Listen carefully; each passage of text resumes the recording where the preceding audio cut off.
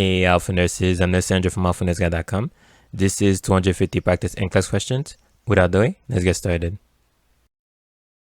A client has undergone a laparoscopic cholecystectomy. Which of the following instructions should the nurse include in the discharge teaching? 1. Empty the bile bag daily. 2. Breathe deeply into a paper bag when nauseated. 3. Keep adhesive dressings in place for 6 weeks. 4. Report bile-colored drainage from any incision. The correct answer is 4. Report bile-colored drainage from any incision. There should be no bile-colored drainage coming from any of the incisions post-operatively. A laparoscopic cholecystectomy does not involve a bile bag. Breathing deeply into a paper bag will prevent a person from passing out due to hyperventilation. It does not alleviate nausea. If the adhesive dressings have not already fallen off, they are removed by the surgeon in 7 to 10 days, not 6 weeks. A 78-year-old client is admitted to the emergency department with numbness and weakness of the left arm and slurred speech. Which nursing intervention is priority? 1. Prepare to administer recombinant tissue plasminogen activator. 2. Discuss the precipitating factors that cause the symptoms. 3. Schedule for a stat computed tomography scan of the head. 4. Notify the speech pathologist for an emergency consult. The correct answer is 3. Schedule for a stat computed tomography scan of the head. A CT scan will determine if the client is having a stroke or has a brain tumor or another neurological disorder. If a CVA is diagnosed, the CT scan can determine if it is a hemorrhagic or ischemic accident and guide treatment.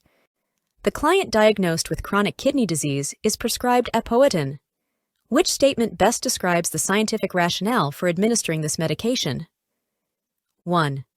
This medication stimulates red blood cell production. 2. This medication stimulates white blood cell production. 3. This medication is used to treat thrombocytopenia. 4.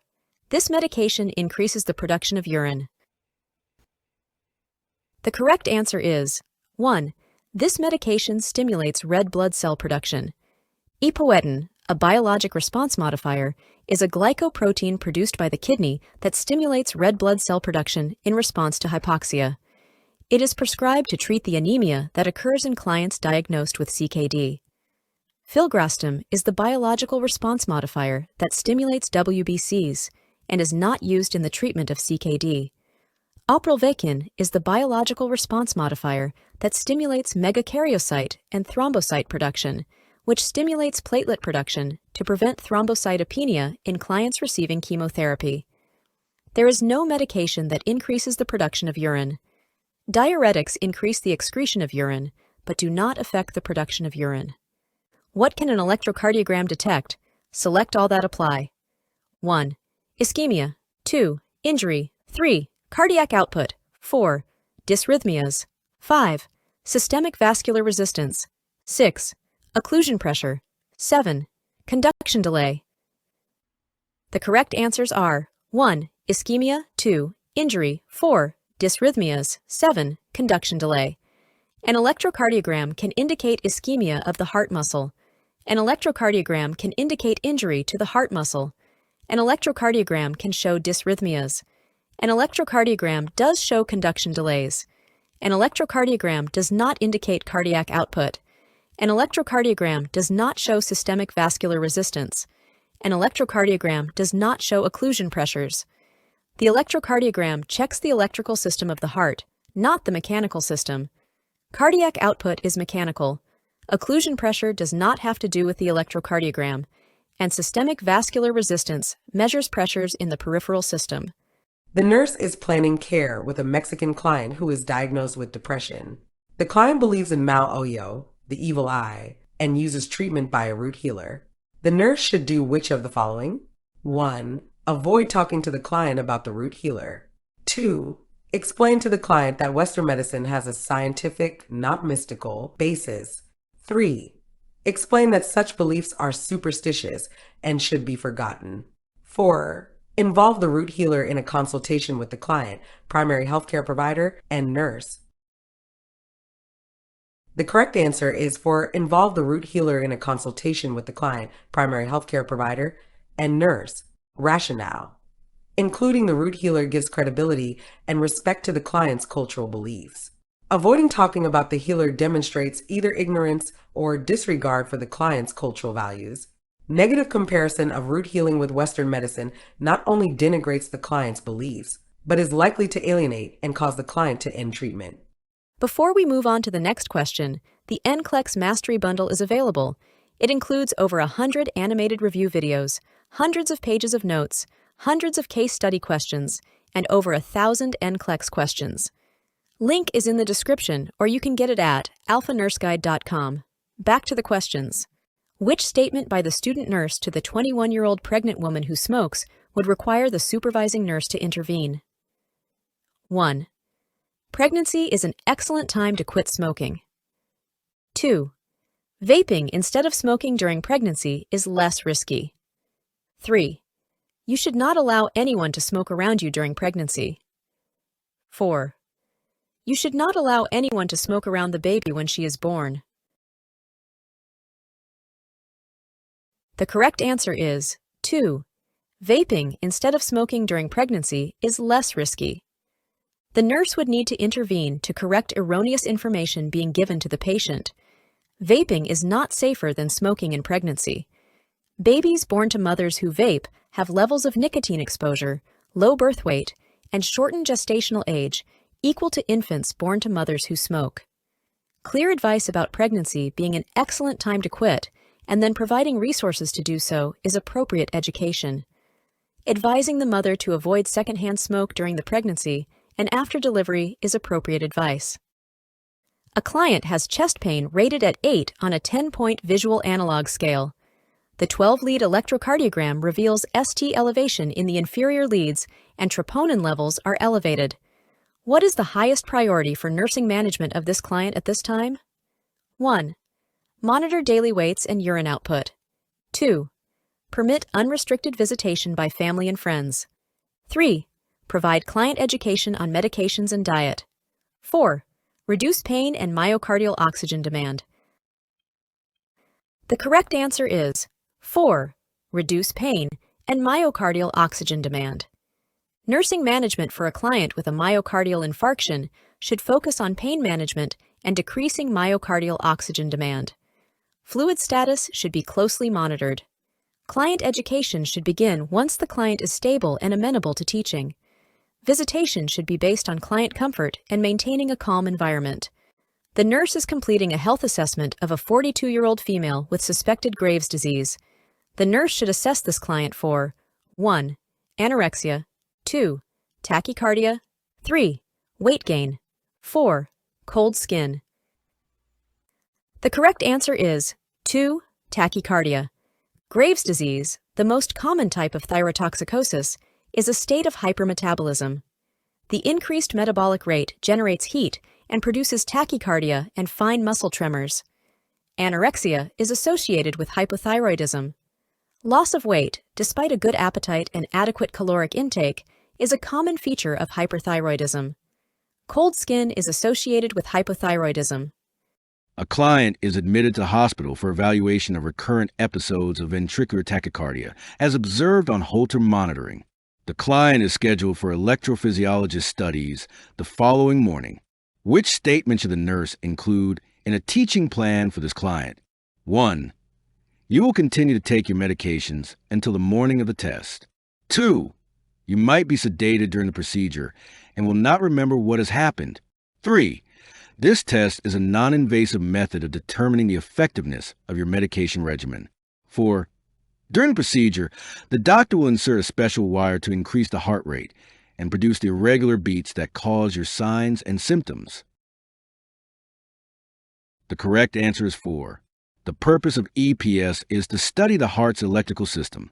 During this invasive procedure, a special wire is introduced into the heart to produce dysrhythmia. To prepare for this procedure, the client should be NPO for 6 to 8 hours before the test, and all antidysrhythmics are held for at least 24 hours before the test in order to study the dysrhythmia without the influence of medications. Because the client's verbal responses to the rhythm changes are extremely important, sedation is avoided if possible. An 11-year-old is admitted for treatment of an asthma attack. Which of the following indicates immediate intervention is needed? 1. Thin, copious mucus secretions. 2. Productive cough. 3. Intercostal retractions. 4. Respiratory rate of 20 breaths per minute. The correct answer is 3. Intercostal retractions indicate an increase in respiratory effort, which is a sign of respiratory distress. During an asthma attack, secretions are thick, the cough is tight, and respiration is difficult. If mucus secretions are copious but thin, the client can expectorate them, which indicates an improvement in the condition. If the cough is productive, it means the bronchospasms and the inflammation have been resolved to the extent that the mucus can be expectorated. A respiratory rate of 20 breaths per minute would be considered normal and no intervention would be needed. A nurse is caring for a client who has just returned from surgery to treat a fractured mandible. Which of the following items should always be available at this client's bedside? Select all that apply. 1. Nasogastric tube. 2. Wire cutters. 3. Oxygen cannula. 4. Suction equipment. 5. Code cart. The correct answers are 2 and 4. Following surgery for a fractured mandible, the client's jaws will be wired. The nurse should be prepared to intervene quickly in case the client develops respiratory distress or begins to choke or vomit. Wire cutters or scissors should always be available in case the wires need to be cut in a medical emergency. Suction equipment should be available to help clear the client's airway if necessary. It is not necessary to keep a nasogastric tube or oxygen cannula at the client's bedside. Cardiopulmonary arrest is unlikely, so a code card is not needed at the bedside. A client is receiving an IV infusion of heparin sodium at 1,200 units per hour. The dilution is 25,000 units per 500 milliliters. How many milliliters per hour will this client receive? The correct answer is 24 milliliters per hour. To solve this problem, first, calculate how many units are in each milliliter of the medication. The questions gives us 25,000 units per 500 milliliters. 25,000 units divided by 500 equals to 50 units. 500 milliliters divided by 500 equals to 1 milliliter. So it's 50 units per 1 milliliter. Next, calculate how many milliliters the client receives per hour. Since the client is receiving 1,200 units per hour and there is 50 units per 1 milliliter, we divide 1,200 by 50, which equals to 24. So the client is receiving 24 milliliter per hour. The nurse is assessing a client experiencing motor loss as a result of a left-sided cerebrovascular accident. Which clinical manifestations would the nurse document? 1. Hemiparesis of the client's left arm and apraxia. 2. Paralysis of the right side of the body and ataxia. 3. Homonymous hemianopsia and diplopia.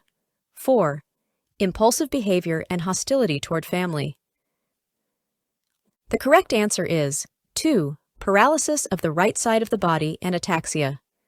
The most common motor dysfunction of a CVA is paralysis of one side of the body, hemiplegia. In this case, with a left-sided CVA, the paralysis would affect the right side. Ataxia is an impaired ability to coordinate movement. Which intervention should the nurse implement when administering epoetin subcutaneously? Select all that apply. 1. Do not shake the vial prior to preparing the injection. 2. Apply a warm washcloth after administering the medication. 3. Discard any unused portion of the vial after pulling up the correct dose. 4. Keep the medication vials in the refrigerator until preparing to administer. 5. Administer the medication intramuscularly in the deltoid muscle. The correct answers are 1. Do not shake the vial prior to preparing the injection. 3. Discard any unused portion of the vial after pulling up the correct dose. And 4. Keep the medication vials in the refrigerator until preparing to administer. Do not shake the vial because shaking may denature the biological response modifier, epoetin, rendering it biologically inactive. The nurse should only use the vial for one dose. The nurse should not re-access the vial and should discard any unused portion because the vial contains no preservatives. The medication should be stored in the refrigerator and should be warmed to room temperature prior to its being administered. The nurse should apply ice to numb the injection site, not a warm washcloth after administration. This injection is administered subcutaneously, not intramuscularly. A newborn is diagnosed with a congenital heart defect. The test results reveal that the lumen of the duct between the aorta and pulmonary artery remains open. This defect is known as blank. The correct answer is patent ductus arteriosus. This is a defect with increased pulmonary flow. It should close in the first few weeks of life. Before we move on to the next question, the NCLEX Mastery Bundle is available. It includes over 100 animated review videos, hundreds of pages of notes, hundreds of case study questions, and over 1,000 NCLEX questions. Link is in the description, or you can get it at alphanurseguide.com. Back to the questions. After a period of unsuccessful treatment with amitriptyline, a woman diagnosed with depression is switched to tranylcypromine. Which statement by the client indicates the client understands the side effects of tranylcypromine? 1. I need to increase my intake of sodium. 2. I must refrain from strenuous exercise. 3. I must refrain from eating aged cheese or yeast products. 4. I should decrease my intake of foods containing sugar. The correct answer is 3. I must refrain from eating aged cheese or yeast products. Rationale. Cheese and yeast products contain tyramine, which the client should avoid to prevent a negative interaction with tranylcypromine, a monoamine oxidase inhibitor. Sodium will not interact with tranylcypromine, and neither exercise nor sugar needs to be limited. A 30-year-old woman with type 1 diabetes mellitus comes to the clinic for preconception care. Which information would be the priority to communicate to her at this time? 1. Her insulin requirements will likely increase during the second and third trimesters of pregnancy. 2. Infants of mothers with diabetes can be macrosomic, which can result in a more difficult delivery and a higher likelihood of cesarean section. 3. Breastfeeding is highly recommended, and insulin use is not a contraindication. 4. Achievement of optimal glycemic control at this time is of utmost importance in preventing congenital anomalies. The correct answer is 4. Achievement of optimal glycemic control at this time is of utmost importance in preventing congenital anomalies. The incidence of congenital anomalies is 3 times higher in the offspring of women with diabetes.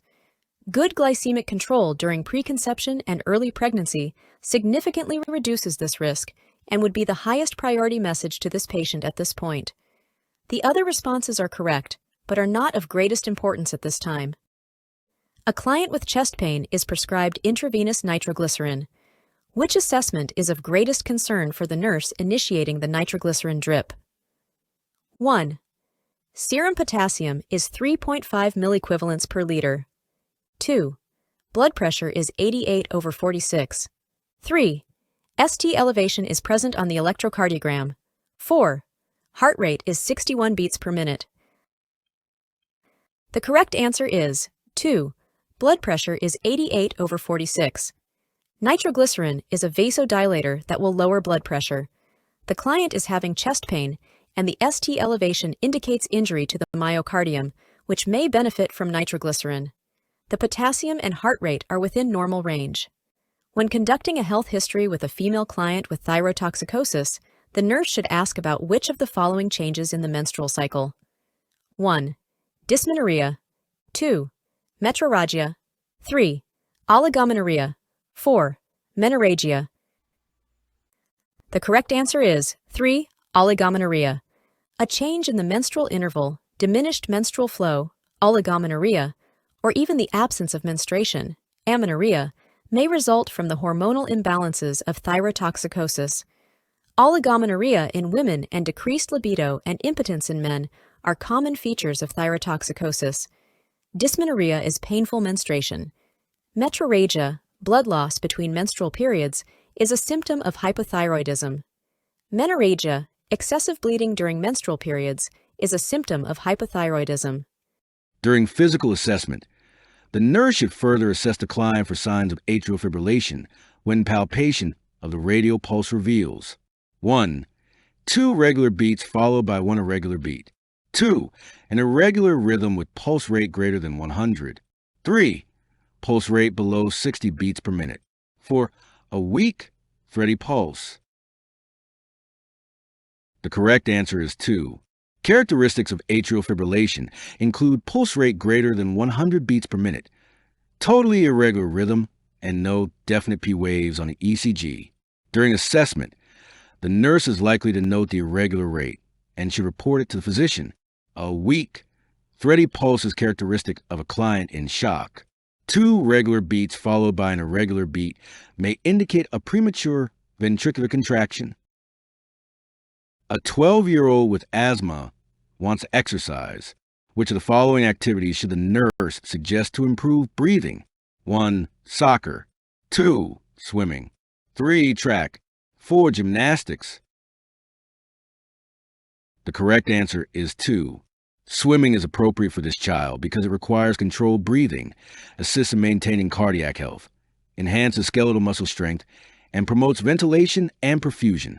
Stop and start activities, such as soccer, track, and gymnastics, commonly trigger symptoms in asthmatic clients.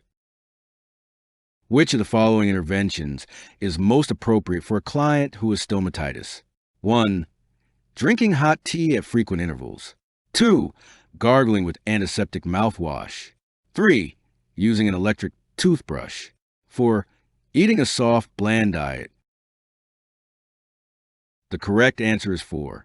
Clients with stomatitis have significant discomfort, which impacts their ability to eat and drink. They will be most comfortable eating soft, bland foods and avoiding temperature extremes in their food and liquids. Gargling with an antiseptic mouthwash will be irritating to the mucosa. Mouth care should include gentle brushing with a soft toothbrush and flossing. A 40-year-old client is admitted to the hospital with a diagnosis of acute cholecystitis. The nurse should contact the physician to question which of the following prescriptions? 1. IV fluid therapy of normal saline solution to be infused at 100 ml per hour until further prescriptions. 2. Administer morphine sulfate 10 mg IM every 4 hours as needed for severe abdominal pain. 3. Nothing by mouth until further prescriptions. 4. Insert a nasogastric tube and connect to low intermittent suction. The correct answer is 2. Administer morphine sulfate 10 mg IM every 4 hours as needed for severe abdominal pain. A nurse should question the prescription for morphine sulfate because it is believed to cause biliary spasm. Thus, the preferred opioid analgesic to treat cholecystitis is meperidine. Elderly clients should not be given meperidine because of the risk of acute confusion and seizures in this population. An alternative pain medication will be necessary. IV fluid therapy is used to maintain fluid and electrolyte balance that may result from NPO status and gastric suctioning. NPO status and gastric decompression prevent further gallbladder stimulation. Which client would the nurse identify as being most at risk for experiencing a CVA? 1. A 55-year-old African American male. 2. An 84-year-old Japanese female. 3. A 67-year-old Caucasian male. 4. A 39-year-old pregnant female. The correct answer is 1. A 55-year-old African American male. African Americans have twice the rate of CVAs as Caucasians, and men have a higher incidence than women. African Americans suffer more extensive damage from a CVA than do people of other cultural groups. Which statement best describes the scientific rationale for administering aluminum hydroxide to a client diagnosed with chronic kidney disease? 1. This medication neutralizes gastric acid production. 2. It binds to phosphorus to help decrease hyperphosphatemia. 3. The medication is administered to decrease the calcium level. 4. It will help decrease episodes of constipation in the client with CKD. The correct answer is 2. It binds to phosphorus to help decrease hyperphosphatemia. Clients with CKD experience an increase in serum phosphorus levels, and administering aluminum hydroxide, an antacid, binds with phosphorus to be excreted in the feces.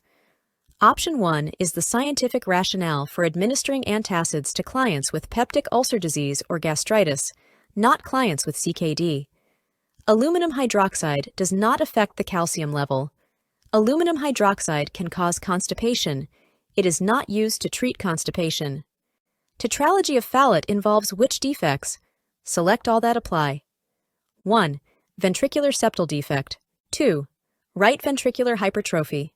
3. Left ventricular hypertrophy. 4. Pulmonic stenosis. 5. Pulmonic atresia. 6. Overriding aorta. 7. Patent ductus arteriosus. The correct answers are 1. Ventricular septal defect. 2. Right ventricular hypertrophy. 4. Pulmonic stenosis. And 6. Overriding aorta. Tetralogy of Fallot is a congenital defect with a ventricular septal defect, right ventricular hypertrophy, pulmonary valve stenosis, and overriding aorta. Pulmonary stenosis causes decreased pulmonary flow. A client is scheduled for the first electroconvulsive therapy treatment in the morning. The client has been unable to sleep, but at 10 p.m. refused to take Restoral, as the nurse suggested. The client is still unable to sleep at 11:15 p.m. In what order should the nurse do the following? 1. Sit quietly with the client. 2. Encourage the use of Restoral. 3. Offer use of MP3 player with relaxing music. 4. Discuss specific concerns. The correct order is 1. Sit quietly with the client. 4. Discuss specific concerns. 3. Offer use of MP3 player with relaxing music. And 2. Encourage the use of Restoral. Rationale. The client is likely anxious about the procedure. The nurse should first spend time with the client and then discuss the client's concerns about the procedure. Next, the nurse could suggest the client listen to relaxing music. The use of the sleeping medication would only be considered as a last resort since it might interfere with the effectiveness of the seizure required for the treatment. Several patients have just come into the obstetric triage unit. Which patient should the nurse assess first? 1. A 17-year-old Gravida 1, para-0 woman at 40 weeks gestation with contractions every 6 minutes who is crying loudly and is surrounded by anxious family members. 2.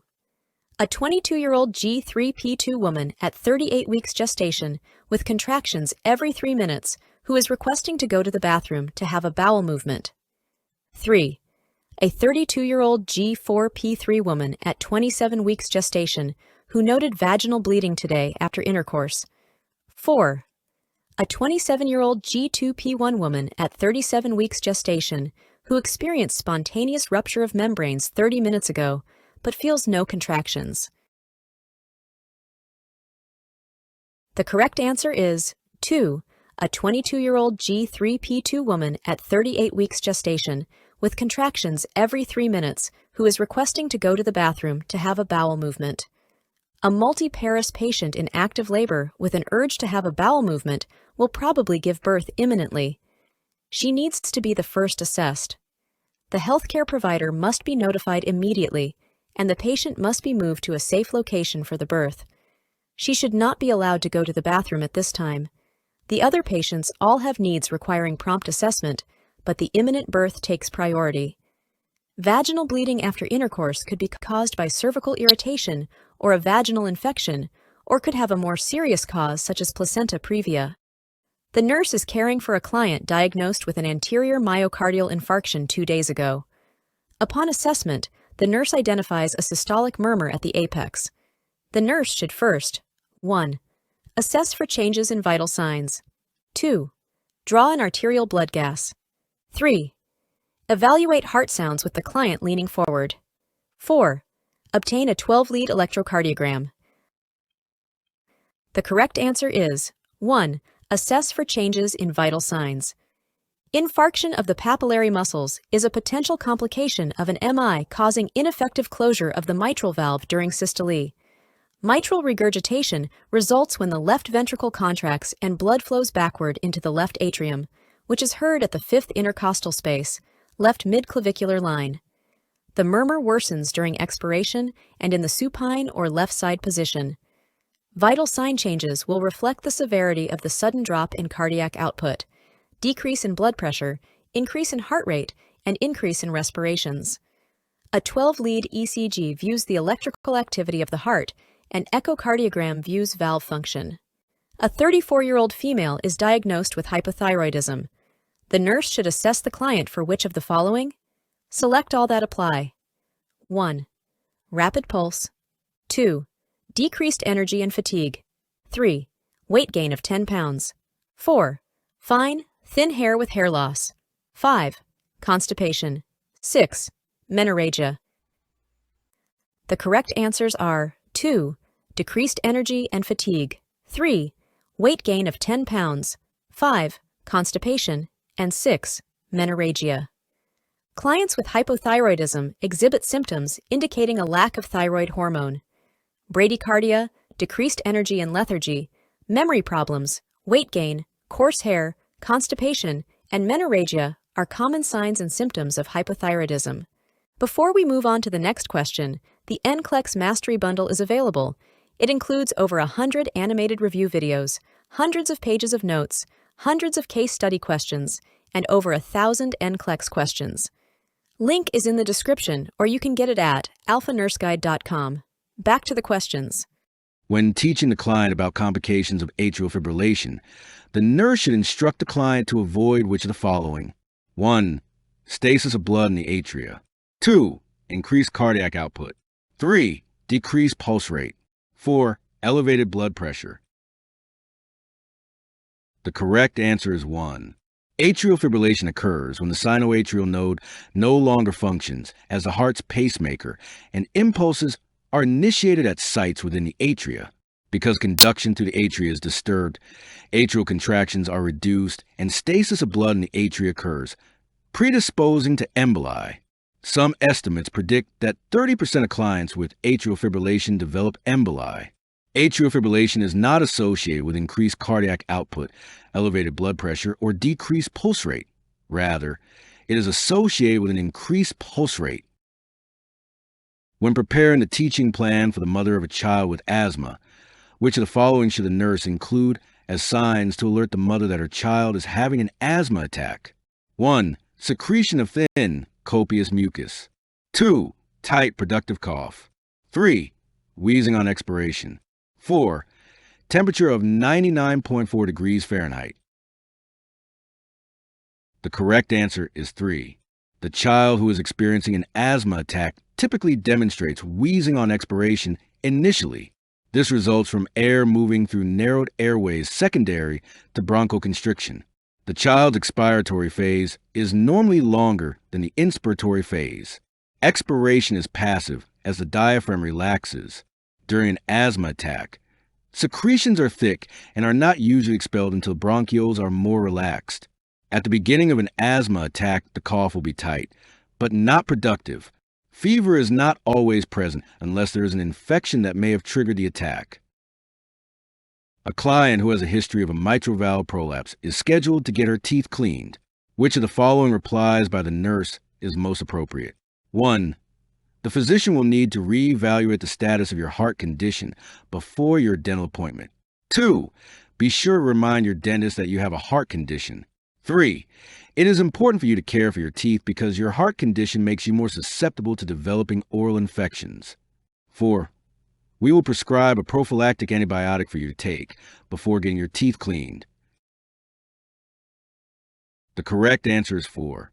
Clients who are at risk for developing infective endocarditis due to cardiac conditions such as mitral valve prolapse must take prophylactic antibiotics before any dental procedure that may cause bleeding. The client is not more susceptible to developing oral infections. Rather, the client is more susceptible to developing endocarditis that results from oral bacteria that enter the circulation during the dental procedure. The physician does not necessarily need to reevaluate the heart condition of a client who is stable, but antibiotics must be prescribed. It is not enough to simply remind the dentist about the heart condition. The nurse is assessing a client who has had a myocardial infarction. The nurse notes the cardiac rhythm on the monitor. See the electrocardiogram strip below. The nurse should 1. Notify the physician. 2. Call the rapid response team. 3. Assess the client for changes in the rhythm. 4. Administer lidocaine as prescribed. The correct answer is 3. Assess the client for changes in the rhythm. The client is experiencing a single PVC. PVCs are characterized by a QRS of longer than 0.12 second and by a wide, notched, or slurred QRS complex. There is no P wave related to the QRS complex, and the T wave is usually inverted. PVCs are potentially serious and can lead to ventricular fibrillation or cardiac arrest when they occur more than 6 to 10 in an hour in clients with myocardial infarction. The nurse should continue to monitor the client and note if the PVCs are increasing. It is not necessary to notify the physician or call the rapid response team at this point. Lidocaine is not indicated from the data on this ECG. The client diagnosed with a right-sided cerebrovascular accident is admitted to the rehabilitation unit. Which interventions should be included in the nursing care plan? Select all that apply. 1. Position the client to prevent shoulder adduction. 2. Turn and reposition the client every shift. 3. Encourage the client to move the affected side. 4. Perform quadriceps exercises 3 times a day. 5. Instruct the client to hold the fingers in a fist.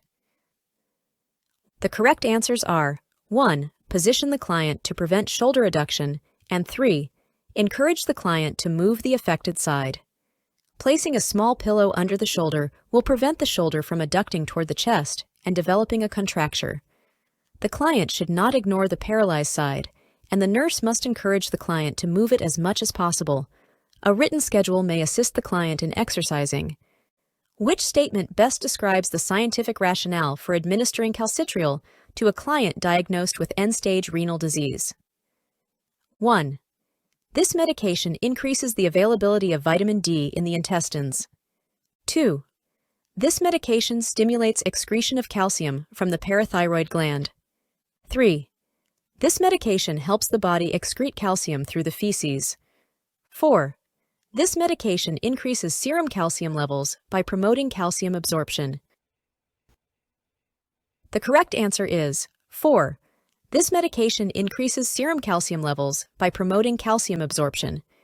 Calcitriol, a vitamin D analog, increases serum calcium levels by promoting calcium absorption and thereby helps to manage hypocalcemia, which is a symptom of chronic kidney disease. Calcitriol does not affect the availability of vitamin D. Calcitriol is used to treat hypoparathyroidism, but it does not stimulate excretion of calcium from the parathyroid gland. The client in ESRD has hypocalcemia, not hypercalcemia. A 10-year-old child is recovering from a severe sore throat. The parent states that the child complains of chest pain. The nurse observes that the child has swollen joints, nodules on the fingers, and a rash on the chest. The likely cause is blank. The correct answer is rheumatic fever. To make the diagnosis of rheumatic fever, major and minor criteria are used. Major criteria include carditis, subcutaneous nodules, erythema marginatum, chorea, and arthritis. Minor criteria include fever and previous history of rheumatic fever. Rheumatic fever is an inflammatory disease caused by group A beta-hemolytic streptococcus. The client is receiving 6 milligrams of selegiline transdermal system every 24 hours for major depression. The nurse should judge teaching about selegiline to be effective when the client makes which statement? 1. I need to avoid using the sauna at the gym. 2. I can cut the patch and use a smaller piece. 3. I need to wait until the next day to put on a new patch if it falls off. 4.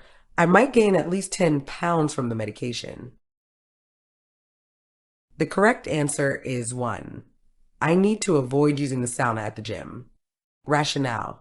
Selegiline transdermal system is the first transdermal monoamine oxidase inhibitor. The client needs to avoid exposing the application site to external sources of direct heat, such as saunas, heating lamps, electric blankets, heating pads, heated waterbeds, and prolonged direct sunlight, because heat increases the amount of selegiline that is absorbed, resulting in elevated serum levels of selegiline. Cutting the patch and using a smaller piece will result in a decreased amount of medication absorption, most likely leading to a worsening of the symptoms of depression. The client should apply a new patch as soon as possible if one falls off to ensure an adequate amount of medication absorption. Selegiline is not associated with significant weight gain, although a weight gain of 1 to 2 pounds is possible. A 19-year-old Gravida 1, para 0 patient at 40 weeks gestation who is in labor is being treated with magnesium sulfate for seizure prophylaxis in preeclampsia. Which are priority assessments with this medication? Select all that apply. 1. Check deep tendon reflexes. 2. Observe for vaginal bleeding. 3. Check the respiratory rate. 4. Note the urine output. 5. Monitor for calf pain. 6. Watch for early fetal heart rate decelerations. The correct answers are 1. Check deep tendon reflexes. 3. Check the respiratory rate. And 4. Note the urine output. Magnesium sulfate toxicity can cause fatal cardiovascular events or respiratory depression or arrest, so monitoring of the respiratory rate is of utmost importance. The drug is excreted by the kidneys, and therefore monitoring for adequate urine output is essential.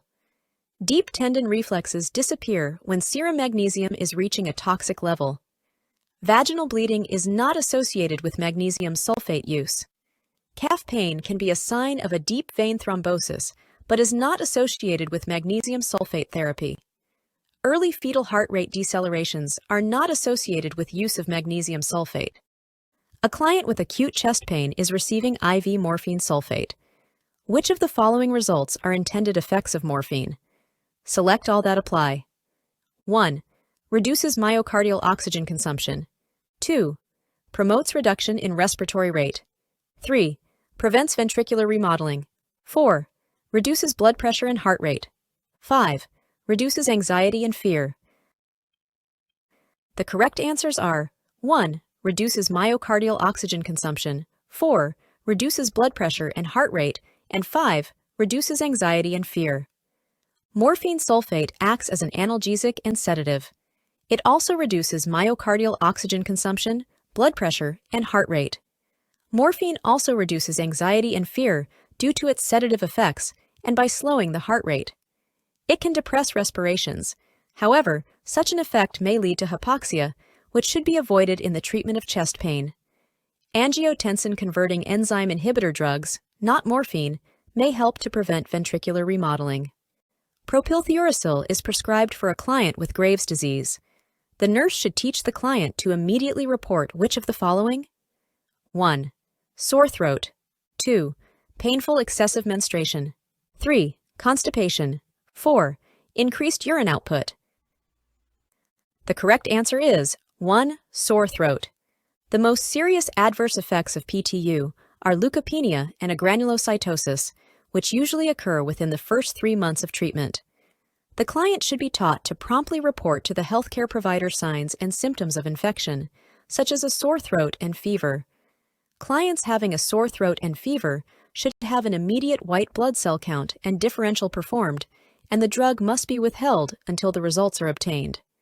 Painful menstruation, constipation, and increased urine output are not associated with PTU therapy. When teaching a client about self-care following placement of a new permanent pacemaker to the left upper chest, the nurse should include which information? Select all that apply. 1. Take and record daily pulse rate. 2. Avoid air travel because of airport security alarms. 3.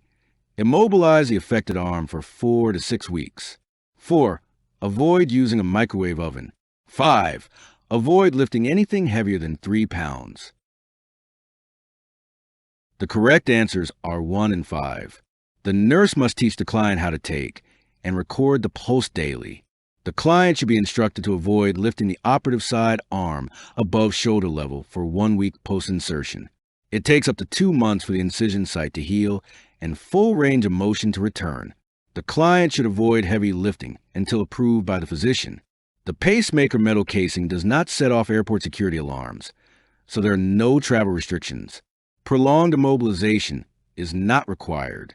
Microwave ovens are safe to use and do not alter pacemaker function. Which assessment findings should lead the nurse to suspect that a toddler is experiencing respiratory distress? Select all that apply. 1. Coughing. 2. Respiratory rate of 35 breaths per minute. 3. Heart rate of 95 beats per minute. 4. Restlessness. 5. Malaise. 6. Diaphoresis. The correct answers are 1, 2, 4, 6. Coughing, especially at night and in the absence of an infection, is a common symptom of asthma. Early signs of respiratory distress include restlessness, tachypnea, tachycardia, and diaphoresis. Other signs also include hypertension, nasal flaring, grunting, wheezing, and intercostal retractions. A heart rate of 95 beats per minute is normal for a toddler. Malaise typically does not indicate respiratory distress. Amoxicillin trihydrate 300 milligrams PO has been prescribed for a client with an oral infection. The medication is available in a liquid suspension that is available as 250 milligrams per 5 milliliters. How many milliliters should the nurse administer? Blank ml. The correct answer is 6 milliliters. The formula is 300 milligrams over X ml equal to 250 milligrams over 5 milliliters. You cross multiply and get 250x equals to 1500. You divide by 250 on both sides and you get 6 milliliters. A client is admitted to the hospital with a diagnosis of cholecystitis from cholelithiasis. The client has severe abdominal pain and nausea and has vomited several times. Based on these data, which nursing action would have the highest priority for intervention at this time? 1. Manage anxiety. 2. Restore fluid loss. 3. Manage the pain. 4. Replace nutritional loss. The correct answer is 3. Manage the pain. The priority for nursing care at this time is to decrease the client's severe abdominal pain. The pain, which is frequently accompanied by nausea and vomiting, is caused by biliary spasm. Opioid analgesics are given to relieve the severe pain and spasm of cholecystitis. Relief of pain may decrease nausea and vomiting and thereby decrease the client's likelihood of developing further complications, such as severe fluid loss and inadequate nutrition. There are no data to suggest that the client is anxious. Before we move on to the next question, the NCLEX Mastery Bundle is available. It includes over 100 animated review videos, hundreds of pages of notes, hundreds of case study questions, and over 1,000 NCLEX questions. Link is in the description, or you can get it at alphanurseguide.com. Back to the questions. The nurse is planning care for a client experiencing agnosia secondary to a cerebrovascular accident. Which collaborative intervention will be included in the plan of care? 1. Observe the client swallowing for possible aspiration. 2. Position the client in a semi-Fowler's position when sleeping. 3. Place a suction setup at the client's bedside during meals. 4. Refer the client to an occupational therapist for evaluation. The correct answer is 4. Refer the client to an occupational therapist for evaluation. A collaborative intervention is an intervention in which another healthcare discipline, in this case occupational therapy, is used in the care of the client. The client diagnosed with end-stage renal disease is taking calcitriol. Which assessment data warrants intervention by the nurse? 1. The client reports nausea. 2. The client has had 2 episodes of diarrhea. 3. The client has an increase in the serum creatinine level. 4. The client has blood in the urine. The correct answer is 4. The client has blood in the urine. Hematuria is an adverse effect of calcitriol, a vitamin D analog, and the nurse should notify the HCP. This would warrant taking the client off the medication. Nausea is a side effect of calcitriol and can also result from ESRD itself. Diarrhea is an expected side effect of the medication. Therefore, it would not warrant intervention from the nurse. The client in ESRD would have an increased serum creatinine level. Therefore, this would not warrant immediate intervention by the nurse. What should the nurse assess prior to administering digoxin? 1. Sclera. 2. Apical pulse rate. 3. Cough. 4. Liver function test. The correct answer is 2. Apical pulse rate. The apical pulse rate is assessed because digoxin decreases the heart rate. If the heart rate is less than 60 beats per minute, digoxin should not be administered. The sclera has nothing to do with congestive heart failure. Cough would not be assessed before administration. It is more commonly seen in patients who have been prescribed ACE inhibitors. Liver function tests are not assessed before digoxin is administered. Digoxin can lower the heart rate and cause dysrhythmias. A client has been taking 30 milligrams of duloxetine hydrochloride twice daily for 2 months because of depression and vague aches and pains. While interacting with the nurse, the client discloses a pattern of drinking a 6-pack of beer daily for the past 10 years to help with sleep. What should the nurse do first? 1. Refer the client to the dual diagnosis program at the clinic. 2. Share the information at the next interdisciplinary treatment conference. 3. Report the client's beer consumption to the primary healthcare provider. 4. Teach the client relaxation exercises to perform before bedtime. The correct answer is 3. Report the client's beer consumption to the primary healthcare provider. Rationale. The nurse should report the client's beer consumption to the primary healthcare provider. Duloxetine should not be administered to a client with renal or hepatic insufficiency because the medication can elevate liver enzymes and, together with substantial alcohol use, can cause liver injury. Referring the client to the dual diagnosis program, sharing information at the next interdisciplinary treatment conference, and teaching the client relaxation exercises are helpful interventions for the nurse to implement. However, reporting the findings to the primary healthcare provider is most important. Which action would best demonstrate evidence-based nursing practice in the care of a patient who is 1 day postpartum and reporting nipple soreness while breastfeeding? 1. Inform the mother that a certain amount of soreness is normal. 2. Assess the mother-baby couplet for nursing position and latch and correct as indicated. 3. Advise the use of a breast pump until nipple soreness resolve. 4. Advise alternating breastfeeding and pumping to avoid excess sucking at the nipple. The correct answer is 2. Assess the mother-baby couplet for nursing position and latch and correct as indicated. Improper latch and position are the most common causes of nipple soreness and can be corrected with assessment and assistance to the mother. This practice supports the perinatal core measure of increasing the percentage of newborns who are fed breast milk only. Advising the mother that soreness can be normal does not provide any assessment or assistance to the mother with her problem. Using a pump may be appropriate at some times during lactation, but the first priority is to assess and correct the issue that is causing the soreness. A client is receiving an IV infusion of heparin sodium at 1,200 units per hour. The dilution is 25,000 units per 500 milliliters. How many milliliters per hour will this client receive? The correct answer is 24 milliliters per hour. To solve this problem, first, calculate how many units are in each milliliter of the medication. The questions gives us 25,000 units per 500 milliliters. 25,000 units divided by 500 equals to 50 units. 500 milliliters divided by 500 equals to 1 milliliter. So it's 50 units per 1 milliliter. Next, calculate how many milliliters the client receives per hour.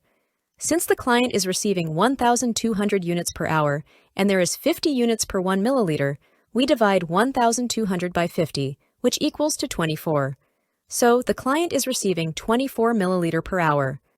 A client with thyrotoxicosis says to the nurse, "I am so irritable. I am having problems at work because I lose my temper very easily."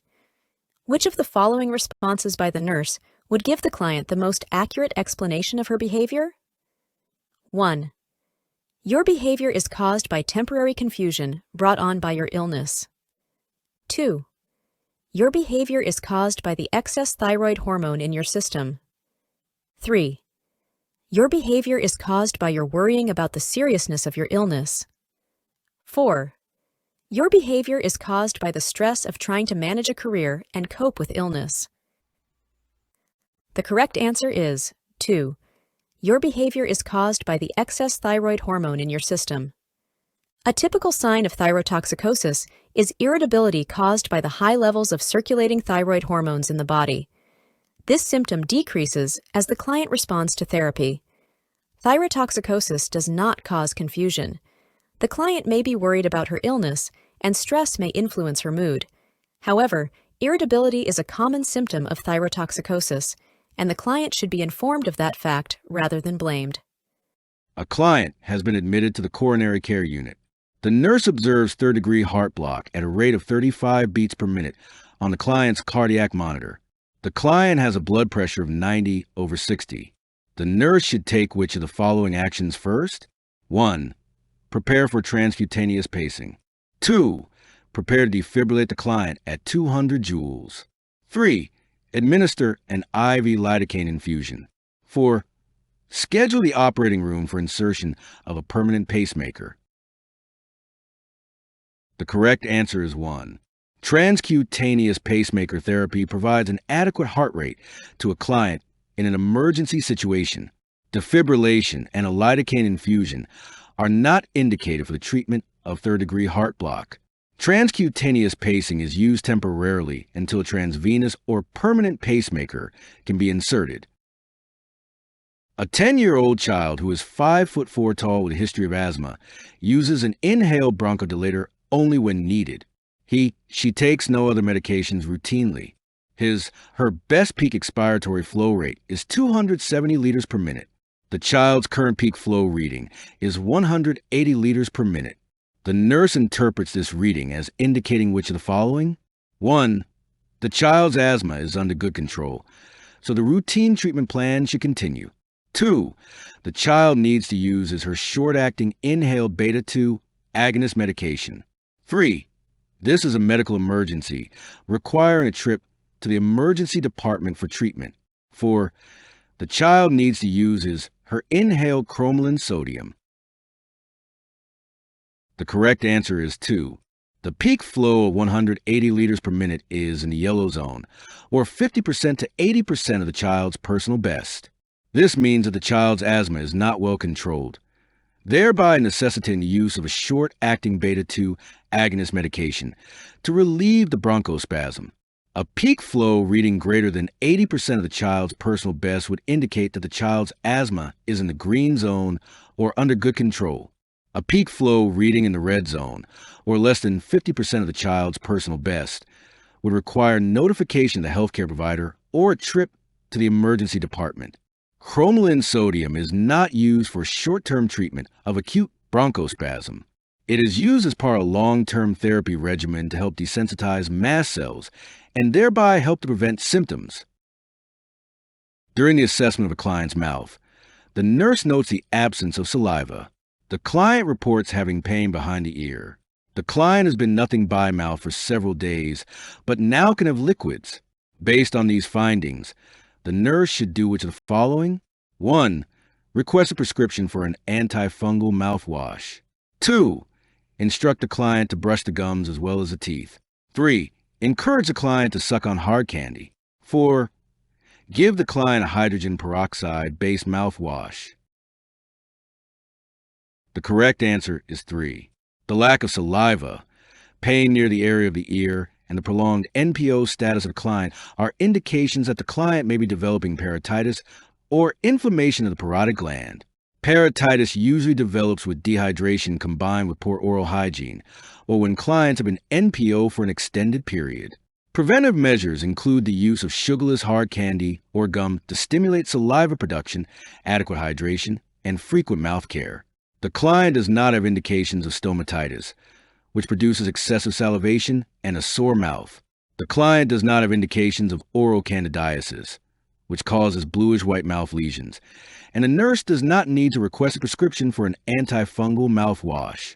There are no indications that the client has gingivitis, which can be recognized by the inflamed gingiva and bleeding that occurred during toothbrushing, and while the client should brush the teeth and gums, increasing salivation to prevent parotitis is a priority at this time.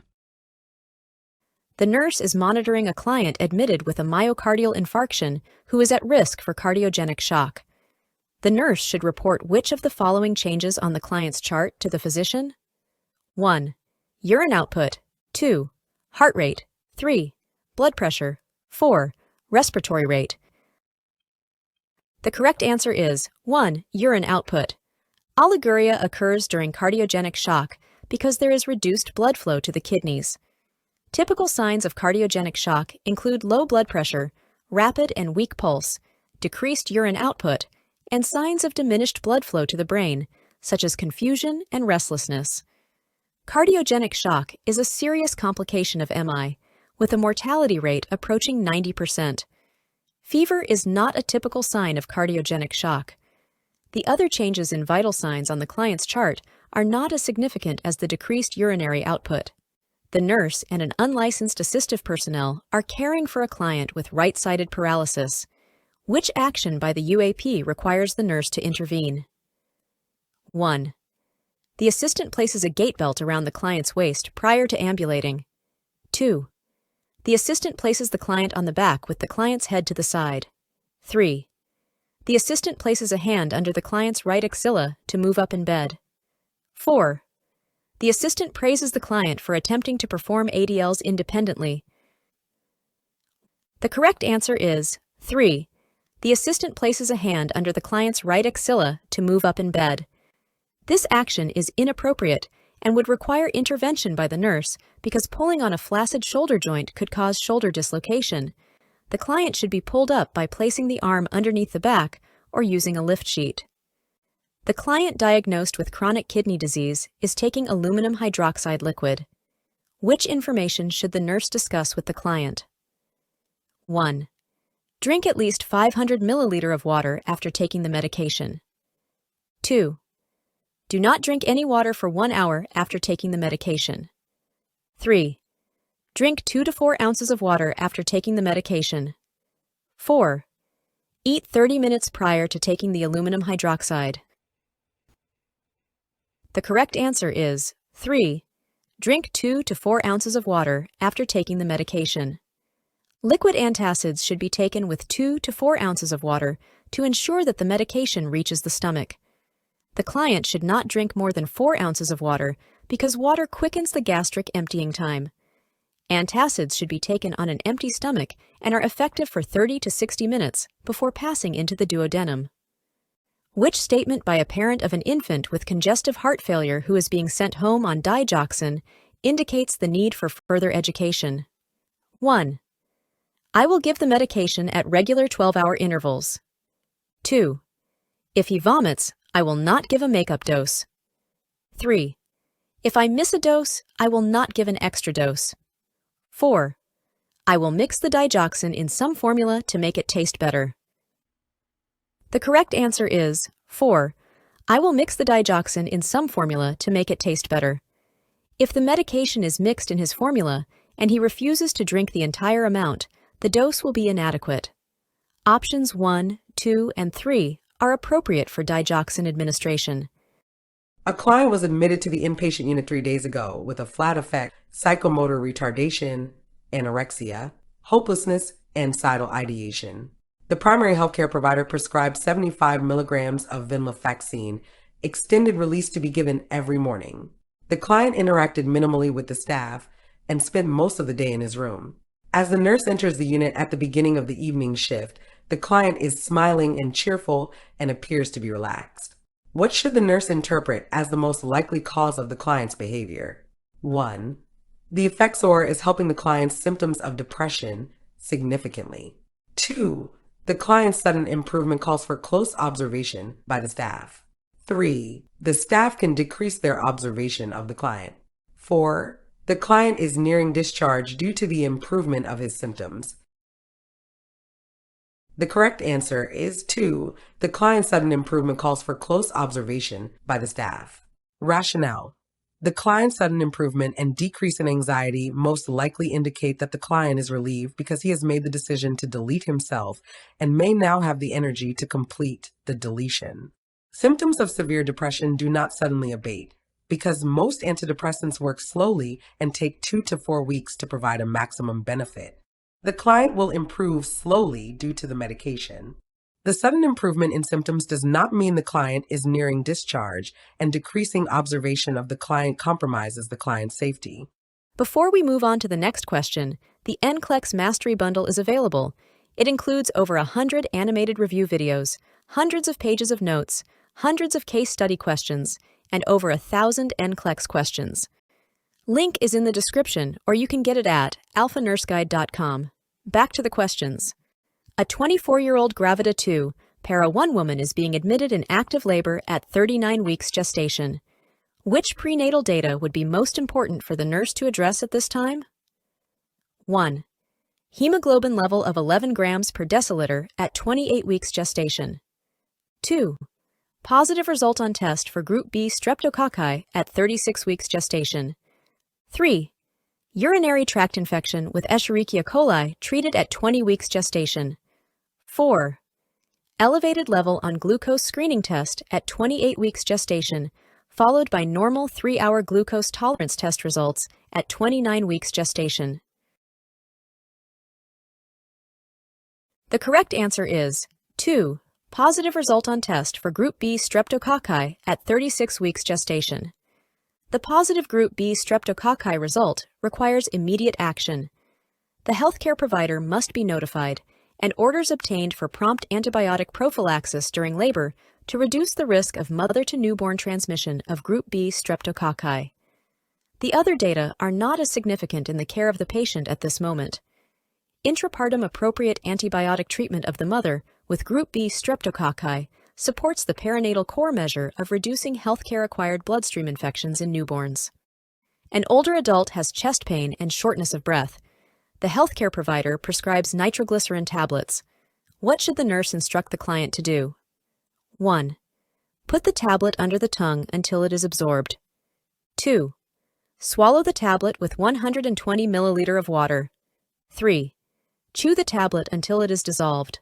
4. Place the tablet between the cheek and gums until it disappears. The correct answer is 1. Put the tablet under the tongue until it is absorbed. The client is having symptoms of a myocardial infarction. The first action is to prevent platelet formation and block prostaglandin synthesis. The client should place the tablet under the tongue and wait until it is absorbed. Nitroglycerin tablets are not effective if chewed, swallowed, or placed between the cheek and gums. The nurse is evaluating a client with hyperthyroidism who is taking propylthuracil 100 mg per day in 3 divided doses for maintenance therapy. Which of the following statements from the client indicates the desired outcome of the drug? 1. I have excess energy throughout the day. 2. I am able to sleep and rest at night. 3. I have lost weight since taking this medication. 4. I do perspire throughout the entire day. The correct answer is 2. I am able to sleep and rest at night. PTU is a prototype of thioamide antithyroid drugs. It inhibits production of thyroid hormones and peripheral conversion of T4 to the more active T3. A client taking this antithyroid drug should be able to sleep and rest well at night, since the level of thyroid hormones is reduced in the blood. Excess energy throughout the day, loss of weight, and perspiring through the day are symptoms of hyperthyroidism, indicating the drug has not produced its outcome. A client is scheduled for the insertion of an implantable cardioverter defibrillator, ICD. The spouse expresses anxiety about what would happen if the device discharges during physical contact. The nurse should tell the spouse, 1. Physical contact should be avoided whenever possible. 2. They will not feel the countershock. 3. The shock will be felt, but it would not cause any harm. 4. A warning device sound before countershock, so there is time to move away. The correct answer is 4. An implanted defibrillator always provides at least 3 beeps before delivering a countershock, and the nurse should tell the spouse to move away when they hear those beeps. The spouse can have physical contact with the client, but if the ICD were to discharge while the spouse had contact with the client, the spouse would feel the shock and could also be harmed. The spouse will feel the countershock if touching the client, and it would harm the spouse. An adolescent with chest pain goes to the school nurse. The nurse determines that the teenager has a history of asthma, but has had no problem for years. Which of the following should the nurse do next? 1. Call the adolescent's parent. 2. Have the adolescent lie down for 30 minutes. 3. Obtain a peak flow reading. 4. Give 2 puffs of a short-acting bronchodilator.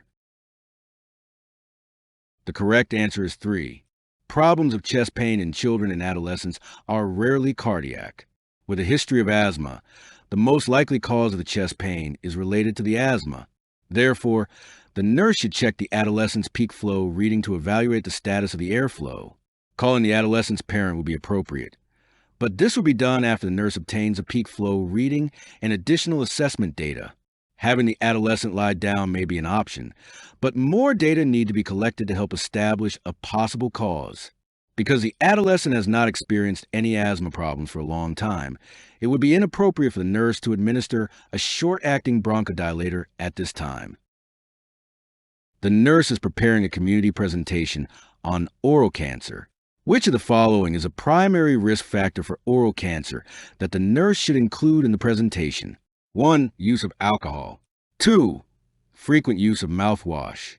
3. Lack of vitamin B12. 4. Lack of regular teeth cleaning by a dentist. The correct answer is 1. Chronic and excessive use of alcohol can lead to oral cancer.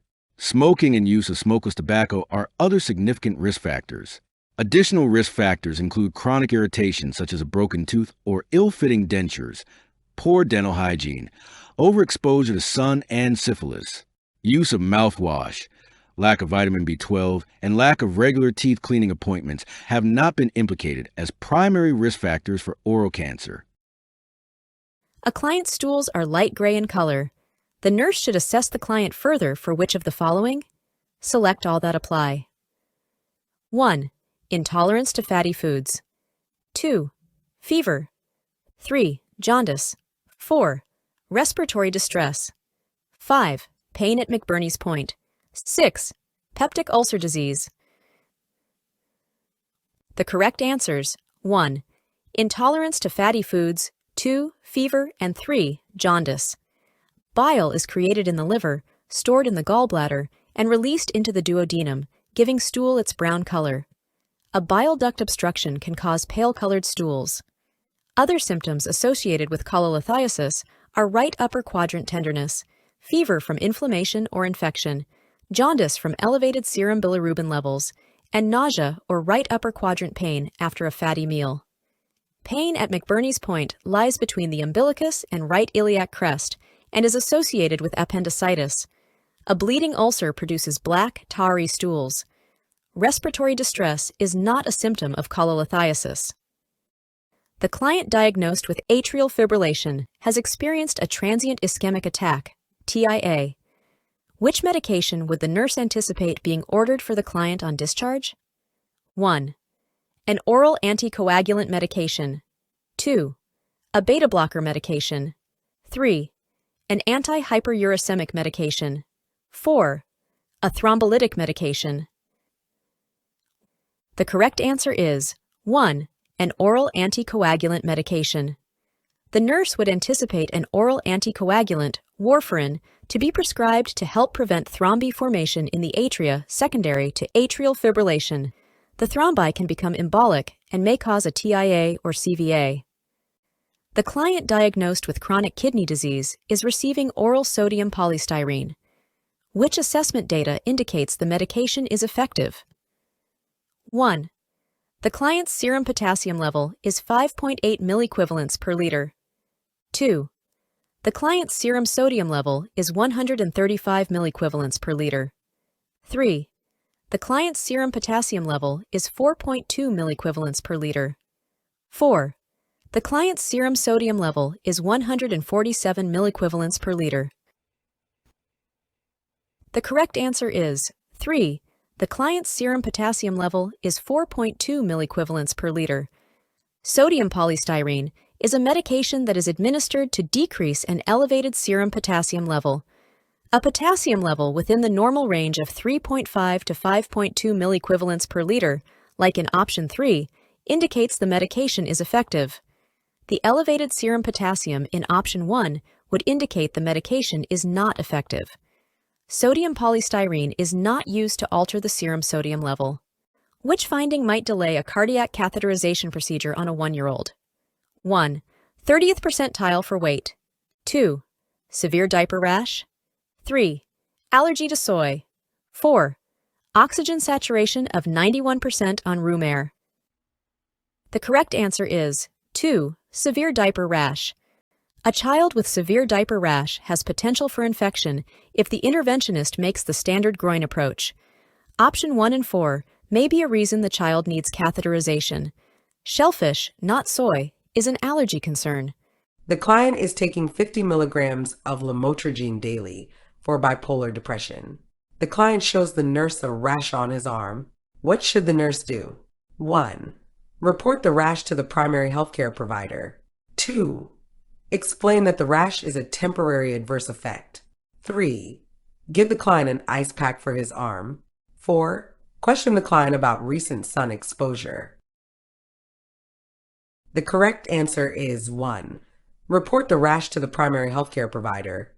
Rationale. The nurse should immediately report the rash to the primary healthcare provider because lamotrigine can cause Stevens-Johnson syndrome, a toxic epidermal necrolysis. The rash is not a temporary adverse effect. Giving the client an ice pack and questioning the client about recent sun exposure are irresponsible nursing actions because of the possible seriousness of the rash. The telephone triage nurse in the prenatal clinic receives the following calls. Which telephone call would require immediate notification of the healthcare provider? 1. Patient reports leaking vaginal fluid at 34 weeks gestation. 2. Patient reports nausea and vomiting at 8 weeks gestation. 3. Patient reports pedal edema at 39 weeks gestation. 4. Patient reports vaginal itching at 20 weeks gestation. The correct answer is 1. Patient reports leaking vaginal fluid at 34 weeks gestation. Leaking vaginal fluid at 34 weeks gestation requires immediate attention because it could indicate premature rupture of membranes with the risk of premature birth. A nurse in a prenatal clinic can safely give telephone advice regarding nausea, vomiting, and pedal edema, which can be considered normal in pregnancy. The nurse would assess the complaint, give the patient evidence-based advice, and define the circumstances under which the patient should call back. Vaginal itching at 20 weeks gestation could indicate a yeast infection. Depending on clinic protocols, the nurse could, after phone assessment, safely recommend an over-the-counter medication or arrange an office visit for the patient. The nurse has completed an assessment of a client with a decreased cardiac output. Which findings should receive the highest priority? 1. BP 110/62, atrial fibrillation with heart rate 82, bibasilar crackles. 2. Confusion, urine output 15 milliliter over the last 2 hours, orthopnea. 3. Oxygen saturation 92% on 2 liters via nasal cannula, respirations 20, 1 plus edema of lower extremities. 4. Weight gain of 1 kilogram in 3 days, BP 130/80, mild dyspnea with exercise.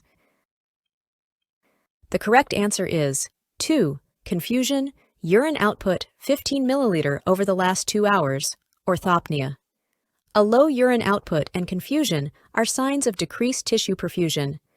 Orthopnea is a sign of left-sided heart failure. Crackles, edema, and weight gain should be monitored closely, but the levels are not as high a priority. With atrial fibrillation, there is a loss of atrial kick, but the blood pressure and heart rate are stable. The nurse should teach the client with Graves' disease to prevent corneal irritation from mild exophthalmos by 1. Massaging the eyes at regular intervals. 2. Instilling an ophthalmic anesthetic as prescribed. 3. Wearing dark-colored glasses. 4. Covering both eyes with moistened gauze pads. The correct answer is 3. Wearing dark-colored glasses. Treatment of mild ophthalmopathy that may accompany thyrotoxicosis includes measures such as wearing sunglasses to protect the eyes from corneal irritation. Treatment of ophthalmopathy should be performed in consultation with an ophthalmologist. Massaging the eyes will not help to protect the cornea. An ophthalmic anesthetic is used to examine and possibly treat a painful eye, not protect the cornea. Covering the eyes with moist gauze pads is not a satisfactory nursing measure to protect the eyes of a client with exophthalmos because treatment is not focused on moisture to the eye, but rather on protecting the cornea and optic nerve. In exophthalmos, the retrobulbar connective tissues and extraocular muscle volume are expanded because of fluid retention. The pressure is also increased. An older adult is admitted to the telemetry unit for placement of a permanent pacemaker because of sinus bradycardia. A priority goal for the client within 24 hours after insertion of a permanent pacemaker is to 1. Maintain skin integrity. 2. Maintain cardiac induction stability. 3. Decrease cardiac output. 4. Increase activity level. The correct answer is 2. Maintaining cardiac induction stability to prevent arrhythmias is a priority immediately after artificial pacemaker implantation. The client should have continuous electrocardiographic monitoring until proper pacemaker functioning is verified. Skin integrity, while important, is not an immediate concern. The pacemaker is used to increase heart rate and cardiac output, not decrease it. The client should limit activity for the first 24 to 48 hours after pacemaker insertion. The client should also restrict movement of the affected extremity for 24 hours. Before we move on to the next question, the NCLEX Mastery Bundle is available. It includes over 100 animated review videos, hundreds of pages of notes, hundreds of case study questions, and over 1,000 NCLEX questions. Link is in the description, or you can get it at alphanurseguide.com. Back to the questions. A 7-year-old child with a history of asthma control without medications is referred to the school nurse by the teacher because of persistent coughing. Which of the following should the nurse do first? 1. Obtain the child's heart rate. 2. Give the child a nebulizer treatment. 3. Call a parent to obtain more information. 4. Have a parent come and pick up the child. The correct answer is 3. Because persistent coughing may indicate an asthma attack, and a 7-year-old child would be able to provide only minimal history information, it would be important to obtain information from the parent. Although determining the child's heart rate is an important part of the assessment, it would be done after the history is obtained. More information needs to be obtained before giving the child a nebulizer treatment. Although it may be necessary for the parent to come and pick up the child, a thorough assessment, including history information, should be obtained first. A client has entered a smoking cessation program to quit a 2-pack-a-day cigarette habit. The client has not smoked a cigarette for 3 weeks and tells the nurse about fears of starting smoking again because of current job pressures. What would be the most appropriate reply for the nurse to make in response to the client's comments? 1. Don't worry about it. Everybody has difficulty quitting smoking, and you should expect to as well. 2. If you increase your self-control, I am sure you'll be able to avoid smoking. 3. Try taking a couple of days of vacation to relieve the stress of your job. 4. It is good that you can talk about your concerns. Try calling a friend when you want to smoke. The correct answer is 4. It is important for individuals who are engaged in smoking cessation efforts to feel comfortable with sharing their fears of failure with others and seeking support. Although fewer than 5% of smokers successfully quit on their first attempt, it is not helpful to tell a client to anticipate failure. Telling the client to exercise more self-control does not provide support. Taking a vacation to avoid job pressures does not address the issue of how to manage the desire to smoke when in a stressful situation. The nurse is assessing a client who has had a myocardial infarction. The nurse notes the cardiac rhythm shown on the electrocardiogram strip below. The nurse identifies this rhythm as 1. Atrial fibrillation. 2. Ventricular tachycardia. 3. Premature ventricular contractions. 4. Sinus tachycardia. The correct answer is 4. Sinus tachycardia. Sinus tachycardia is characterized by normal conduction and a regular rhythm, but with a rate exceeding 100 beats per minute. A P wave precedes each QRS, and the QRS is usually normal. The client has been diagnosed with a cerebrovascular accident, stroke. The client's wife is concerned about her husband's generalized weakness. Which home modification should the nurse suggest to the wife prior to discharge? 1. Obtain a rubber mat to place under the dinner plate. 2. Purchase a long-handled bath sponge for showering. 3. Purchase clothes with Velcro closure devices. 4. Obtain a raised toilet seat for the client's bathroom. The correct answer is 4. Obtain a raised toilet seat for the client's bathroom. Raising the toilet seat is modifying the home and addresses the client's weakness in being able to sit down and get up without straining muscles or requiring lifting assistance from the wife. The nurse is administering hydrochlorothiazide to a client diagnosed with chronic kidney disease. Which assessment data should cause the nurse to question the administration of this medication? Select all that apply. 1. The client's skin turgor on the upper chest is tented. 2. The urine output was 90 milliliter for the last 8 hours. 3. The client's oral mucosa is moist and pink. 4. The client has 3+ sacral and peripheral edema. 5. The client's blood pressure is 90/60 in the left arm. The correct answers are 1. The client's skin turgor on the upper chest is tented, and 5. The client's blood pressure is 90/60 in the left arm. Tented skin turgor indicates the client is dehydrated, and the nurse should question administering the thiazide diuretic hydrochlorothiazide. Diuretics reduce circulating blood volume, which may cause orthostatic hypotension. Because the client's blood pressure is low, the nurse should question administering this medication. The client with CKD would have a less than normal urine output, so the nurse would not question giving the client a diuretic. A moist and pink mucosa indicates the client is hydrated. Therefore, the nurse would not question administering this medication. In option 4, the medication is being administered to help decrease the sacral edema. Therefore, the nurse would not question administering this diuretic. The nurse is caring for a child who has undergone a cardiac catheterization. During recovery, the nurse notices the dressing is saturated with bright red blood. The nurse's first action is to 1. Call the interventional cardiologist. 2. Notify the cardiac catheterization laboratory that the child will be returning. 3. Apply a bulky pressure dressing over the present dressing. 4.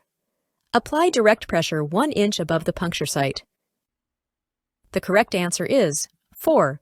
Apply direct pressure 1 inch above the puncture site. Applying direct pressure 1 inch above the puncture site will localize pressure over the vessel site.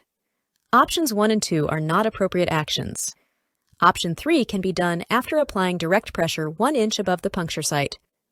The nurse is reviewing the laboratory report with the client's lithium level taken that morning prior to administering the 5 p.m. dose of lithium. The lithium level is 1.8 milliequivalents per liter. The nurse should 1. Administer the 5 p.m. dose of lithium. 2. Hold the 5 p.m. dose of lithium. 3.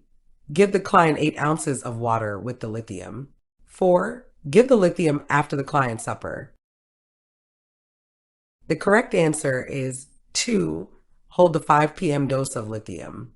Rationale: the nurse should hold the 5 p.m. dose of lithium because a level of 1.8 milliequivalents per liter can cause adverse reactions, including diarrhea, vomiting, drowsiness, muscle weakness, and lack of coordination, which are early signs of lithium toxicity. The nurse should report the lithium level to the primary healthcare provider, including any symptoms of toxicity. Administering the 5 p.m. dose of lithium, giving the client the lithium with 8 ounces of water, or giving it after supper would result in an increase of the lithium level, thus increasing the risk of lithium toxicity. The nurse identified late fetal heart decelerations and decreased variability in the fetal heart rate of a woman in active labor and notified the healthcare provider on call, who advised the nurse that the pattern is acceptable. What would be the priority action at this time? 1. Advise the patient that a different HCP will be called because the first HCP's response was not adequate. 2. Discuss the concerns with another labor and delivery nurse. 3. Document the conversation with the HCP accurately, including the HCP's interpretation and recommendation, and continue close observation of the fetal heart rate. 4. Go up the chain of command and communicate the assessment of the fetal heart rate findings clearly to the next appropriate person per unit protocol. The correct answer is 4.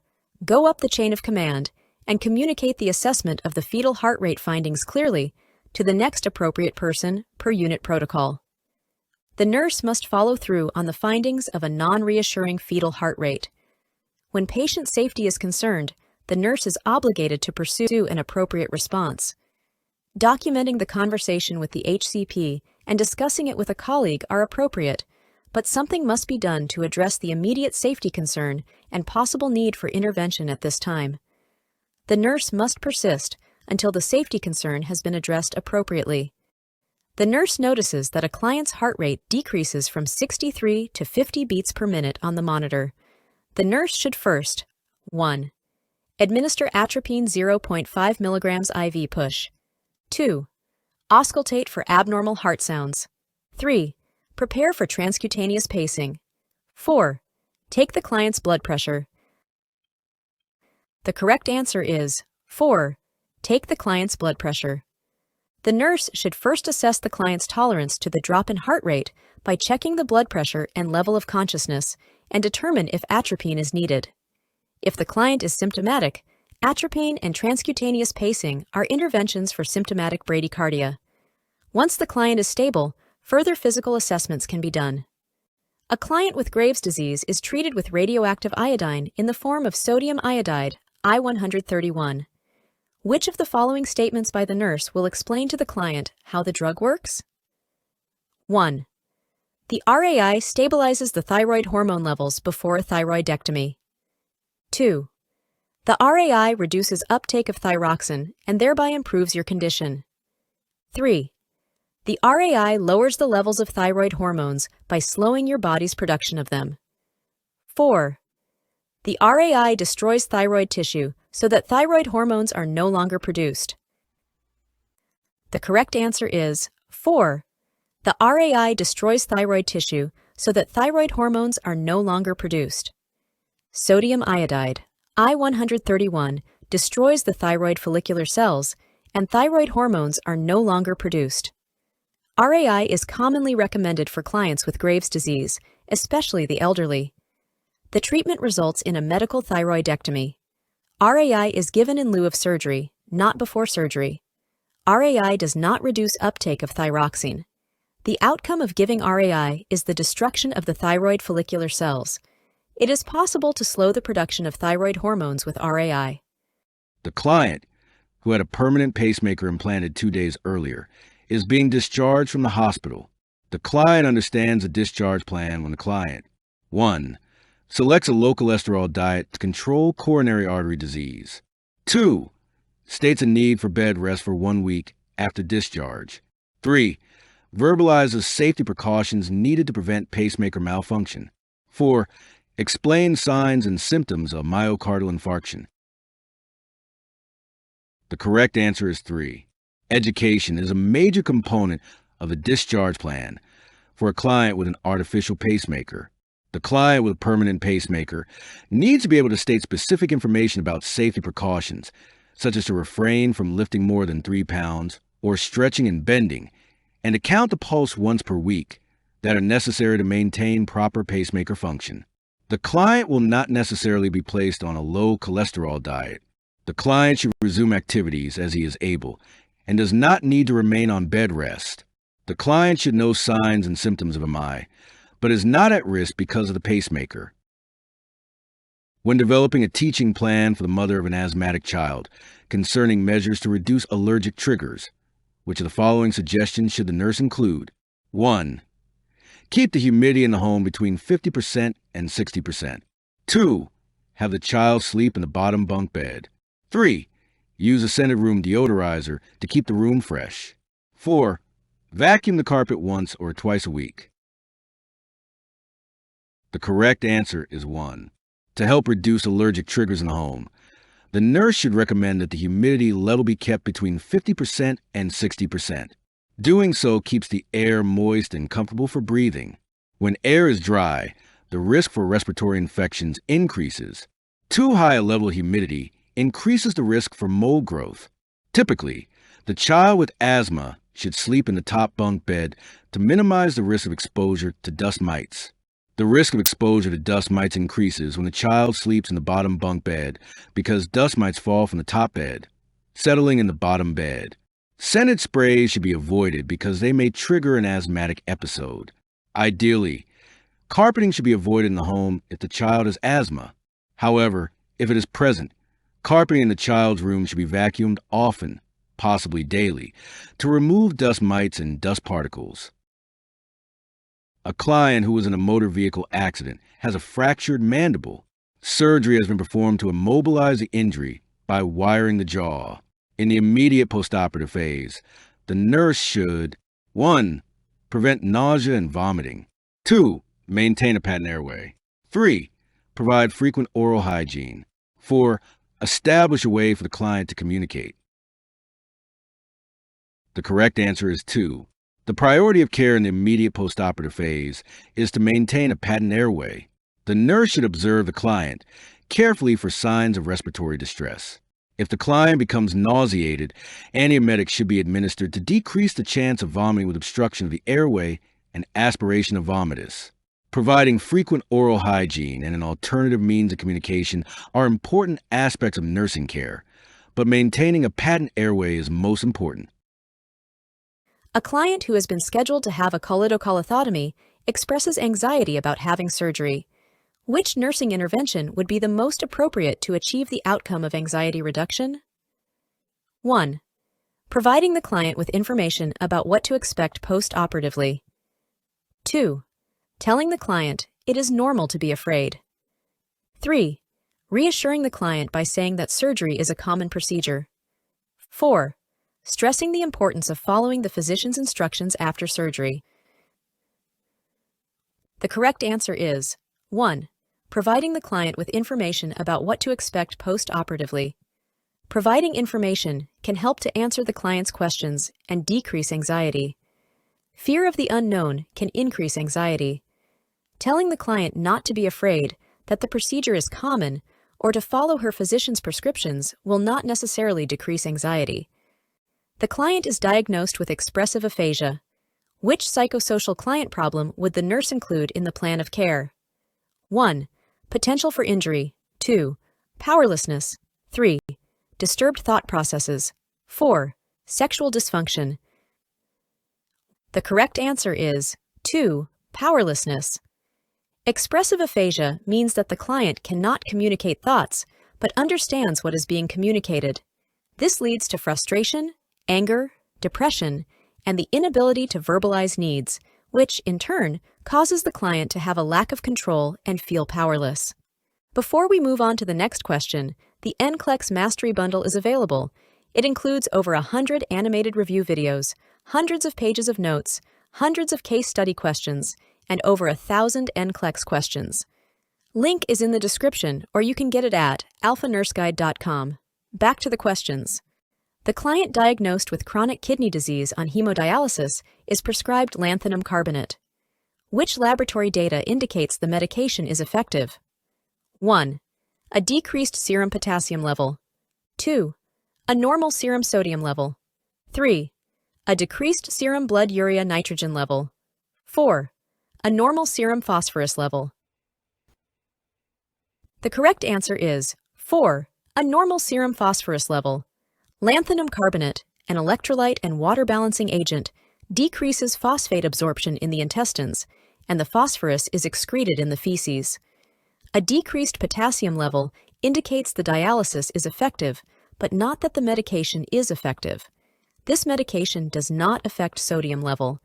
A decreased BUN level indicates the dialysis is effective, but not the medication. Which interventions decrease cardiac demands in an infant with congestive heart failure? Select all that apply. 1. Allow parents to hold and rock their child. 2. Feed only when the infant is crying. 3. Keep the child uncovered to promote low body temperature. 4. Make frequent position changes. 5.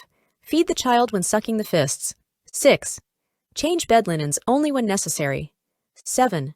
Organize nursing activities. The correct answers are 1. Allow parents to hold and rock their child. 4. Make frequent position changes. 5. Feed the child when sucking the fists. 6. Change bed linens only when necessary. And 7. Organize nursing activities. Rocking by the parents will comfort the infant and decrease demands. Frequent position changes will decrease the risk for infection by avoiding immobility with its potential for skin breakdown. An infant sucking the fists could indicate hunger. Change bed linens only when necessary to avoid disturbing the child. Organize nursing activities to avoid disturbing the child. The infant would not be fed when crying because crying increases cardiac demands. The infant might choke if the nipple is placed in the mouth and the child inhales when trying to swallow. Keep the child normothermic to reduce metabolic demands.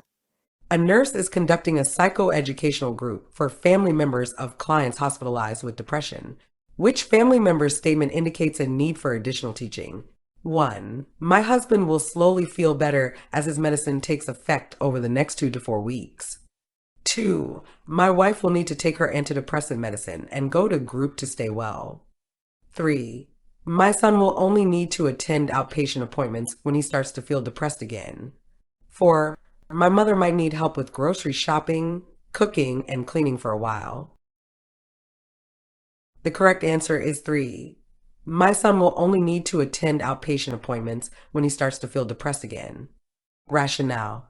Additional teaching is needed for the family member who states her son will only need to attend outpatient appointments when he starts to feel depressed again. Compliance with medication and outpatient follow-up are key in preventing relapse and rehospitalization. The statements expressing expectations of feeling better as medication takes effect, needing medicine and group therapy to stay well, and needing help with grocery shopping, cooking, and cleaning for a while indicate the family's understanding of depression, medication, and follow-up care. The nurse is caring for a patient in labor at 39 weeks gestation and has identified mild variable fetal heart rate decelerations.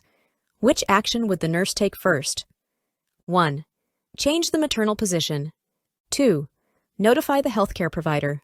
3. Prepare for delivery. 4. Readjust the fetal monitor. The correct answer is 1. Change the maternal position. The cause of variable fetal heart decelerations is compression of the umbilical cord, which can often be corrected by a change in maternal position. It is usually a benign condition and would not require the nurse to prepare for delivery or to notify the healthcare provider unless the variable decelerations are severe and persistent. Adjusting the fetal monitor may be needed after the change in maternal position, but would not directly address the variable decelerations. A client is admitted with a myocardial infarction and atrial fibrillation. While auscultating the heart, the nurse notes an irregular heart rate and hears an extra heart sound at the apex after the S2 that remains constant throughout the respiratory cycle. The nurse should document these findings as 1. Heart rate irregular with S3. 2. Heart rate irregular with S4. 3. Heart rate irregular with aortic regurgitation. 4. Heart rate irregular with mitral stenosis. The correct answer is 1. Heart rate irregular with S3. An S3 heart sound occurs early in diastole as the mitral and tricuspid valves open and blood rushes into the ventricles. To distinguish an S3 from a physiologic S2 split, a split S2 occurs during inspiration and S3 remains constant during the respiratory cycle. Its pitch is softer and best heard with the bell at the apex, and it is one of the first clinical findings in left ventricular failure. An S4 is heard in late diastole when atrial contraction pumps volume into a stiff, non-compliant ventricle. An S4 is not heard in a client with atrial fibrillation because there is no atrial contraction. Murmurs are sounds created by turbulent blood flow through an incompetent or stenotic valve. After treatment with radioactive iodine in the form of sodium iodide, I-131, the nurse teaches the client to 1.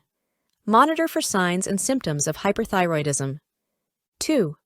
Rest for 1 week to prevent complications of the medication. 3. Take thyroxine replacement for the remainder of the client's life. 4. Assess for hypertension and tachycardia resulting from altered thyroid activity. The correct answer is 3. Take thyroxine replacement for the remainder of the client's life. The client needs to be educated about the need for lifelong thyroid hormone replacement.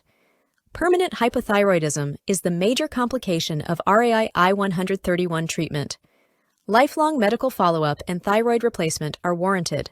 The client needs to monitor for signs and symptoms of hypothyroidism, not hyperthyroidism. Resting for 1 week is not necessary. Hypertension and tachycardia are signs of hyperthyroidism, not hypothyroidism. An 85-year-old client is admitted to the emergency department at 8 p.m. with syncope, shortness of breath, and reported palpitations. Pulse is 150, blood pressure is 90/62, oxygen saturation is 92% on room air, and respiration is 22. Client has shortness of breath and states, "My heart is jumping out my chest, and it hurts some. I am having trouble catching my breath. I don't want to faint again." At 8:15 p.m., the nurse places a client on the ECG monitor and identifies the following rhythm. See the picture below. The nurse should do which of the following? Select all that apply. 1. Apply oxygen. 2. Prepare to defibrillate the client. 3. Monitor vital signs. 4. Have the client sign consent for cardioversion as prescribed. 5. Teach the client about warfarin, Coumadin, treatment, and the need for frequent blood testing. 6. Draw blood for a CBC count and thyroid function study. The correct answers are 1, 3, and 4.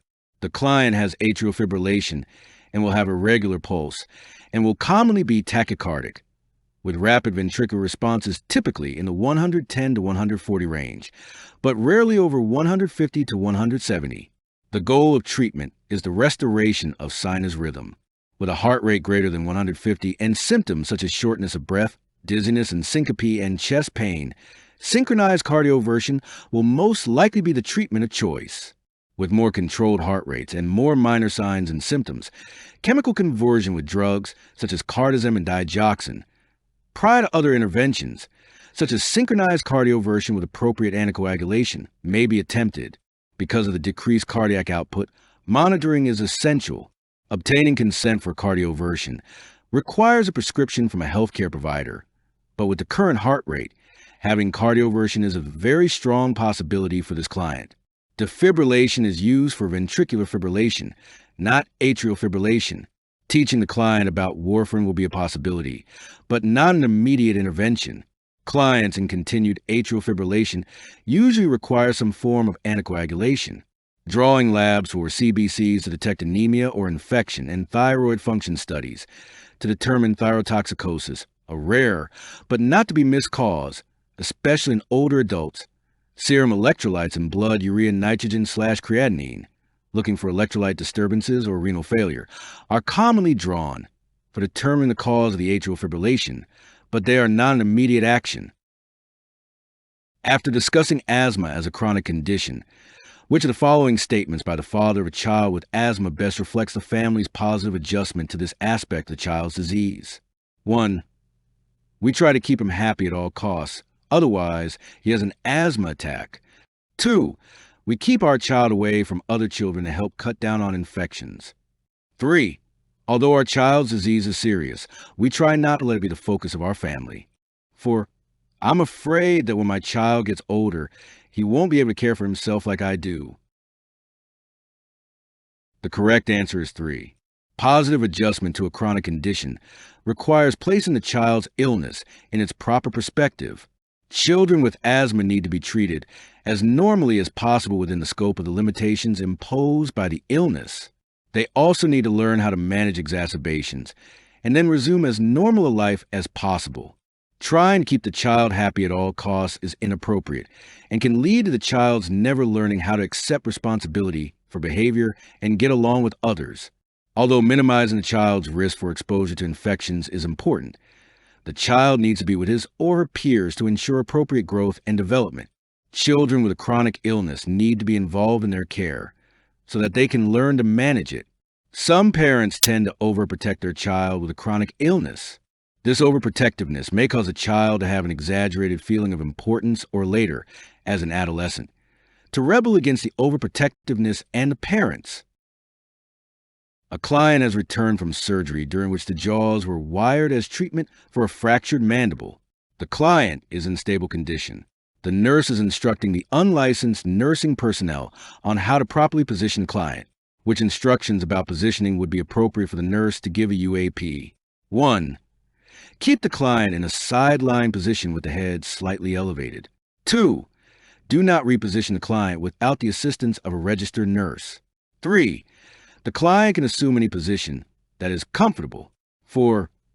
Keep the client's head elevated on 2 pillows at all times. The correct answer is 1. Immediately after surgery, the client should be placed on the side with the head slightly elevated.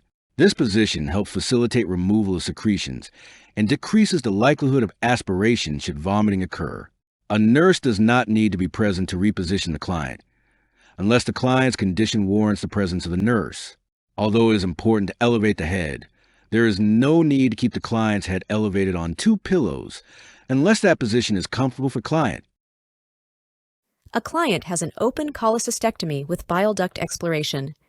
Following surgery, the client has a T-tube. To evaluate the effectiveness of the T-tube, the nurse should 1. Irrigate the tube with 20 ml of normal saline every 4 hours. 2. Unclamp the T-tube and empty the contents every day. 3. Assess the color and amount of drainage every shift. 4. Monitor the multiple incision sites for bile drainage. The correct answer is 3. Assess the color and amount of drainage every shift. A T-tube is inserted in the common bile duct to maintain patency until edema from the duct exploration subsides. The bile color should be gold to dark green, and the amount of drainage should be closely monitored to ensure tube patency. Irrigation is not routinely done unless prescribed using a smaller volume of fluid. The T-tube is not clamped in the early post-op period to allow for continuous drainage. An open cholecystectomy has one right subcostal incision, whereas a laparoscopic cholecystectomy has multiple small incisions. Which assessment data would indicate to the nurse that the client would be at risk for a hemorrhagic stroke? 1. A blood glucose level of 480 milligrams per deciliter. 2. A right-sided carotid brute. 3. A blood pressure of 220/120. 4. The presence of bronchogenic carcinoma. The correct answer is 3. A blood pressure of 220/120. Uncontrolled hypertension is a risk factor for hemorrhagic stroke, which is a ruptured blood vessel inside the cranium. The client diagnosed with chronic kidney disease on hemodialysis is prescribed lanthanum carbonate. Which interventions should the nurse discuss with the client? Select all that apply. 1. Chew the tablets completely before swallowing. 2. Monitor the dialysis graft for bleeding. 3. Take an over-the-counter proton pump inhibitor. 4. Check the radial pulse prior to taking the medication. 5. Take the medication with or right after meals. The correct answers are 1. Chew the tablets completely before swallowing, and 5. Take the medication with or right after meals. Lanthanum carbonate, an electrolyte and water balancing agent, should not be swallowed. The medication must be chewed for absorption in the intestines. Lanthanum carbonate should be taken with or right after meals. Lanthanum carbonate may cause graft occlusion, not bleeding. Lanthanum carbonate does not increase gastric acid secretion. Therefore, the client would not need to take a proton pump inhibitor. Lanthanum carbonate may cause hypotension, and the blood pressure must be checked, not the pulse rate. Indomethacin may be given to close which congenital heart defect in newborns? Blank. The correct answer is patent ductus arteriosus. Prostaglandins allow the duct to remain open. Thus, a prostaglandin inhibitor, such as indomethacin or ibuprofen, can help close the duct. A 16-year-old client is prescribed 10 milligrams of paroxetine at bedtime for major depression. The nurse should instruct the client and parents to monitor the client closely for which adverse effect. 1. Headache. 2. Nausea. 3. Fatigue. 4. Agitation. The correct answer is 4. Agitation. Rationale. The nurse closely monitors the client taking paroxetine for the development of agitation, which could lead to a self-deletion attempt. Headache, nausea, and fatigue are transient adverse effects of paroxetine. A 24-year-old Gravida 1 para-0 patient is receiving oxytocin during her labor at 41 weeks gestation. Which nursing actions are appropriate when late fetal heart rate decelerations are identified? Select all that apply. 1. Discontinue the oxytocin. 2. Decrease the maintenance IV fluid rate. 3. Administer oxygen to the mother by mask. 4. Place the woman in high Fowler position. 5. Notify the healthcare provider. 6. Discontinue epidural anesthesia. The correct answers are 1. Discontinue the oxytocin. 3. Administer oxygen to the mother by mask. And 5. Notify the healthcare provider. Late fetal heart rate decelerations can be an ominous sign of fetal hypoxemia, especially if repetitive and accompanied by decreased variability. Notification of the HCP is indicated. Turning off the oxytocin and administering oxygen to the mother are recommended nursing interventions to improve fetal oxygenation. An increase, not a decrease, in the IV rate can improve hydration, correct hypovolemia, and increase blood flow to the uterus. Putting the woman in a lateral position can increase blood flow to the uterus and increase oxygenation to the fetus. The high Fowler position would not be helpful.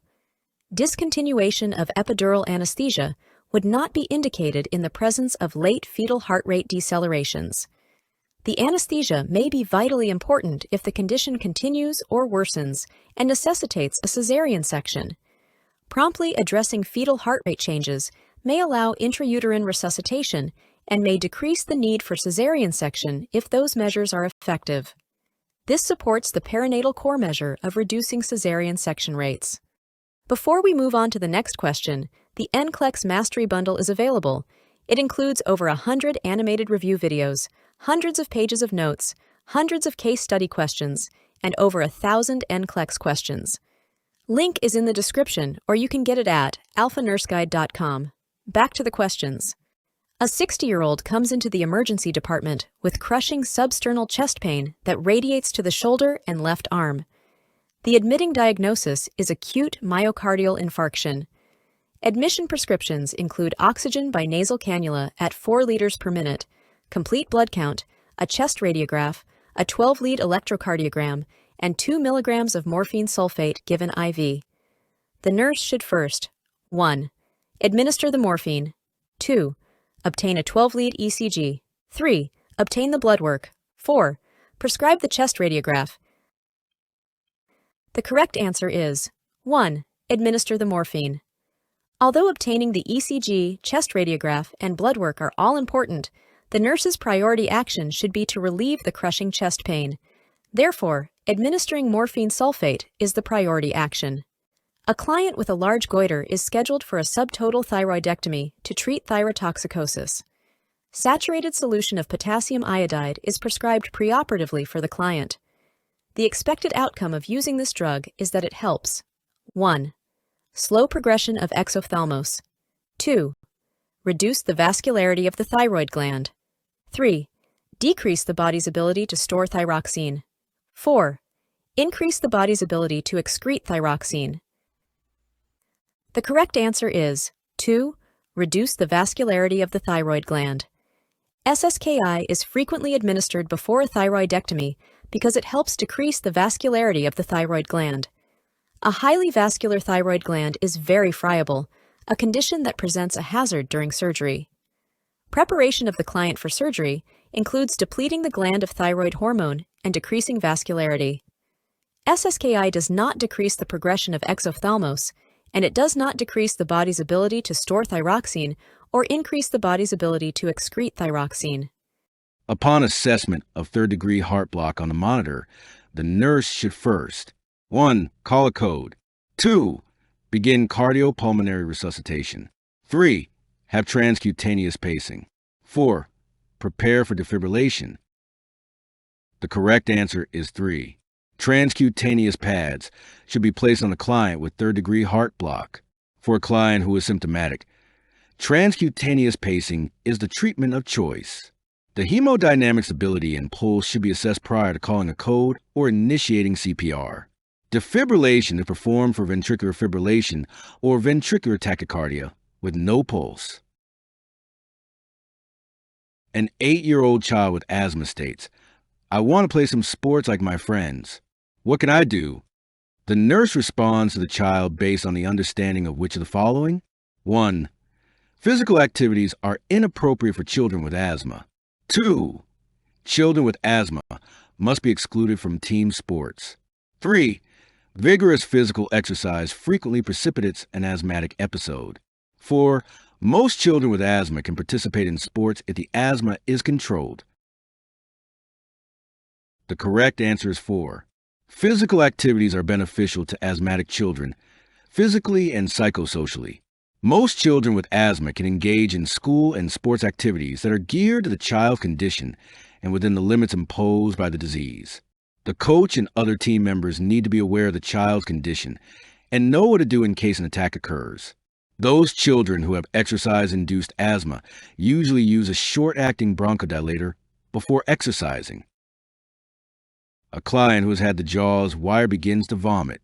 What should be the nurse's first action? 1. Insert a nasogastric tube and connect it to suction. 2. Use wire cutters to cut the wire. 3. Suction the client's airway as needed. 4. Administer an antiemetic intravenously. The correct answer is 3. The nurse's first action is to clear the client's airway as necessary. Inserting an NG tube or administering an antiemetic may prevent future vomiting episodes, but these procedures are not helpful when the client is actually vomiting. Cutting the wires is done only as a last resort or in case of respiratory or cardiac arrest. At 8 a.m., the nurse reviews the amount of T-tube drainage for a client who underwent an open cholecystectomy yesterday. After reviewing the output record, the nurse should 1. Report the 24-hour drainage amount at 12 noon.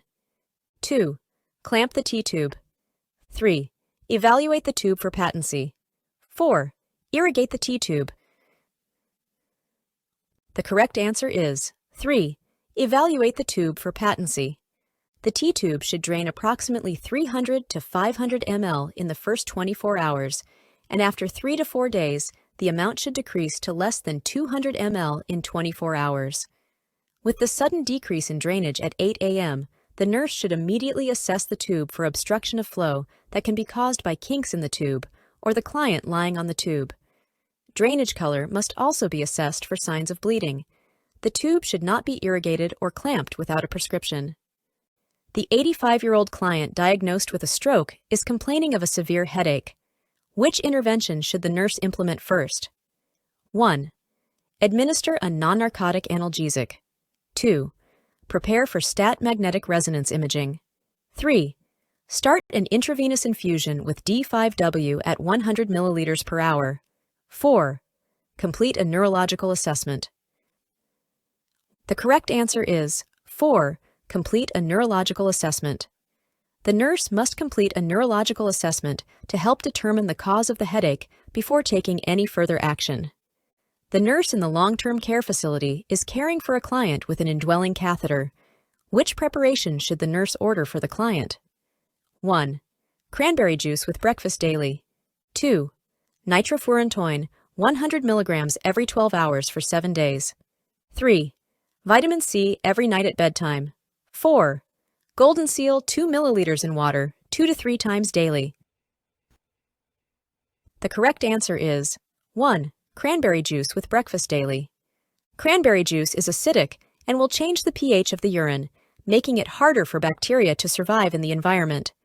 It can be used prophylactically to prevent UTIs. It does not treat an infection. The nurse can arrange with the dietitian to include this in the client's dietary plan. Nitrofurantoin, a sulfa drug, is a prescription medication that is used to treat chronic UTIs, but the nurse could not order this medication. In a long-term care facility, over-the-counter vitamin C would require an HCP order. Golden Seal is an herb used for UTIs, but in a long-term care facility, it would require an HCP order. For the child with hypoplastic left heart syndrome, which drug may be given to allow the patent ductus arteriosus to remain open until surgery? Blank. The correct answer is prostaglandin E. Prostaglandin E maintains ductal patency to promote blood flow until the Norwood procedure is begun. Consider the opposite of wanting to close the patent ductus arteriosus. A client diagnosed with major depression spends most of the day lying in bed with a sheet pulled over his head. Which of the following approaches by the nurse is most therapeutic? 1. Wait for the client to begin the conversation. 2. Initiate contact with the client frequently. 3. Sit outside the client's room.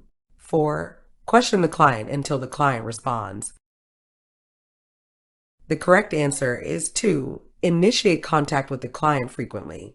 Rationale: the nurse should initiate brief, frequent contacts throughout the day to let the client know that he is important to the nurse. This will positively affect the client's self-esteem. The nurse's action conveys acceptance of the client as a worthwhile person and provides some structure to the seemingly monotonous day. Waiting for the client to begin the conversation with the nurse is not helpful because the depressed client resists interaction and involvement with others. Sitting outside of the client's room is not productive and not necessary in this situation. If the client were actively suicidal, then a one-on-one client-to-staff assignment would be necessary. Questioning the client until he responds would overwhelm him because he could not meet the nurse's expectations to interact. A pregnant woman at 12 weeks gestation tells the nurse that she is a vegetarian. Which action would the nurse take first? 1. Recommend vitamin B12 and iron supplementation. 2. Recommend consumption of protein drinks daily. 3. Obtain a 24-hour diet recall history. 4. Determine the reason for her vegetarian diet. The correct answer is 3. Obtain a 24-hour diet recall history. The care of a vegetarian woman who is pregnant should begin with an assessment of her diet because vegetarian practices vary widely. The nurse must first assess exactly what the woman's diet consists of and then determine any deficiencies. It is probable that the woman will need a vitamin B12 supplement, but the assessment comes first. Vegetarian diets can be completely adequate in protein, and therefore protein supplementation is not routinely recommended. The reason for the diet is less important than what the diet actually contains. An older adult had a myocardial infarction 4 days ago. At 9:30 a.m., the client's blood pressure is 102/64. After reviewing the client's progress notes, see the chart on PDF download, the nurse should first 1. Give a fluid challenge/bolus. 2. Notify the healthcare provider. 3. Assist the client to walk. 4. Administer Lasix as prescribed. The correct answer is 2. Notify the healthcare provider. All of the 12 p.m. assessments are signs of decreased cardiac output and can be an ominous sign in a client who has recently experienced an MI. The nurse should notify the healthcare provider of these changes. Cardiac output and blood pressure may continue to fall to dangerous levels, which can induce further coronary ischemia and extension of the infarct. While the client is currently hypotensive, giving a fluid challenge bolus can precipitate increased workload on a damaged heart and extend the myocardial infarction. Exercise or walking for this client will increase both the heart rate and stroke volume, both of which will increase cardiac output, but the increased cardiac output will increase oxygen needs, especially in the heart muscle, and can induce further coronary ischemia and extension of the infarct. The client is hypotensive. Although the client has decreased urinary output, this is the body's response to a decreasing cardiac output, and it is not appropriate to administer Lasix.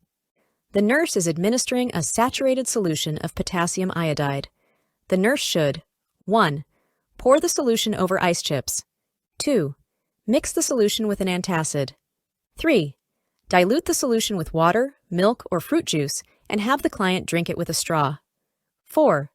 Disguise the solution in a pureed fruit or vegetable. The correct answer is 3. Dilute the solution with water, milk, or fruit juice and have the client drink it with a straw. SSKI should be diluted well in milk, water, juice, or a carbonated beverage before administration to help disguise the strong, bitter taste. Also, this drug is irritating to the mucosa if taken undiluted. The client should sip the diluted preparation through a drinking straw to help prevent staining of the teeth. Pouring the solution over ice chips will not sufficiently dilute the SSKI or cover the taste. Antacids are not used to dilute or cover the taste of SSKI. Mixing in a puree would put the SSKI in contact with the teeth. The nurse observes a cardiac rhythm. See the image below for a client who is being admitted with a myocardial infarction. What should the nurse do first? 1. Prepare for immediate cardioversion. 2. Begin cardiopulmonary resuscitation. 3. Check for a pulse. 4. Prepare for immediate defibrillation. The correct answer is 3. The nurse should first check the client for the presence of a pulse. The presence of a pulse determines the treatment for ventricular tachycardia. It is also important to assess the client's heart rate and level of consciousness. Cardioversion may be used to treat hemodynamically unstable tachycardias. Assessment of instability is required before cardioversion. It is not appropriate to begin CPR unless the pulse is absent. Defibrillation is used to treat ventricular fibrillation or pulseless ventricular tachycardia. A 9-month-old child with cystic fibrosis does not like taking pancreatic enzyme supplement with meals and snacks. The mother does not like to force the child to take the supplement. The most important reason for the child to take the pancreatic enzyme supplement with meals and snacks is 1. The child will become dehydrated if the supplement is not taken with meals and snacks. 2. The child needs these pancreatic enzymes to help the digestive system absorb fats, carbohydrates, and proteins. 3. The child needs the pancreatic enzymes to aid in liquefying mucus to keep the lungs clear. 4. The child will experience severe diarrhea if the supplement is not taken as prescribed. The correct answer is 2. The child must take the pancreatic enzyme supplement with meals and snacks to help absorb nutrients, so he can grow and develop normally. In cystic fibrosis, the normally liquid mucus is tenacious and blocks 3 digestive enzymes from entering the duodenum and digesting essential nutrients. Without the supplemental pancreatic enzyme, the child will have voluminous, foul, fatty stools due to the undigested nutrients and may experience developmental delays due to malnutrition. Dehydration is not a problem related to cystic fibrosis. The pancreatic enzymes have no effect on the viscosity of the tenacious mucus. Diarrhea is not caused by failing to take the pancreatic enzyme supplement. Before we move on to the next question, the NCLEX Mastery Bundle is available. It includes over 100 animated review videos, hundreds of pages of notes, hundreds of case study questions, and over 1,000 NCLEX questions. Link is in the description, or you can get it at alphanurseguide.com. Back to the questions. A nurse teaches a client experiencing heartburn to take 1.5 ounces of Maalox when symptoms appear. How many milliliters should the client take? Blank ml. The correct answer is 45 milliliters. 1 ounce equal to 30 milliliters. You multiply 30 by 1.5. You get 45 milliliters. The nurse measures the amount of bile drainage from a T-tube and records it by which one of the following methods? 1. Adding it to the client's urine output. 2. Charting it separately on the output record. 3. Adding it to the amount of wound drainage. 4. Subtracting it from the total intake for each day. The correct answer is 2. Charting it separately on the output record.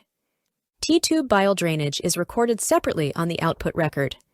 Adding the T-tube drainage to the urine output or wound drainage makes it difficult to accurately determine the amounts of bile, urine, or drainage. The client's total intake will be incorrect if drainage is subtracted from it.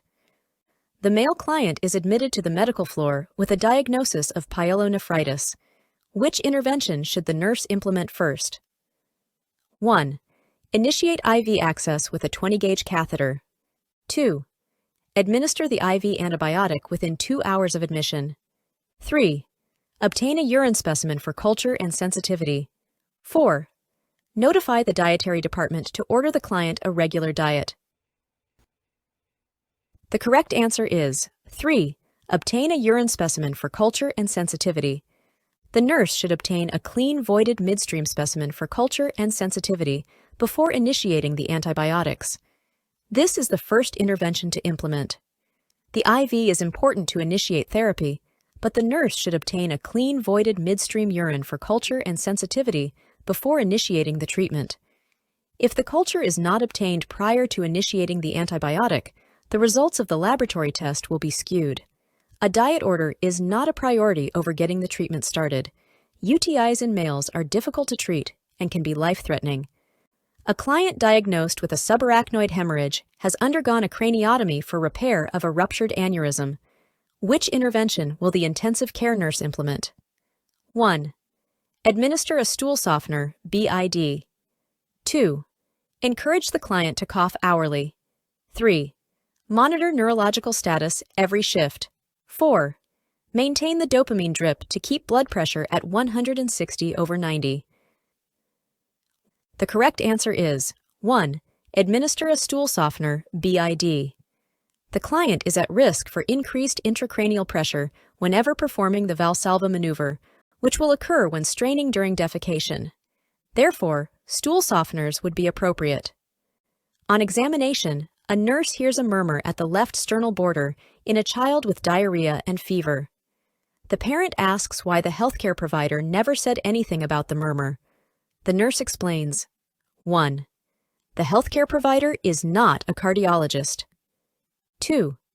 Murmurs are difficult to detect, especially in children. 3. The fever increased the intensity of the murmur. 4. We need to refer the child to an interventional cardiologist. The correct answer is 3. The fever increased the intensity of the murmur. The increased CO of the fever increases the intensity of the murmur, making it easier to hear. Option 1 is not a therapeutic response. This child does not need to see an interventional cardiologist. The murmur needs to be diagnosed first, and then a treatment plan would be developed. The client exhibits a flat affect, psychomotor retardation, and depressed mood. The nurse attempts to engage the client in an interaction, but the client does not respond to the nurse.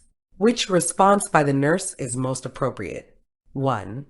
I'll sit here with you for 15 minutes. 2. I'll come back a little bit later to talk. 3. I'll find someone else for you to talk with. 4. I'll get you something to read.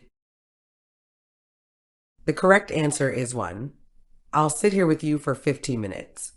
Rationale. The most appropriate action is for the nurse to remain with the client even if the client does not engage in conversation with the nurse. A client with severe depression may be unable to engage in an interaction with the nurse because the client feels worthless and lacks the necessary energy to do so.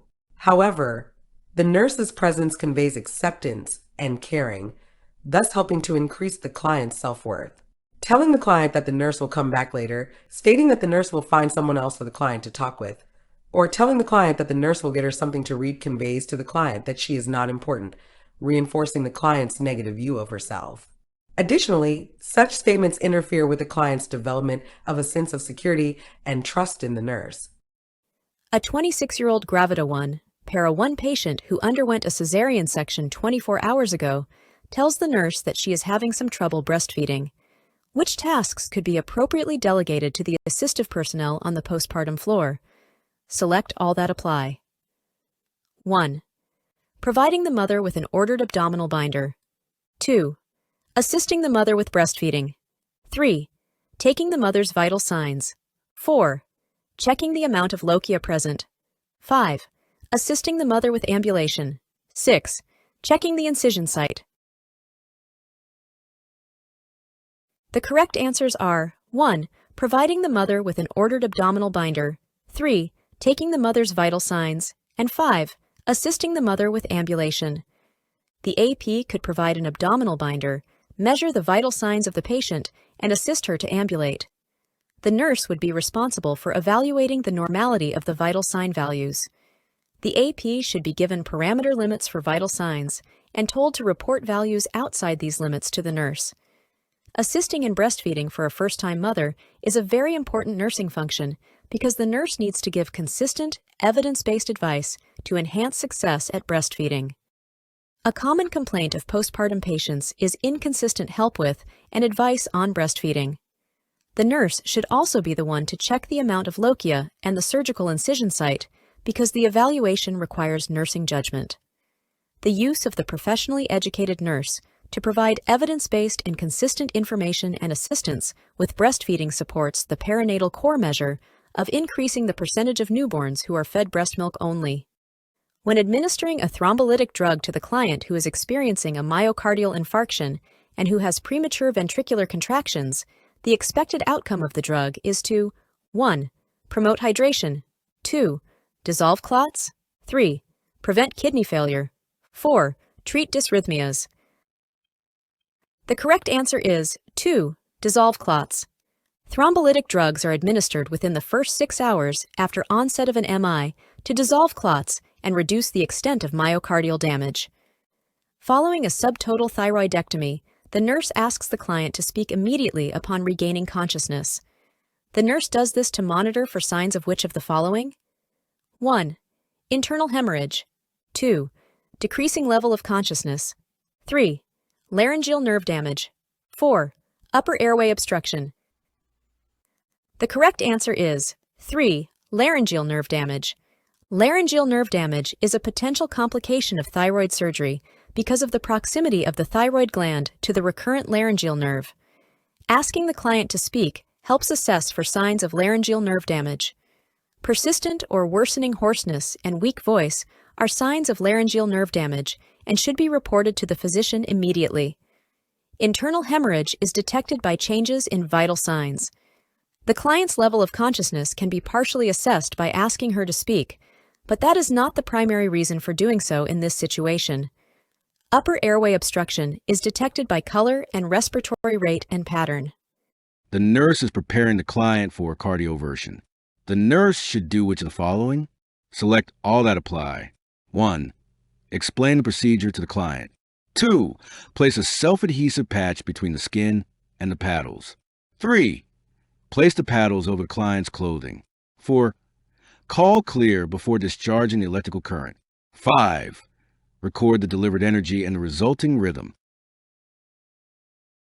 The correct answers are 1, 2, 4, and 5. The nurse should first explain the procedure to the client, and then place the patch electrodes per agency procedure. The nurse must make sure to call clear before discharging the electrical current to prevent injury to others who may be helping with the procedure. After the procedure, the nurse must record the amount of electrical current delivered and the resulting rhythm. The paddles are placed on the patch adhered to the client's skin, not over the client's clothing.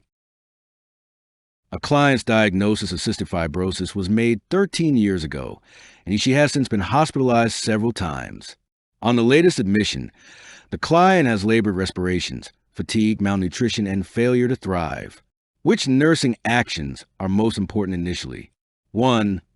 Placing the client on bed rest and prescribing a blood gas analysis. 2.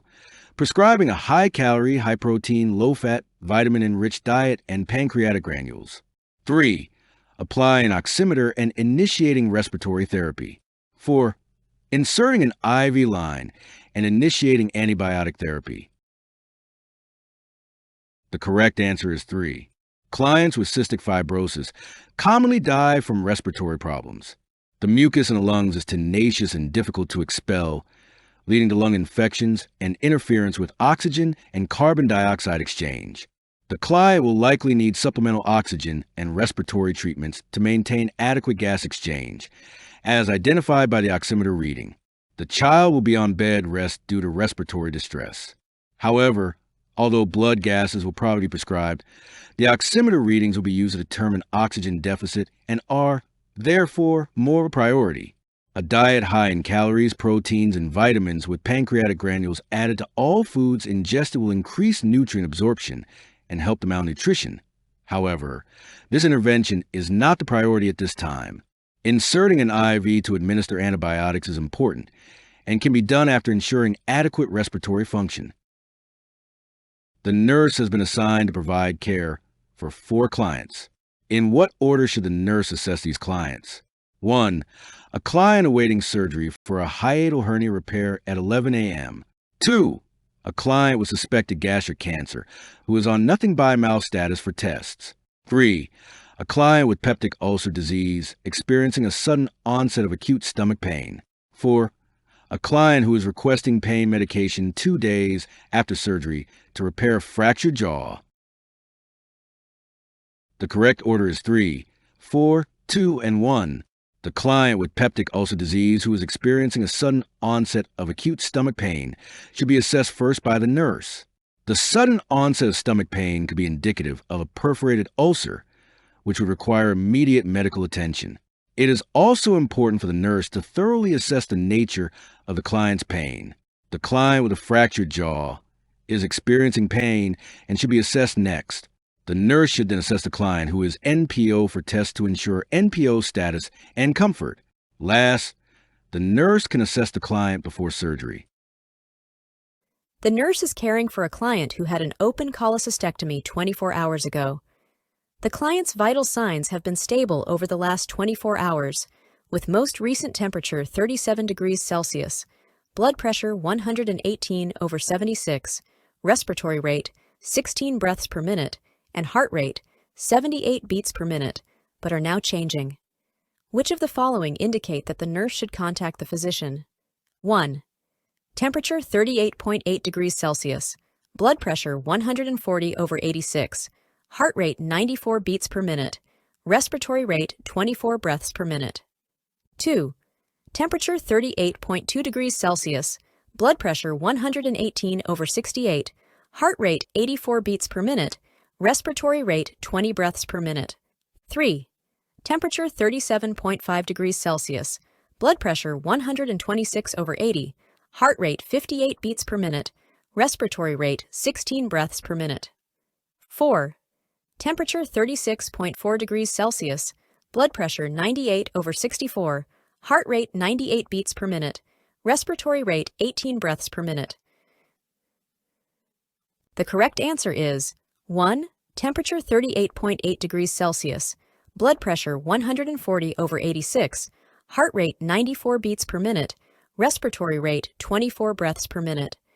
This client is exhibiting 3 of 4 signs of systemic inflammatory response syndrome: temperature greater than 38 degrees Celsius or less than 36 degrees Celsius, heart rate greater than 90 beats per minute, respiratory rate greater than 20 breaths per minute. The fourth indicator is an abnormal white blood cell count, greater than 12,000, less than 4,000, or greater than 10% bands. At least 2 of these variables are required to define systemic inflammatory response syndrome. The client diagnosed with a mild concussion is being discharged from the emergency department.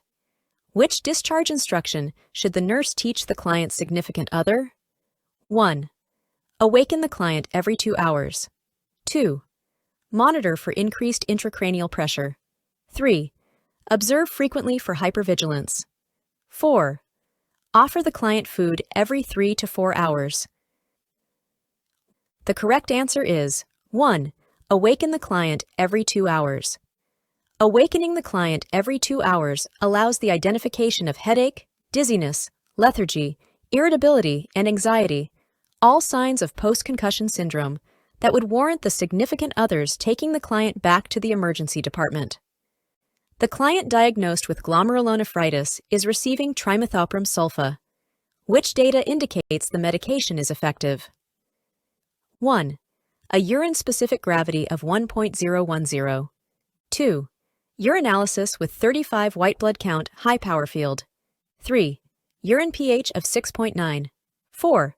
A negative urine leukocyte esterase. The correct answer is 4. A negative urine leukocyte esterase. A negative urine leukocyte esterase indicates the antibiotic trimethoprim sulfa is effective in treating the infection. Leukocytes and nitrates are used to determine bacteriuria and other sources of UTIs. Urine-specific gravity can indicate dehydration or water intoxication, but it will not provide information about a UTI. A microscopic value of 35 white blood count high power field indicates a UTI, not that the antibiotic is effective. The normal value is less than 5 WBC-HPF. Normal urine pH is 5.0 to 9.0, but but the pH does not evaluate a UTI. Before we move on to the next question, the NCLEX Mastery Bundle is available. It includes over 100 animated review videos, hundreds of pages of notes, hundreds of case study questions, and over 1,000 NCLEX questions. Link is in the description, or you can get it at alphanurseguide.com. Back to the questions. While assessing a newborn with respiratory distress, the nurse auscultates a machine-like heart murmur. Other findings are a wide pulse pressure, periods of apnea, increased PaCO2, and decreased PO2. The nurse suspects that the newborn has 1. Pulmonary hypertension, 2. Patent ductus arteriosus, 3. Ventricular septal defect, 4. Bronchopulmonary dysplasia. The correct answer is 2. Patent ductus arteriosus. The main identifier is the machine-like murmur, which is the hallmark of a patent ductus arteriosus. Pulmonary hypertension is a pulmonary condition which does not create a heart murmur. A ventricular septal defect does not produce a machine-like murmur. Bronchopulmonary dysplasia is a pulmonary condition which does not create a heart murmur. After a few minutes of conversation, a female client who is depressed wearily asks the nurse, "Why pick me to talk to? Go talk to someone else." Which of the following replies by the nurse is best? 1. I'm assigned to care for you today if you'll let me. 2. You have a lot of potential and I'd like to help you. 3. I'll talk to someone else later. 4. I'm interested in you and want to help you. The correct answer is 4. I'm interested in you and want to help you. Rationale. The nurse tells the client that the nurse is interested in her to increase the client's sense of importance, worth, and self-esteem. Also, stating that the nurse wants to help conveys to the client that she is worthwhile and important. Telling the client that the nurse is assigned to care for her is impersonal and implies that the client is being uncooperative. Telling the client that the nurse is there because the client has potential for improvement will not help the client with low self-esteem because most people develop a sense of self-worth through accomplishment. Simply saying that the client has a lot of potential will not convince her that she is worthwhile. Telling the client that the nurse will talk to someone else later is not client-focused and does not address the client's question or concern. Which action by a newly graduated nurse during a delivery complicated by shoulder dystocia would require immediate correction by the nurse who is orienting her? 1. Applying fundal pressure. 2. Applying suprapubic pressure. 3. Requesting the immediate presence of the neonatologist. 4. Flexing the maternal legs back across the maternal abdomen. The correct answer is 1. Applying fundal pressure. Fundal pressure should never be applied in a case of shoulder dystocia because it may worsen the problem by impacting the fetal shoulder even more firmly into the symphysis pubis. This issue of patient safety would require the supervising nurse to intervene immediately. The other responses are appropriate actions in a case of shoulder dystocia. The nurse is assessing a client who has had a myocardial infarction. The nurse notes the cardiac rhythm on the monitor. See the electrocardiogram strip below. The nurse should 1. Notify the physician. 2. Call the rapid response team. 3.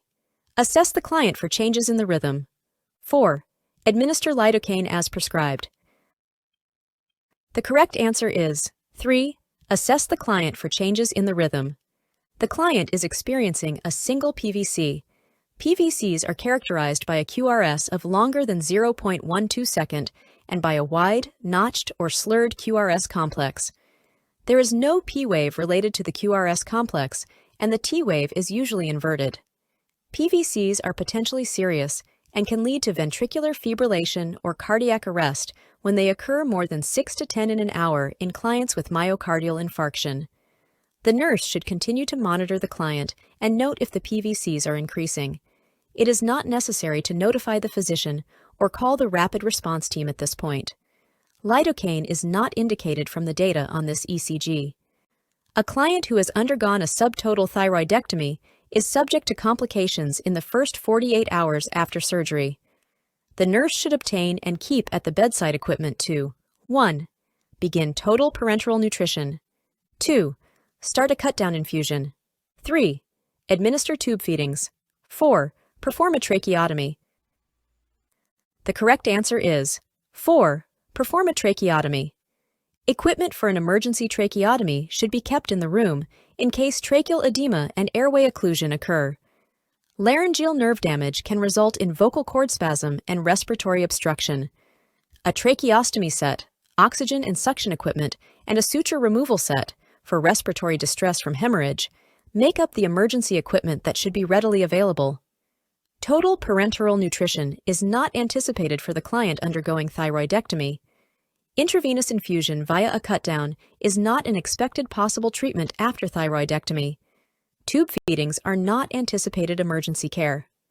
A client who has been given cardiopulmonary resuscitation is transported by ambulance to the hospital's emergency department, where the admitting nurse quickly assesses the client's condition. The most effective way to determine the effectiveness of CPR is noting whether the 1. Pulse rate is normal, 2. Pupils are reacting to light, 3. Mucous membranes are pink, 4. Systolic blood pressure is at least 80. The correct answer is 2. Pupillary reaction is the best indication of whether oxygenated blood has been reaching the client's brain. Pupils that remain widely dilated and do not react to light probably indicate that serious brain damage has occurred. The pulse rate may be normal, mucous membranes may still be pink, and systolic blood pressure may be 80 or higher, and serious brain damage may still have occurred. A child with cystic fibrosis is receiving gentamicin. Which of the following nursing actions is most important? 1. Monitoring intake and output. 2. Obtaining daily weights. 3. Monitoring the client for indications of constipation. 4. Obtaining stool samples for hemical testing. The correct answer is 1. Monitoring intake and output is the most important nursing action when administering an aminoglycoside, such as gentamicin, because a decrease in output is an early sign of renal damage. Daily weight monitoring is not indicated when the client is receiving an aminoglycoside. Constipation and bleeding are not adverse effects of aminoglycosides. After a cholecystectomy, the client is to follow a low-fat diet. Which of the following foods would be most appropriate to include in a low-fat diet? 1. Cheese omelet. 2. Peanut butter. 3. Ham salad sandwich. 4. Roast beef. The correct answer is 4. Roast beef. Lean meats, such as beef, lamb, veal, and well-trimmed lean ham and pork, are low in fat. Rice, pasta, and vegetables are low in fat when not served with butter, cream, or sauces. Fruits are low in fat. The amount of fat allowed in a client's diet after a cholecystectomy will depend on the client's ability to tolerate fat. Typically, the client does not require a special diet, but is encouraged to avoid excessive fat intake. A cheese omelet and peanut butter have high fat content. Ham salad is high in fat from the fat in salad dressing. The resident in a long-term care facility fell during the previous shift and has a laceration in the occipital area that has been closed with steri strips. Which signs/symptoms would warrant transferring the resident to the emergency department? 1. A 4 centimeters area of bright red drainage on the dressing. 2. A weak pulse, shallow respirations, and cool, pale skin. 3. Pupils that are equal, react to light, and accommodate. 4. Complaints of a headache that resolves with medication. The correct answer is 2. A weak pulse, shallow respirations, and cool, pale skin. These signs, symptoms, weak pulse, shallow respirations, cool, pale skin, indicate increased intracranial pressure from cerebral edema secondary to the fall, and they require immediate attention. The nurse is administering medications to clients on a urology floor. Which medication should the nurse question? 1. Ceftriaxone to a client who is pregnant. 2. Cephalexin to a client who is allergic to penicillin. 3. Trimethoprim sulfa to a client post-prostate surgery. 4. Nitrofurantoin to a client diagnosed with urinary stasis. The correct answer is 2. Cephalexin to a client who is allergic to penicillin. A cross-sensitivity exists in some clients between penicillin and cephalosporins, such as cephalexin. The nurse should assess the type of reaction that the client experienced when taking penicillin. If the client indicates any symptom of an anaphylactic reaction, the nurse will hold the medication and discuss the situation with the HCP. Ceftriaxone, a third-generation cephalosporin, is in the pregnancy risk category B. No research has shown harm to the fetus in humans or in animals. The nurse would not question this medication. There is no reason for the nurse to question trimethoprim sulfa, a sulfa antibiotic, for a client who has had prostate surgery. There is no reason for the nurse to question nitrofurantoin, a sulfa antibiotic, for a client who has urinary stasis. Nitrofurantoin is used to prevent or treat chronic UTIs. Which are the most serious complications for a child with Kawasaki disease? Select all that apply. 1. Coronary thrombosis. 2. Coronary stenosis. 3. Coronary artery aneurysm. 4. Hypocoagulability. 5. Decreased sedimentation rate. 6. Hypoplastic left heart syndrome. The correct answers are 1. Coronary thrombosis, 2. Coronary stenosis, and 3. Coronary artery aneurysm. Thrombosis, stenosis, and aneurysm affect blood vessels. The child with Kawasaki disease has hypercoagulability and an increased sedimentation rate due to inflammation. Hypoplastic left heart syndrome is a congenital heart defect and has no relation to Kawasaki disease. A client is receiving paroxetine 20 milligrams every morning.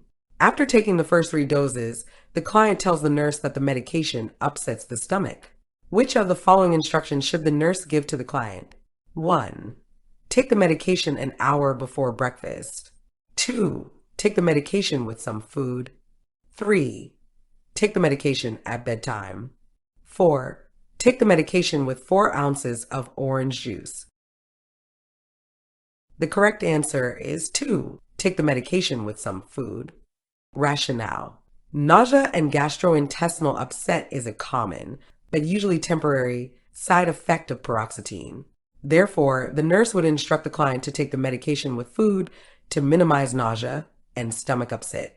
Other more common side effects are dry mouth, constipation, headache, dizziness, sweating, loss of appetite. Taking the medication an hour before breakfast would most likely lead to further gastrointestinal upset. Taking the medication at bedtime is not recommended because paroxetine can cause nervousness and interfere with sleep. Because orange juice is acidic, taking the medication with it, especially on an empty stomach, may lead to nausea or increase the client's gastrointestinal upset. A 27-year-old patient underwent a primary cesarean section because of breech presentation 24 hours ago. Which assessment finding would be of the most concern? 1. Small amount of lochia rubra. 2. Temperature of 99 degrees Fahrenheit. 3. Slight redness and pain of the left calf. 4. Pain rated as 3 of 10 in the incisional area. The correct answer is 3. Slight redness and pain of the left calf. Slight redness and pain in the left calf could be suggestive of thrombophlebitis and requires further investigation. The other findings are within normal limits for this point in the postpartum and post-operative course. A client admitted for a myocardial infarction develops cardiogenic shock. An arterial line is inserted. Which of the following prescriptions from the healthcare provider should the nurse verify before implementing? 1. Call for urine output less than 30 milliliters per hour for 2 consecutive hours. 2. Metoprolol 5 milligrams IV push. 3. Prepare for a pulmonary artery catheter insertion. 4. Titrate dobutamine to keep systolic BP greater than 100. The correct answer is 2. Metoprolol 5 milligrams IV push. Metoprolol is indicated in the treatment of hemodynamically stable clients with an acute MI to reduce cardiovascular mortality. Cardiogenic shock causes severe hemodynamic instability, and a beta blocker will further depress myocardial contractility. The metoprolol should be discontinued. The decrease in cardiac output will impair perfusion to the kidneys. Cardiac output, hemodynamic measurements, and appropriate interventions can be determined with a PA catheter. Dobutamine will improve contractility and increase the cardiac output that is depressed in cardiogenic shock. One day, following a subtotal thyroidectomy, a client begins to have tingling in the fingers and toes. The nurse should first 1. Encourage the client to flex and extend their fingers and toes. 2. Notify the physician. 3. Assess the client for thrombophlebitis. 4. Ask the client to speak. The correct answer is 2. Notify the physician. Tetany may occur after thyroidectomy if the parathyroid glands are accidentally injured or removed during surgery. This would cause a disturbance in serum calcium levels.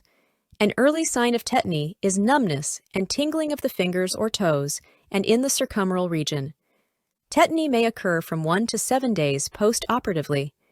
Late signs and symptoms of tetany include seizures, contraction of the glottis, and respiratory obstruction. The nurse should notify the physician. Exercising the joints in the fingers and toes will not relieve the tetany. The client is not exhibiting signs of thrombophlebitis. There is no indication of nerve damage that would cause the client not to be able to speak. Before we move on to the next question, the NCLEX Mastery Bundle is available. It includes over 100 animated review videos, hundreds of pages of notes, hundreds of case study questions, and over 1,000 NCLEX questions. Link is in the description, or you can get it at alphanurseguide.com. Back to the questions.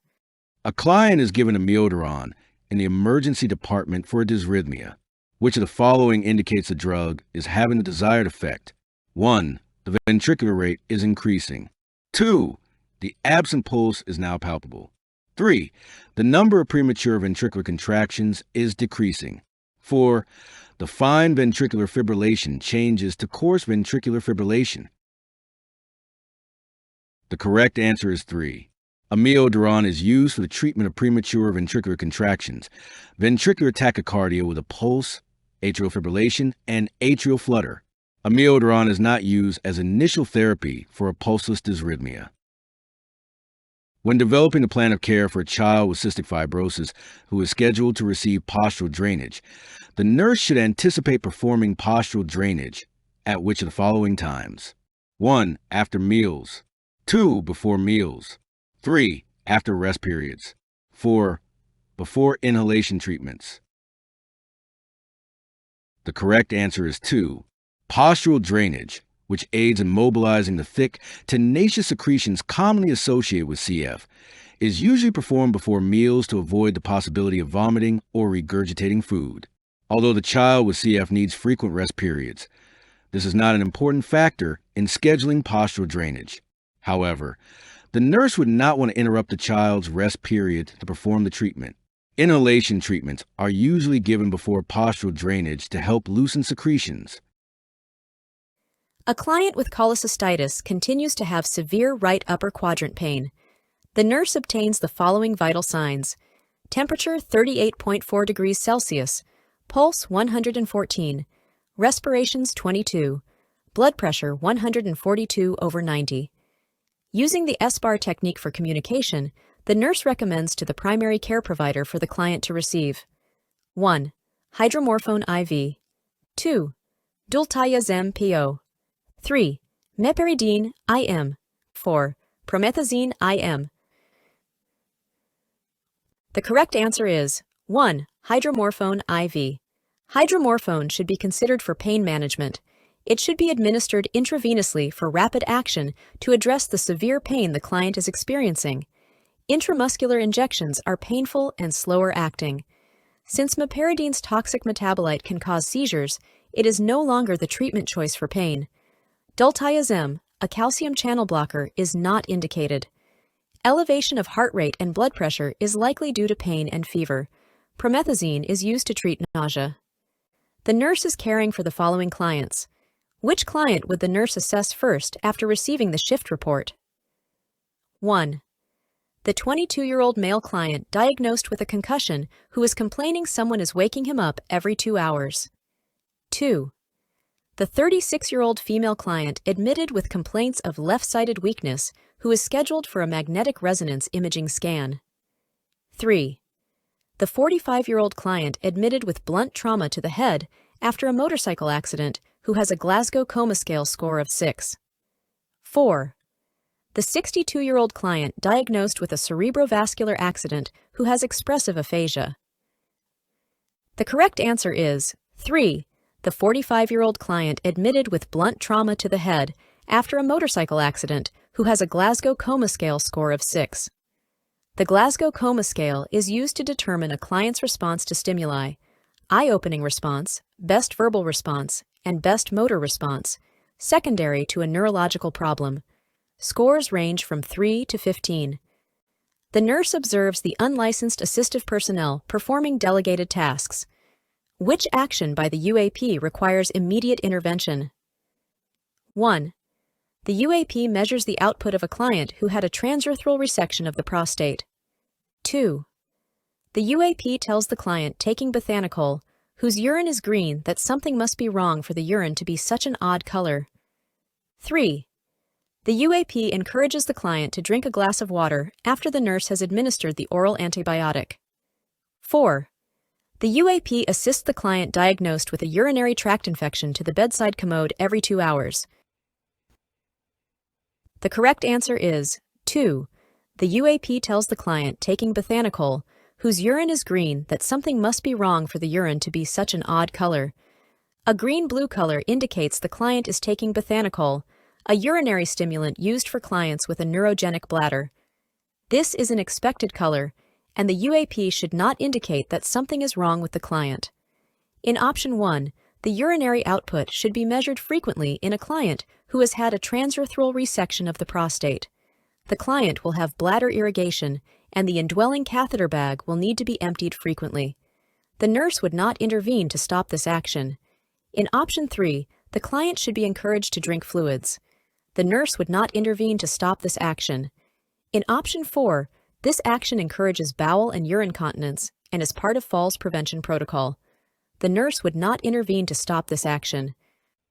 A child who has reddened eyes with no discharge, red, swollen, and peeling palms and soles of the feet, dry, cracked lips, and a strawberry tongue most likely has blank. The correct answer is 1. Kawasaki disease. Classic signs of Kawasaki disease include red eyes with no discharge, dry, cracked lips, strawberry tongue, and red, swollen, and peeling palms and soles of the feet. Incidence of Kawasaki disease is higher in males. The strongest indicator for this disease is the hallmark strawberry tongue. The primary health care provider prescribes fluoxetine orally every morning for a 72-year-old client with depression. Which transient adverse effect of this drug requires immediate action by the nurse? 1. Nausea. 2. Dizziness. 3. Sedation. 4. Dry mouth. The correct answer is 2. Dizziness. Rationale. The presence of dizziness could indicate orthostatic hypotension, which may cause injury to the client from falling. Nausea, sedation, and dry mouth do not require immediate intervention by the nurse. A 22-year-old Gravida 1, para-0 woman is being given an epidural anesthetic for pain control during labor and birth. Which are appropriate nursing actions when epidural anesthesia is used during labor? Select all that apply. 1. Request the anesthesiologist to discontinue the epidural anesthetic when the patient's cervix is completely dilated to allow the patient to sense the urge to push.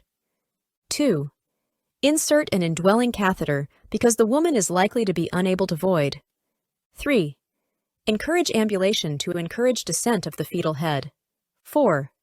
Encourage the patient to turn from side to side during the course of labor. 5. Teach the patient that pain relief can be expected to last 1 to 2 hours. 6. Explain to the patient that she will feel very drowsy after the epidural is given. The correct answers are 2. Insert an indwelling catheter because the woman is likely to be unable to void, and 4. Encourage the patient to turn from side to side during the course of labor.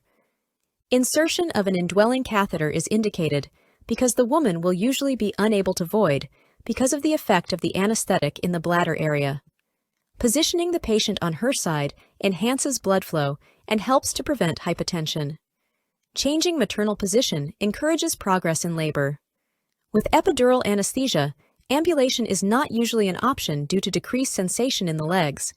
It is not recommended to routinely discontinue an epidural anesthetic at complete dilation. A continuous epidural infusion provides pain relief throughout labor and birth. Drowsiness is not a common side effect with epidural anesthesia.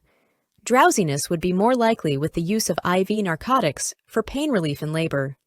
Use of evidence-based practices with a laboring woman supports the perinatal core measure of reducing the percentage of women who are delivered by cesarean section. The nurse is monitoring a client admitted with a myocardial infarction who is at risk for cardiogenic shock. The nurse should report which of the following changes on the client's chart to the physician? 1. Urine output. 2. Heart rate. 3. Blood pressure. 4. Respiratory rate. The correct answer is 1. Urine output. Oliguria occurs during cardiogenic shock because there is reduced blood flow to the kidneys. Typical signs of cardiogenic shock include low blood pressure, rapid and weak pulse, decreased urine output, and signs of diminished blood flow to the brain, such as confusion and restlessness. Cardiogenic shock is a serious complication of MI, with a mortality rate approaching 90%. Fever is not a typical sign of cardiogenic shock. The other changes in vital signs on the client's chart are not as significant as the decreased urinary output. Which of the following medications should be available to provide emergency treatment if a client develops tetany after a subtotal thyroidectomy? 1. Sodium phosphate. 2. Calcium gluconate. 3. Ecothiopate iodide. 4. Sodium bicarbonate. The correct answer is 2. Calcium gluconate. The client with tetany is suffering from hypocalcemia, which is treated by administering an IV preparation of calcium, such as calcium gluconate or calcium chloride. Oral calcium is then necessary until normal parathyroid function returns. Sodium phosphate is a laxative. Ecothiopate iodide is an eye preparation used as a miotic for an anti-glaucoma effect. Sodium bicarbonate is a potent systemic antacid. During cardiopulmonary resuscitation, the xiphoid process at the lower end of the sternum should not be compressed when performing cardiac compressions. Which of the following organs will be most likely at risk for laceration by forceful compressions over the xiphoid process? 1. Lung. 2. Liver. 3. Stomach. 4. Diaphragm. The correct answer is 2. Because of its location near the xiphoid process, the liver is the organ most easily damaged from pressure exerted over the xiphoid process. During CPR, the pressure on the victim's chest wall should be sufficient to compress the heart, but not so great as to damage internal organs. Injury may result, however, even when CPR is performed properly.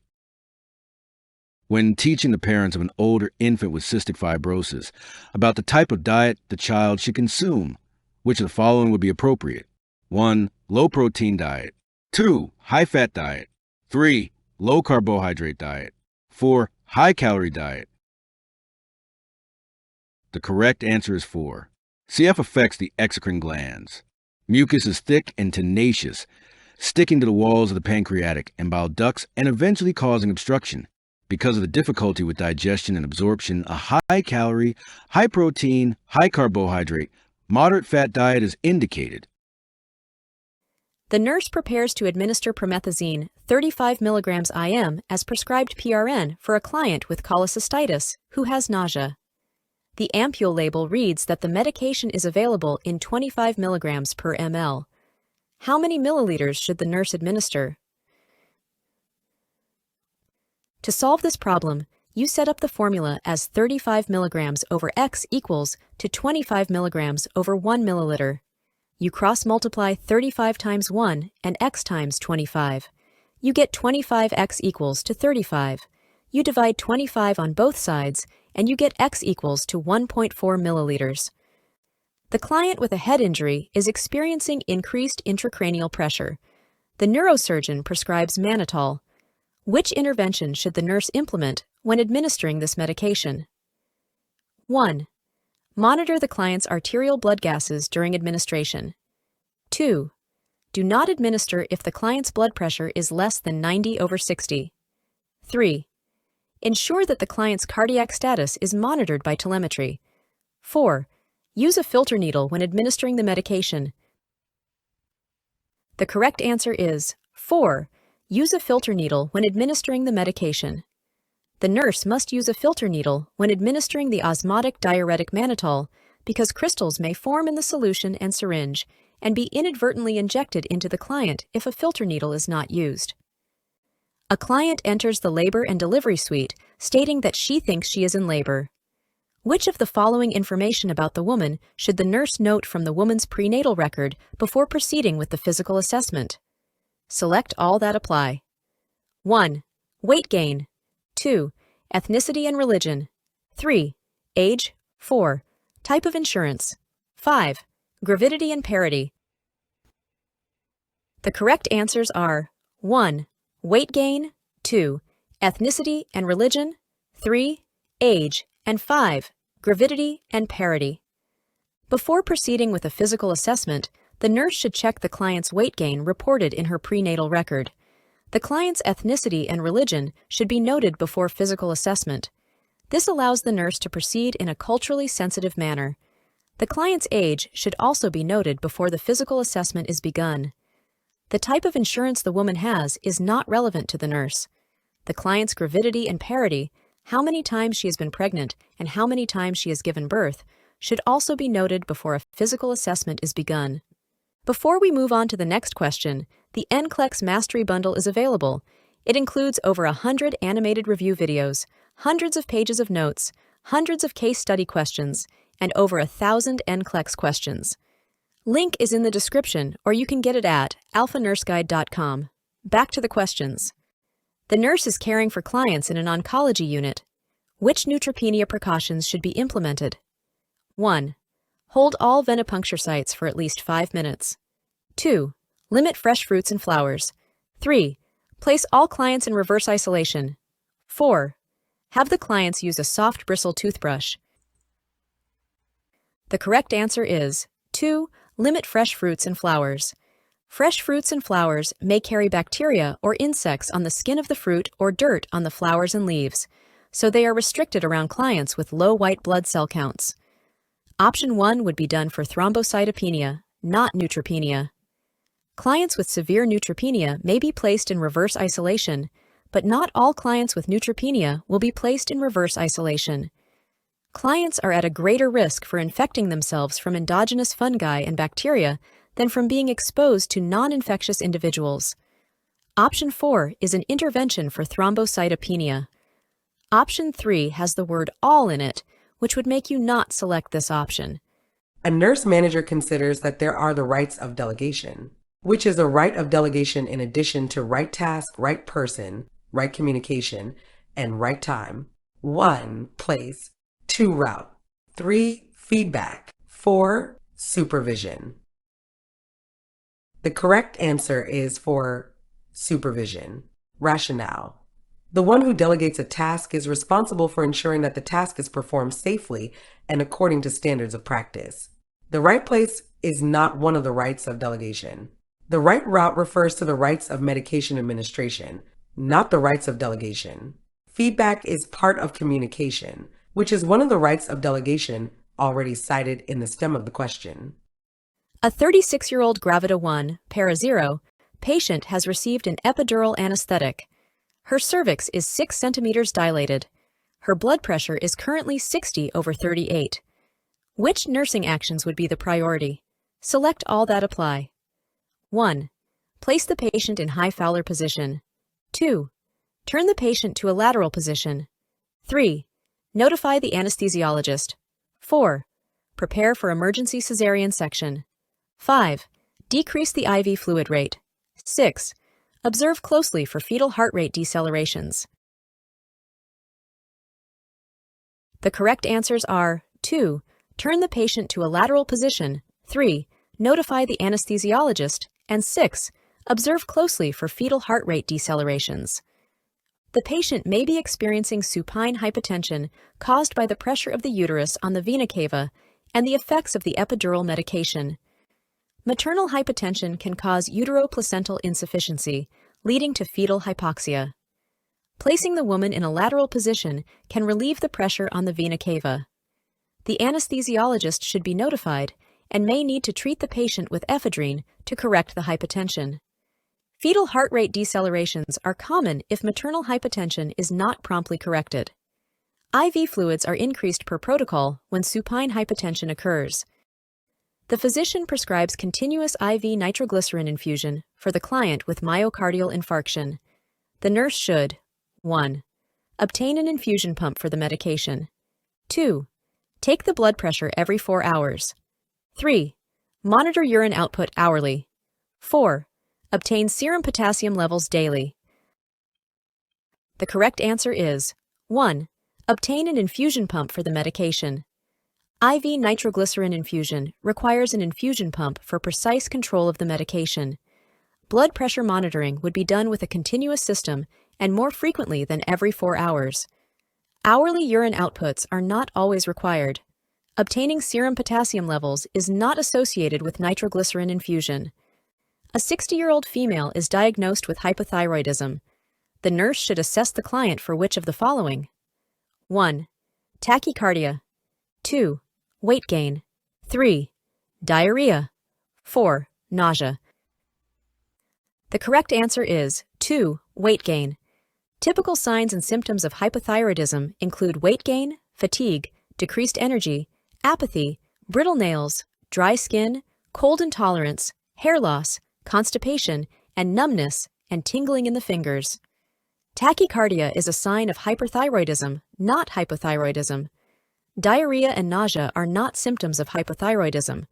When performing external chest compressions on an adult during cardiopulmonary resuscitation, the rescuer should depress the sternum. 1. 0.5 inch. 2. 1 inch. 3. 1.5 inches. 4.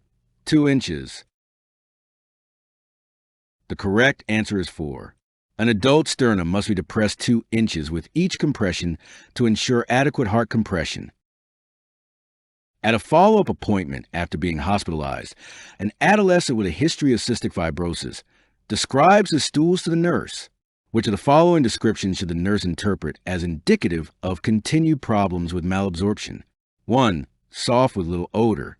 2. Large and foul-smelling. 3. Loose with bits of food. 4. Hard with streaks of blood. The correct answer is 2.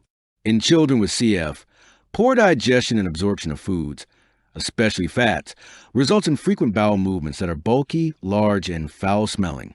The stools also contain abnormally large quantities of fat, which is called steatorrhea.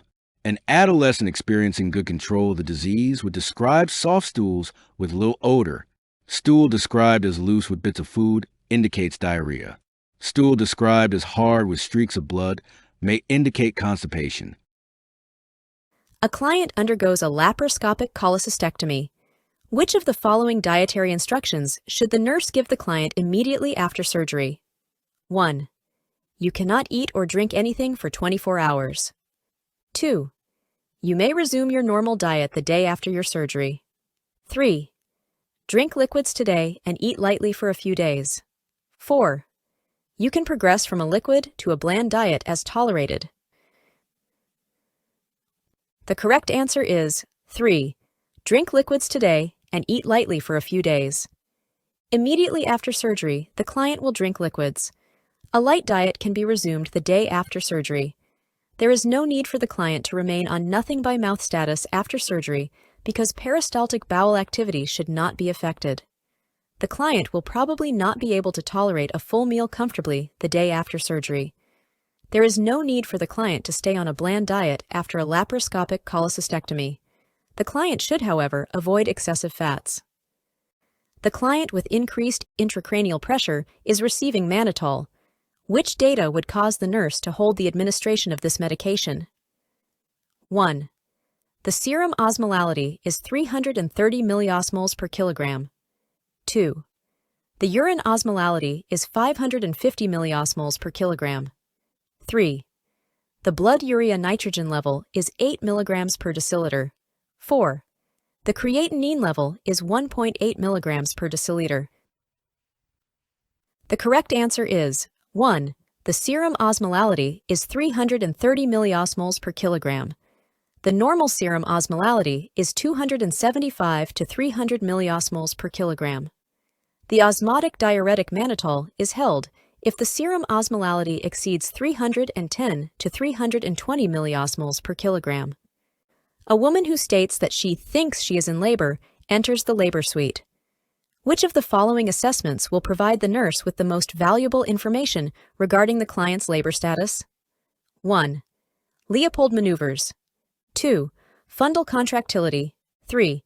Fetal heart assessment. 4. Vaginal examination. The correct answer is 4. Vaginal examination.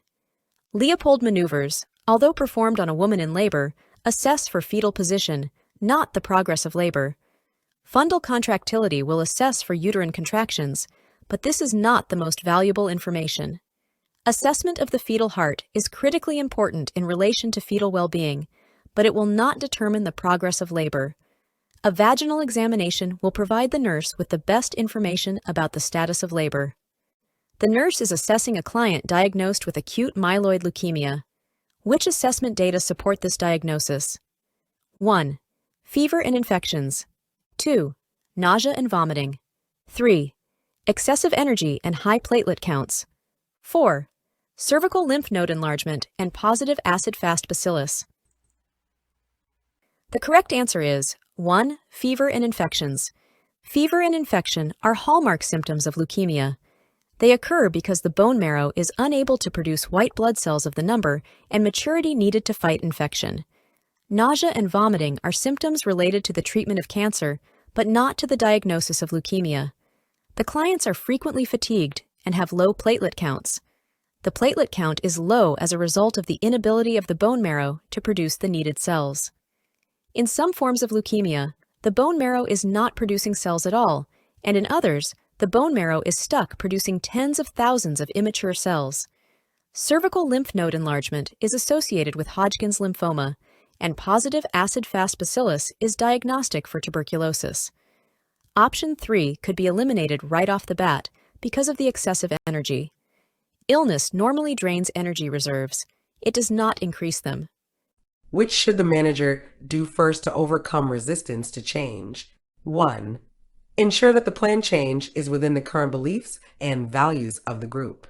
2. Provide incentives to encourage commitment of participants to the change. 3. Implement change by employing small steps rather than large steps. 4. Use influence power to ensure that goals of change are met. The correct answer is 1. Ensure that the plan change is within the current beliefs and values of the group. Rationale. Change that is consistent with current values and beliefs is easier to implement than change that is inconsistent with current values and beliefs. Values and beliefs are difficult to change. Option 2 is not the priority intervention. Although incentives might motivate some individuals, they do not motivate all because some people have an internal rather than an external locus of control. In option 3, although small steps are more effective than large steps because they are easier to achieve and once achieved are motivating, this approach is not the first thing the nurse should do to overcome resistance to change. In option 4, although one person sharing explanations with another is helpful when trying to change behavior, it is not the most effective type of power to use when trying to affect change. While assessing a 29-year-old Gravida 2, Para 2 patient who had a normal spontaneous vaginal delivery 30 minutes ago, the nurse notes a large amount of red vaginal bleeding. Which nursing action would be the priority? 1. Check vital signs. 2. Notify the healthcare provider. 3. Firmly massage the uterine fundus. 4. Put the baby to breast. The correct answer is 3. Firmly massage the uterine fundus. Fundal massage would be the priority nursing action because it helps the uterus to contract firmly and thus reduces bleeding. The first two answer choices are appropriate nursing actions, but do nothing to stop the immediate bleeding. Putting the baby to the breast does release oxytocin, which causes uterine contraction, but it will be slower to do so than fundal massage. The client is admitted to the telemetry unit due to chest pain. The client has polysubstance abuse, and the nurse assesses that the client is anxious and irritable and has moist skin. The nurse should do the following in which order from first to last? 1. Obtain a history of which drugs the client has used recently. 2. Administer the prescribed dose of morphine. 3. Position electrodes on the chest. 4. Take vital signs. The correct order is 3. Position electrodes on the chest. 4. Take vital signs. 2. Administer the prescribed dose of morphine. And 1. Obtain a history of which drugs the client has used recently. The nurse should first connect the client to the monitor by attaching the electrodes. Electrocardiography can be used to identify myocardial ischemia and infarction, rhythm and conduction disturbances, chamber enlargement, electrolyte imbalances, and the effects of drugs on the client's heart. The nurse next obtains vital signs to establish a baseline. Next, the nurse should administer the morphine. Morphine is the drug of choice in relieving myocardial infarction pain. It may cause a transient decrease in blood pressure. When the client is stable, the nurse can obtain a history of the client's drug use. The nurse should assess a client with hypothyroidism for which of the following? 1. Corneal abrasion due to inability to close the eyelids. 2. Weight loss due to hypermetabolism. 3. Fluid loss due to diarrhea. 4. Decreased activity due to fatigue. The correct answer is 4. Decreased activity due to fatigue. A major problem for people with hypothyroidism is fatigue. Other signs and symptoms include lethargy, personality changes, generalized edema, impaired memory, slowed speech, cold intolerance, dry skin, muscle weakness, constipation, weight gain, and hair loss. Incomplete closure of the eyelids, hypermetabolism, and diarrhea are associated with hyperthyroidism. Before we move on to the next question, the NCLEX Mastery Bundle is available. It includes over 100 animated review videos, hundreds of pages of notes, hundreds of case study questions, and over 1,000 NCLEX questions. Link is in the description, or you can get it at alphanurseguide.com. Back to the questions. If a client is receiving rescue breaths and the chest wall fails to rise, during cardiopulmonary resuscitation, the rescuer should first 1. Try using a bag mask device. 2. Decrease the rate of compressions. 3. Intubate the client. 4. Reposition the airway. The correct answer is 4. If the chest wall is not rising with rescue breaths, the head should be repositioned first to ensure that the airway is adequately opened. A bag mask device allows for delivery of 100% oxygen, but is difficult to manage if there is just one rescuer. Ideally, 2 persons are used to operate the bag mask device, one to maintain the seal, and the other to provide the ventilations. Compression should be maintained at 100 per minute. When developing a recreational therapy plan of care for a 3-year-old child hospitalized with pneumonia and cystic fibrosis, which of the following toys would be appropriate? 1. 100-piece jigsaw puzzle. 2. Child's favorite doll. 3. Fuzzy stuffed animal. 4. Scissors, paper, and paste. The correct answer is 2. The child's favorite doll will be a good choice of toys. The doll provides support and is familiar to the child. Although a 3-year-old may enjoy puzzles, a 100-piece jigsaw puzzle is too complicated for an ill 3-year-old child. In view of the child's lung pathology, a fuzzy stuffed animal would not be advised because of its potential as a reservoir for dust and bacteria, possibly predisposing the child to additional respiratory problems. Scissors, paper, and paste are not appropriate for a 3-year-old unless the child is supervised closely. Which of the following discharge instructions would be appropriate for a client who has had a laparoscopic cholecystectomy and has sutures covered by steri-strips? 1. Avoid showering for 1 week after surgery. 2. Return to work within 1 week. 3. Leave steri-strips in place until you see the surgeon at the post-operative visit. 4. Use acetaminophen to control any fever. The correct answer is 3. Leave steri-strips in place until you see the surgeon at the post-operative visit. After a laparoscopic cholecystectomy, when there are sutures covered by a dressing or steri-strips, the client should not remove dressings from the puncture sites, but should wait until visiting the surgeon. The client may shower 48 hours after surgery. A client can return to work within 1 week, but only if approved by the surgeon and no strenuous activity is involved. The client should report any fever, which could be an indication of a complication. Which discharge instructions should the emergency room nurse discuss with the client who has sustained a concussion? Select all that apply. 1.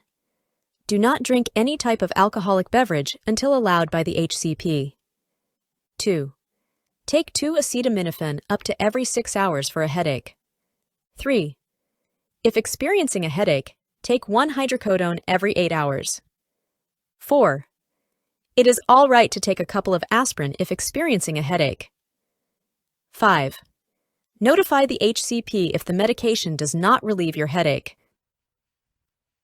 The correct answers are 1. Do not drink any type of alcoholic beverage until allowed by the HCP. 2. Take 2 acetaminophen up to every 6 hours for a headache. And 5. Notify the HCP if the medication does not relieve your headache. Traumatic brain injuries can impair many brain functions that can be significantly worsened by alcohol, so the client should not drink alcoholic beverages until allowed by the HCP. Acetaminophen, a non-narcotic analgesic, can be taken for a headache in a patient who has sustained a concussion. If acetaminophen does not relieve the client's headache, then the client should notify the HCP because this may indicate a worsening condition, such as increased intracranial pressure. A client in labor, G2P1001, was admitted 1 hour ago at 2 centimeters dilated and 50% effaced. She was talkative and excited at that time. During the past 10 minutes, she has become serious, closing her eyes and breathing rapidly with each contraction. Which of the following is an accurate nursing assessment of the situation? 1. The client had poor childbirth education prior to labor. 2. The client is exhibiting an expected behavior for labor. 3. The client is becoming hypoxic and hypercapnic. 4. The client needs her alpha-fetoprotein levels checked. The correct answer is 2. The client is exhibiting an expected behavior for labor. There is no indication that this woman has had poor preparation for childbirth. The woman is showing expected signs of the active phase of labor. There is no indication that this woman is showing signs of hypoxia and/or hypercapnia. The alpha-fetoprotein assessment is a test to screen for Down syndrome and neural tube defects in the fetus. It is done during pregnancy. The client diagnosed with leukemia has central nervous system involvement. Which instruction should the nurse teach? 1. Sleep with the head of the bed elevated to prevent increased intracranial pressure. 2. Take analgesic medication for pain only when the pain becomes severe. 3. Explain radiation therapy to the head may result in permanent hair loss. 4. Discuss end-of-life decisions prior to cognitive deterioration.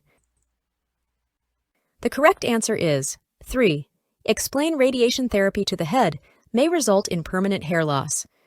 Radiation therapy to the head and scalp area is the treatment of choice for central nervous system involvement of any cancer.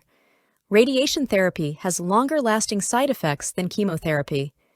If the radiation therapy destroys the hair follicles, the hair will not grow back. Sleeping with the head of the bed elevated might relieve some intracranial pressure, but it will not prevent increased intracranial pressure from occurring.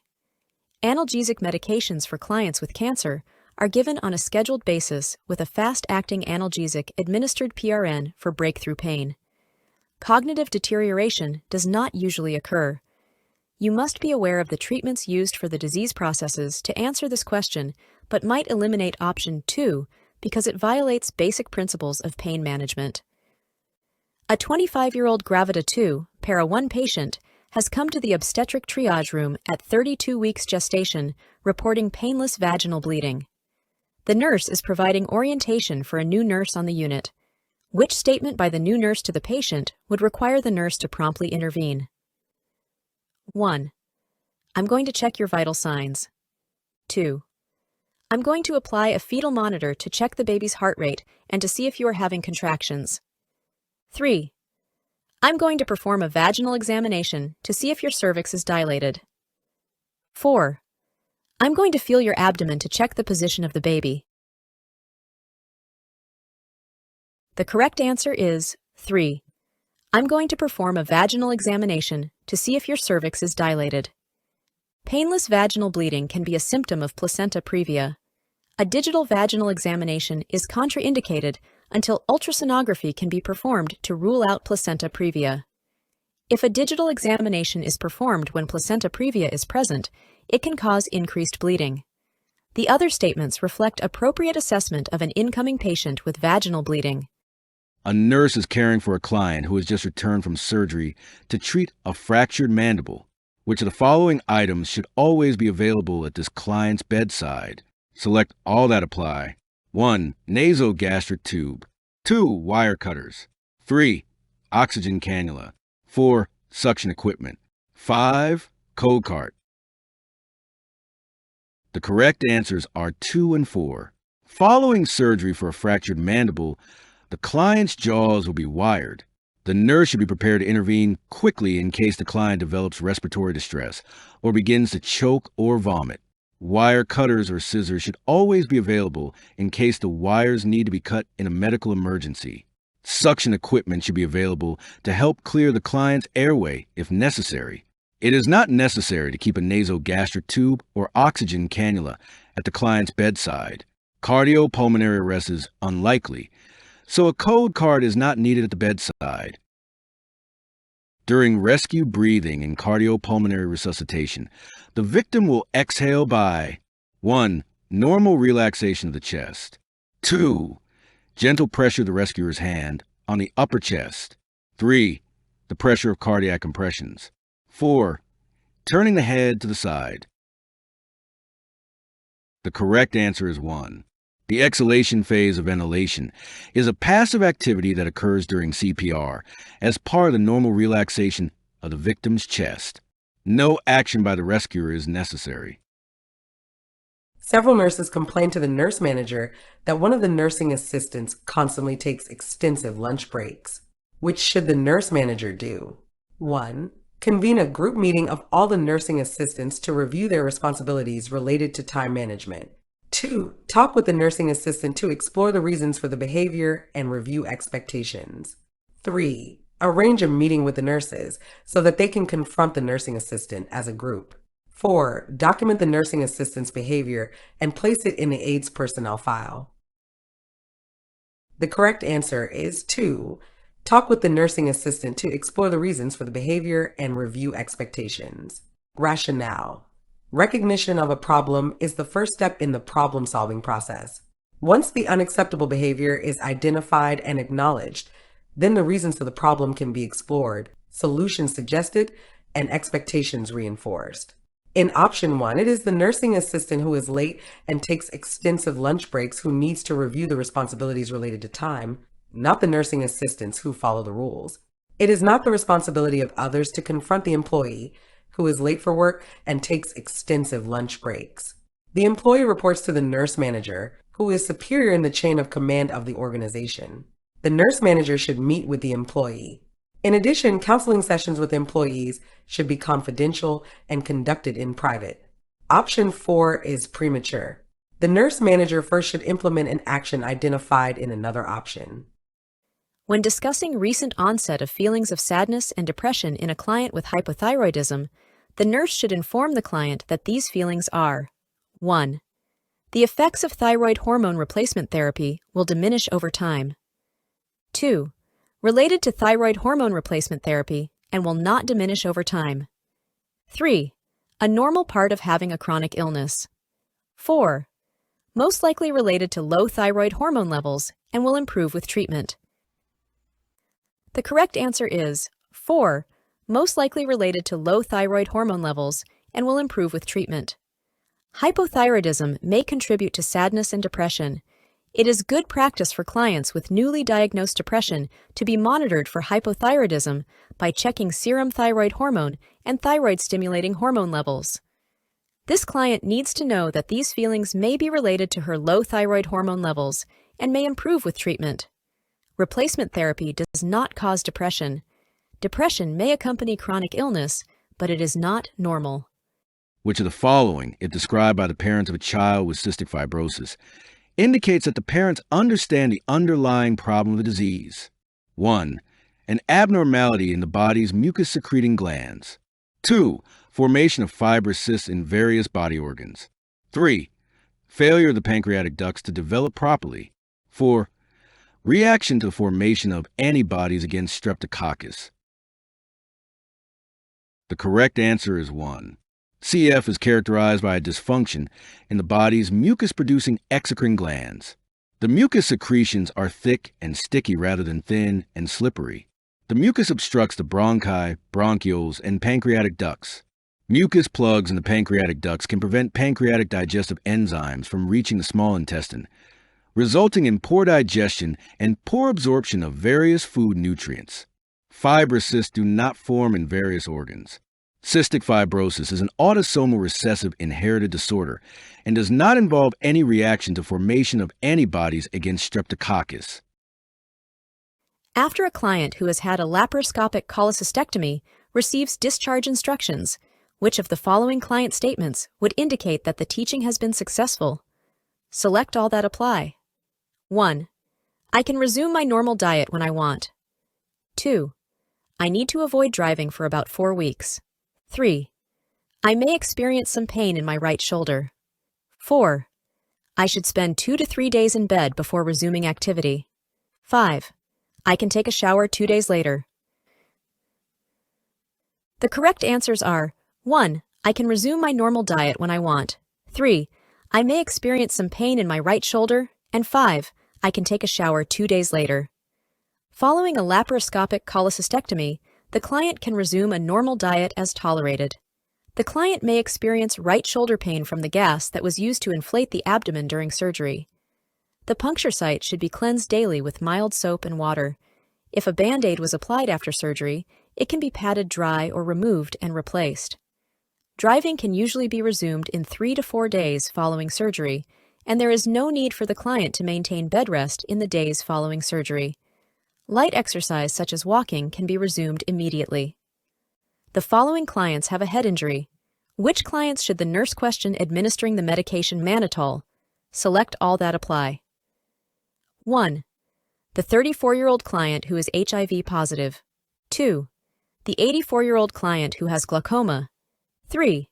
The 68-year-old client who has cor pulmonale. 4. The 16-year-old client who has cystic fibrosis. 5.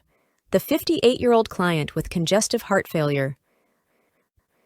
The correct answers are 3. The 68-year-old client who has cor pulmonale, and 5. The 58-year-old client with congestive heart failure. Cor pulmonale is right-sided heart failure, often secondary to chronic obstructive pulmonary disease. Because mannitol pulls fluid off the brain, it may lead to a circulatory overload, which the heart with right-sided failure could not handle. This client would need an order for a loop diuretic to prevent serious cardiac complications. Because the osmotic diuretic mannitol pulls fluid off the brain, it may lead to a circulatory overload, which the client in CHF could not handle. This client would need an order for a loop diuretic to prevent serious cardiac complications. A woman has just arrived at the labor and delivery suite. To report the client's status to her primary healthcare practitioner, which of the following assessments should the nurse perform? Select all that apply. 1. Fetal heart rate. 2. Contraction pattern. 3. Urinalysis. 4. Vital signs. 5. Biophysical profile. The correct answers are 1. Fetal heart rate. 2. Contraction pattern. And 4. Vital signs. The nurse should assess the fetal heart before reporting the client's status to the healthcare provider. The nurse should assess the contraction pattern before reporting the client's status. A complete urinalysis would likely be ordered by the primary healthcare practitioner once the client has been officially admitted, but the test would not be performed during the initial assessment process. The nurse should assess the woman's vital signs before reporting her status. A biophysical profile is performed only if ordered by a healthcare practitioner. Before we move on to the next question, the NCLEX Mastery Bundle is available. It includes over 100 animated review videos, hundreds of pages of notes, hundreds of case study questions, and over 1,000 NCLEX questions. Link is in the description, or you can get it at alphanurseguide.com. Back to the questions. The client diagnosed with leukemia is scheduled for bone marrow transplantation. Which interventions should be implemented to prepare the client for this procedure? Select all that apply. 1. Administer high-dose chemotherapy. 2. Teach the client about autologous transfusions. 3. Have the family members human leukocyte antigen typed. 4. Monitor the complete blood cell count daily. 5. Provide central line care per protocol. The correct answers are 1. Administer high-dose chemotherapy. 3. Have the family members human leukocyte antigen typed. 4. Monitor the complete blood cell count daily. And 5. Provide central line care per protocol. All of the bone marrow cells must be destroyed prior to implanting the healthy bone marrow. High-dose chemotherapy and full-body irradiation therapy are used to accomplish this. The best bone marrow donor comes from an identical twin. Next best comes from a sibling who matches. The most complications occur from a matched unrelated donor. The client's body recognizes the marrow as foreign and tries to reject it, resulting in graft versus host disease. The CBC must be monitored daily to assess for infections, anemia, and thrombocytopenia. Clients will have at least one multiple line central venous access. These clients are seriously ill and require multiple transfusions and antibiotics. Autologous transfusions are infusions from the client himself or herself. This client has cancer involving blood tissue. To reinfuse the client's own tissues would be to purposefully give the client cancer cells. Which should the nurse do to ensure efficiency when managing a daily assignment? 1. Give care to a client in isolation first. 2. Plan activities to promote nursing convenience. 3. Organize care around legally required activities. 4. Perform routine bed baths between breakfast and lunch. The correct answer is 3. Organize care around legally required activities. Rationale: legally required activities must be accomplished because they are dependent functions that support the medical regimen of care. Although legally required activities should be accomplished first, many independent actions by the nurse also must be implemented to maintain a basic standard of care and client safety.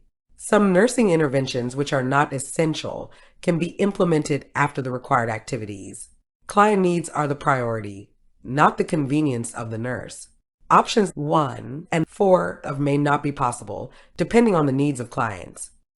A 3-month-old infant arrives at the health center for a scheduled well child visit. The parents ask the nurse why the infant extends the arms and legs in response to a loud sound. Which response by the nurse is best? 1. Inform the parents that this is a normal reflex that generally disappears by 4 to 6 months of age. 2. Tell the parents if the behavior does not change by 6 months, the infant will need further evaluation. 3. Remind the parents this is a normal response that indicates the infant's hearing is intact. 4. Reassure the parents that the behavior is normal and not an indicator of any problem such as cerebral palsy. The correct answer is 1. Inform the parents that this is a normal reflex that generally disappears by 4 to 6 months of age. The infant's behavior is consistent with the Moro and startle reflexes. The Moro reflex usually disappears by 6 months of age. The startle reflex usually disappears by 4 months of age. A hearing test is not based on response to loud sounds alone. Although it is true that further evaluation may be needed if the reflexes do not disappear, there is no need for the nurse to discuss this with the parents at this time. The infant's behavior is not consistent with cerebral palsy. While caring for a client who has sustained a myocardial infarction, the nurse notes 8 premature ventricular contractions in 1 minute on the cardiac monitor.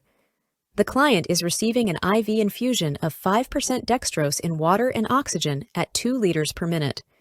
The nurse's first course of action should be to 1. Increase the IV infusion rate. 2. Notify the physician promptly. 3. Increase the oxygen concentration. 4. Administer a prescribed analgesic. The correct answer is 2. Notify the physician promptly. PVCs are often a precursor of life-threatening arrhythmias, including ventricular tachycardia and ventricular fibrillation. An occasional PVC is not considered dangerous, but if PVCs occur at a rate greater than 5 or 6 per minute in the post-MI client, the physician should be notified immediately. More than 6 PVCs per minute is considered serious and usually calls for decreasing ventricular irritability by administering medications such as lidocaine hydrochloride. Increasing the IV infusion rate would not decrease the number of PVCs. Increasing the oxygen concentration should not be the nurse's first course of action. Rather, the nurse should notify the physician promptly. Administering a prescribed analgesic would not decrease ventricular irritability. The nurse is instructing the client with hypothyroidism who takes levothyroxine 100 micrograms, digoxin, and simvastatin. Teaching regarding medications is effective if the client will take 1. Synthroid with breakfast and the other medications after breakfast. 2. Synthroid before breakfast and the other medications 4 hours later. 3. All medications together 1 hour after eating breakfast. 4. All medications before going to bed. The correct answer is 2. Synthroid before breakfast and the other medications 4 hours later. Synthroid must be given at the same time each day on an empty stomach, preferably 30 minutes to 1 hour before breakfast. Other medications may impair the action of levothyroxine absorption. The client should separate doses of other medications by 4 to 5 hours. The rapid response team has been called to manage an unwitnessed cardiac arrest in a client's hospital room. The estimated maximum time a person can be without cardiopulmonary function and still not experience permanent brain damage is 1 to 2 minutes, 2 4 to 6 minutes, 3 8 to 10 minutes, 4 12 to 15 minutes. The correct answer is 2. After a person is without cardiopulmonary function for 4 to 6 minutes, permanent brain damage is almost certain. To prevent permanent brain damage, it is important to begin CPR promptly after a cardiopulmonary arrest. Which of the following outcome criteria would a nurse develop for a child with cystic fibrosis who has ineffective airway clearance related to increased pulmonary secretions and inability to expectorate? 1. Respiratory rate and rhythm within expected range. 2. Absence of chills and fever. 3. Ability to engage in age-related activities. 4. Ability to tolerate usual diet without vomiting. The correct answer is 1. After treatment, the client outcome would be that respiratory status would be within normal limits, as evidenced by a respiratory rate and rhythm within expected range. Absence of chills and fever, although related to an underlying problem causing the respiratory problem, do not specifically relate to the respiratory problem of ineffective airway clearance.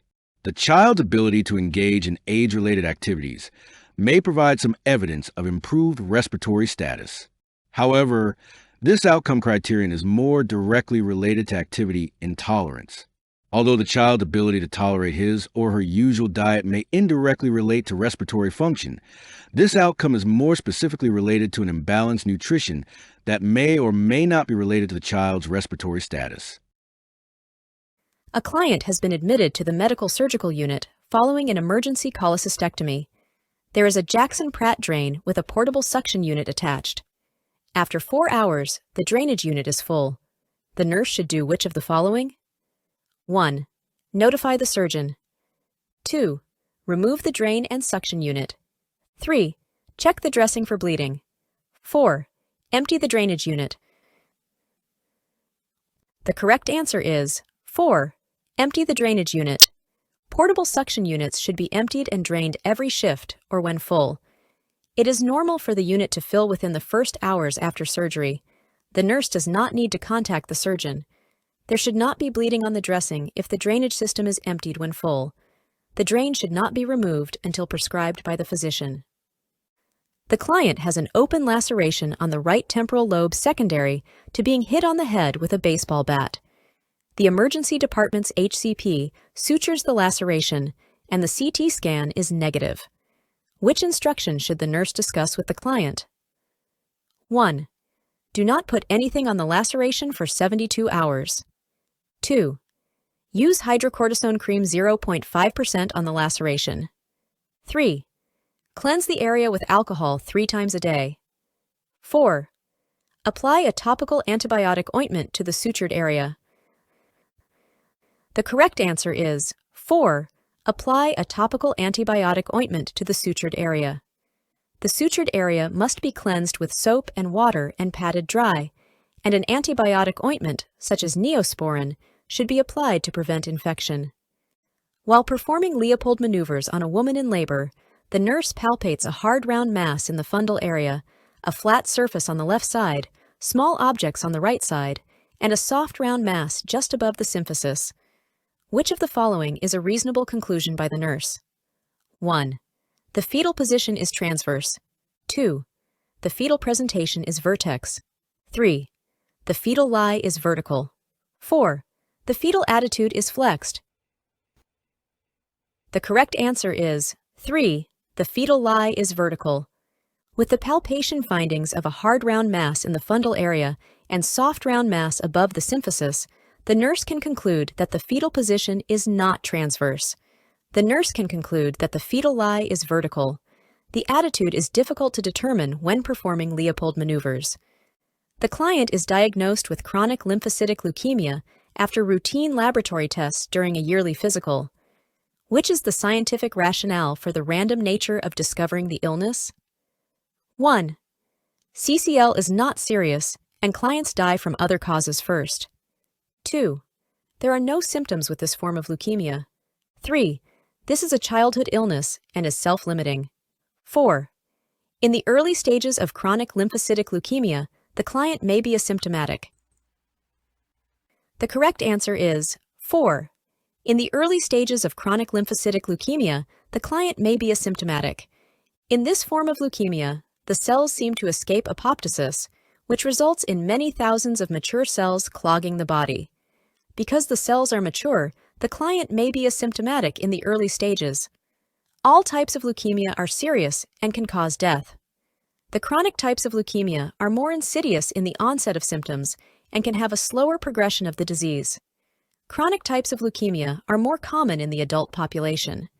The symptoms may have a slower onset, but anemia causing fatigue and weakness and thrombocytopenia causing bleeding can be present. Organ enlargement from infiltration may be present. Secondary symptoms of fever, night sweats, and weight loss may also be present. A first-year nursing student in the clinical area is given an appropriate client assignment by the instructor. Which should the student nurse do? 1. Complete the care indicated on the client's plan of care. 2. Accept the role of leader of the client's healthcare team. 3. Assume accountability for the tasks that are assigned by the instructor. 4. Help other students to complete their assigned tasks whenever necessary. The correct answer is 3. Assume accountability for the tasks that are assigned by the instructor. Rationale. Students are accountable for the tasks assigned by the instructor or preceptor. As part of accountability, students are obligated to keep the instructor or preceptor informed about the status of the client, how the assignment is progressing, and whether all interventions are implemented as planned. Although students are expected to complete all planned care, the client's condition can change or some unforeseen event may interfere with the plan. The student must keep the instructor or preceptor informed about the client's condition and use the instructor or preceptor as a resource person when the unexpected occurs or guidance is needed. Students are assigned to care for clients for a specific time period and generally are included as members, not leaders of the nursing team, particularly beginning nursing students. Students should not help other students unless specifically assigned to do so by the instructor or preceptor. An exception occurs when assistance is needed to ensure client safety in an emergency. A 7-month-old infant arrives at the health center for a scheduled well-child visit. When the nurse approaches the infant to obtain vital signs, the infant cries vigorously and clings fearfully to the mother. Which of the following phenomena provides the best explanation for the infant's behavior? 1. Separation anxiety. 2. Dissociation disorder. 3. Stranger anxiety. 4. Autism spectrum. The correct answer is 3. Stranger anxiety. This infant is displaying stranger anxiety. The child becomes anxious when exposed to unfamiliar people. Separation anxiety occurs when the child is separated from the primary caregiver. Anxiety and crying are also common behaviors. Stranger anxiety and separation anxiety are concurrent and generally begin at 7 to 8 months of age. Which of the following is an expected outcome for a client on the second day of hospitalization after a myocardial infarction? The client: 1. Continues to have severe chest pain. 2. Can identify risk factors for MI. 3. Participates in a cardiac rehabilitation walking program. 4. Can perform personal self-care activities without pain. The correct answer is 4. Can perform personal self-care activities without pain. By day 2 of hospitalization after an MI, clients are expected to be able to perform personal care without chest pain. Severe chest pain should not be present on day 2 after an MI. Day 2 of hospitalization may be too soon for clients to be able to identify risk factors for MI or to begin a walking program. However, the client may be sitting up in a chair as part of the cardiac rehabilitation program. The nurse is teaching a diabetic client using an empowerment approach.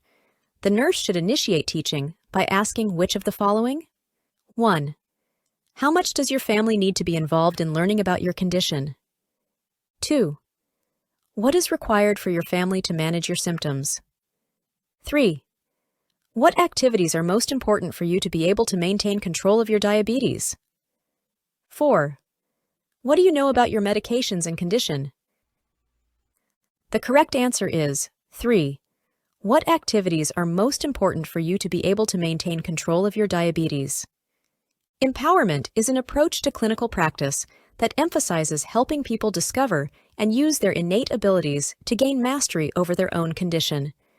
Empowerment means that individuals with a health problem have the tools, such as knowledge, control, resources, and experience, to implement and evaluate their self-management practices. Involvement of others, such as asking the client about family involvement, implies that the others will provide the direct care needed rather than the client. Asking the client what the client needs to know implies that the nurse will be the one to provide the information. Telling the client what is required does not provide the client with options or lead to empowerment. Before we move on to the next question, the NCLEX Mastery Bundle is available. It includes over 100 animated review videos, hundreds of pages of notes, hundreds of case study questions, and over 1,000 NCLEX questions. Link is in the description, or you can get it at alphanurseguide.com. Back to the questions. A nurse is helping a suspected choking victim. The nurse should perform the Heimlich maneuver when the victim: 1. Starts to become cyanotic. 2. Cannot speak due to airway obstruction. 3. Can make only minimal vocal noises. 4. Is coughing vigorously. The correct answer is 2. The Heimlich maneuver should be administered only to a victim who cannot make any sounds due to airway obstruction. If the victim can whisper words or cough, some air exchange is occurring, an emergency medical system should be called instead of attempting the Heimlich maneuver. Cyanosis may accompany or follow choking. However, the Heimlich maneuver should only be initiated when the victim cannot speak. A school-age child with cystic fibrosis asks the nurse what sports she can become involved in as she becomes older. Which of the following activities would be appropriate for the nurse to suggest? 1. Swimming. 2. Track. 3. Baseball. 4. Javelin throwing. The correct answer is 1. Swimming would be the most appropriate suggestion because it coordinates breathing and movement of all muscle groups and can be done on an individual basis or as a team sport. Because track events, baseball, and javelin throwing usually are performed outdoors, the child would be breathing in large amounts of dust and dirt, which would be irritating to her mucous membranes and pulmonary system. The strenuous activity and increased energy expenditure associated with track events, in conjunction with the dust and possible heat, would play a role in placing the child at risk for an upper respiratory tract infection and compromising her respiratory function. The client who has been hospitalized with pancreatitis does not drink alcohol because of her religious convictions. She becomes upset when the physician persists in asking her about alcohol intake. The nurse should explain that the reason for these questions is that 1. There is a strong link between alcohol use and acute pancreatitis. 2. Alcohol intake can interfere with the tests used to diagnose pancreatitis. 3. Alcoholism is a major health problem, and all clients are questioned about alcohol intake. 4.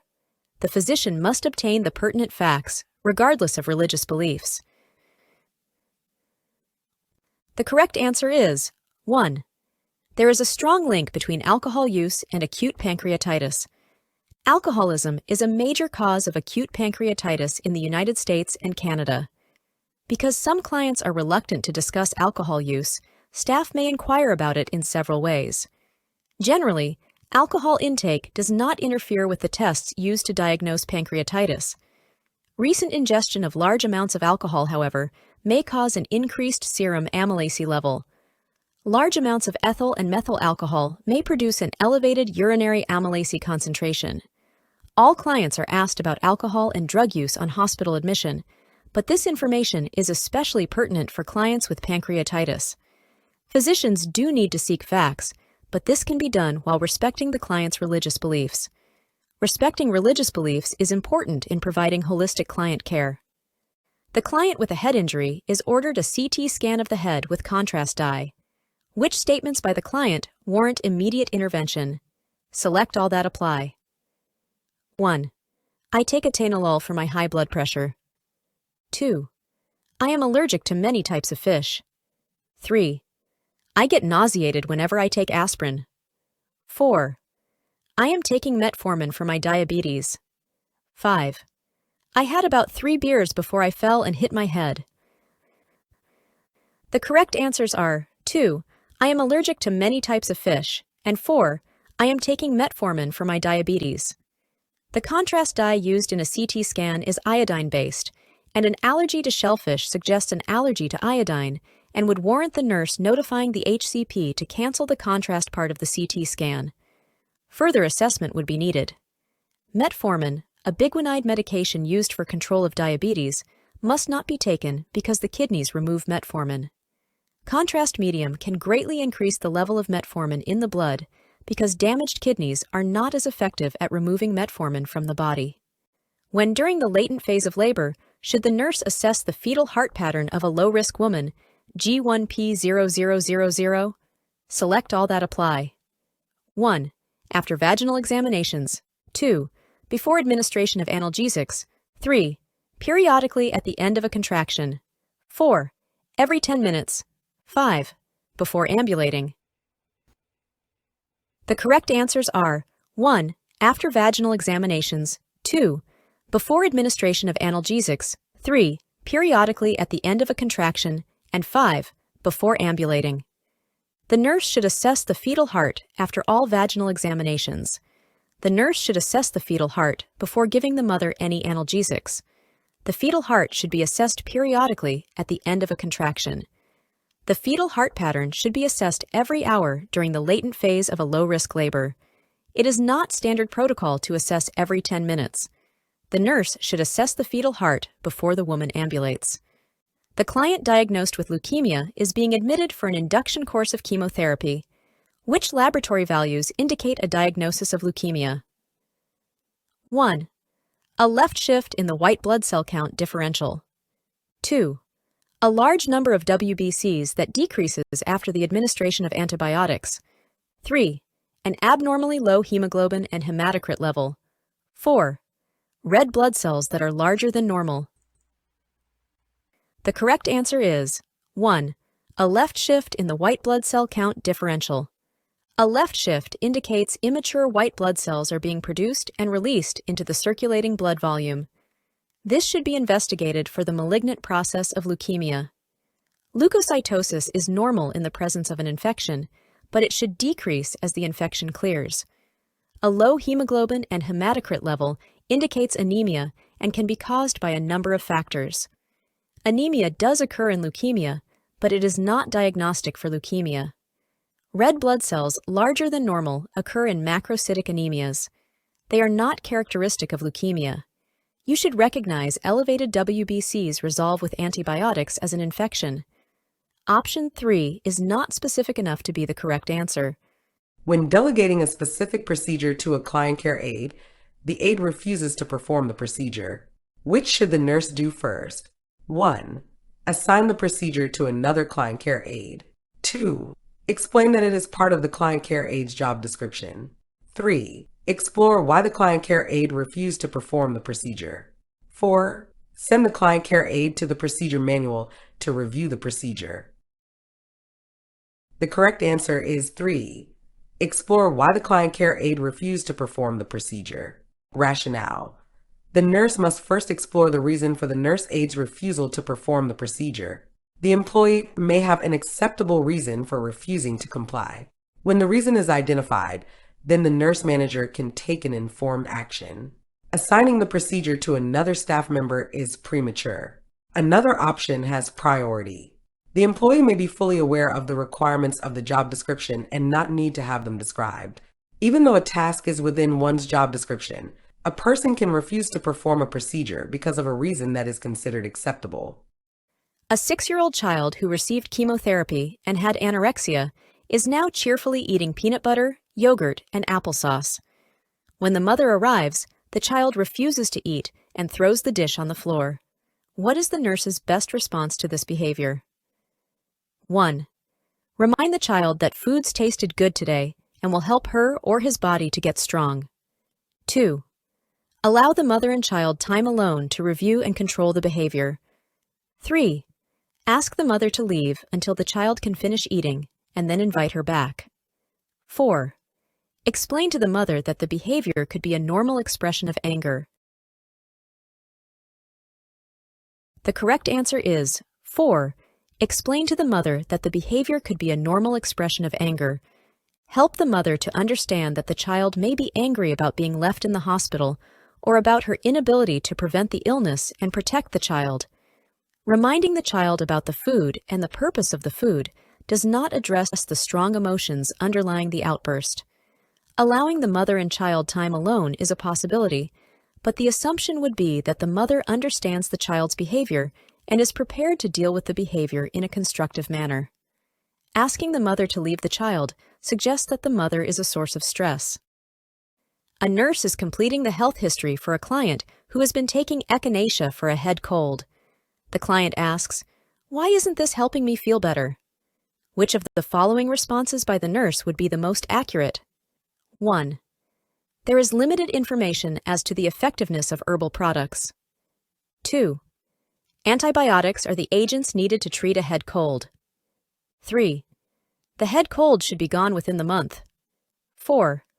Combining herbal products with prescription antiviral medications is sure to help you. The correct answer is 1. There is limited information as to the effectiveness of herbal products. At this time, there is no strong research evidence to warrant recommendations of herbal products for management of colds. Further study is needed to show evidence of therapeutic effects and indications. Antibiotics are effective against bacteria. The head cold may have a viral cause. An uncomplicated upper respiratory tract infection subsides within 2 to 3 weeks. There may be a drug-drug interaction with herbal products and prescriptions. A client has undergone a cystectomy and an ileal conduit diversion. What should the nurse incorporate into the discharge instructions? Select all that apply. 1. Drink at least 3,000 milliliters of fluid each day. 2. Minimize daily activities. 3. Keep urine alkaline to prevent urinary tract infections. 4. Avoid odor-producing foods, such as onions, fish, eggs, and cheese. 5. Wear snug clothing over the stoma to encourage urine flow into the drainage bag. The correct answers are 1. Drink at least 3,000 milliliters of fluid each day, and 4. Avoid odor-producing foods, such as onions, fish, eggs, and cheese. An adequate fluid intake aids in the prevention of urinary calculi and infection. Odor-producing foods can produce offensive odors that may impact the client's lifestyle and relationships. Lack of activity leads to urinary stasis, which promotes urinary calculi development and infection. Acidic urine helps prevent urinary tract infections. Tight clothing over the stoma obstructs blood circulation and urine flow. When performing the Heimlich maneuver on a conscious adult victim, the rescuer delivers inward and upward thrusts specifically. 1. Above the umbilicus. 2. At the level of the xiphoid process. 3. Over the victim's mid-abdominal area. 4. Below the xiphoid process and above the umbilicus. The correct answer is 4. The thrust should be delivered below the xiphoid process, but above the umbilicus, to minimize the risk of internal injuries.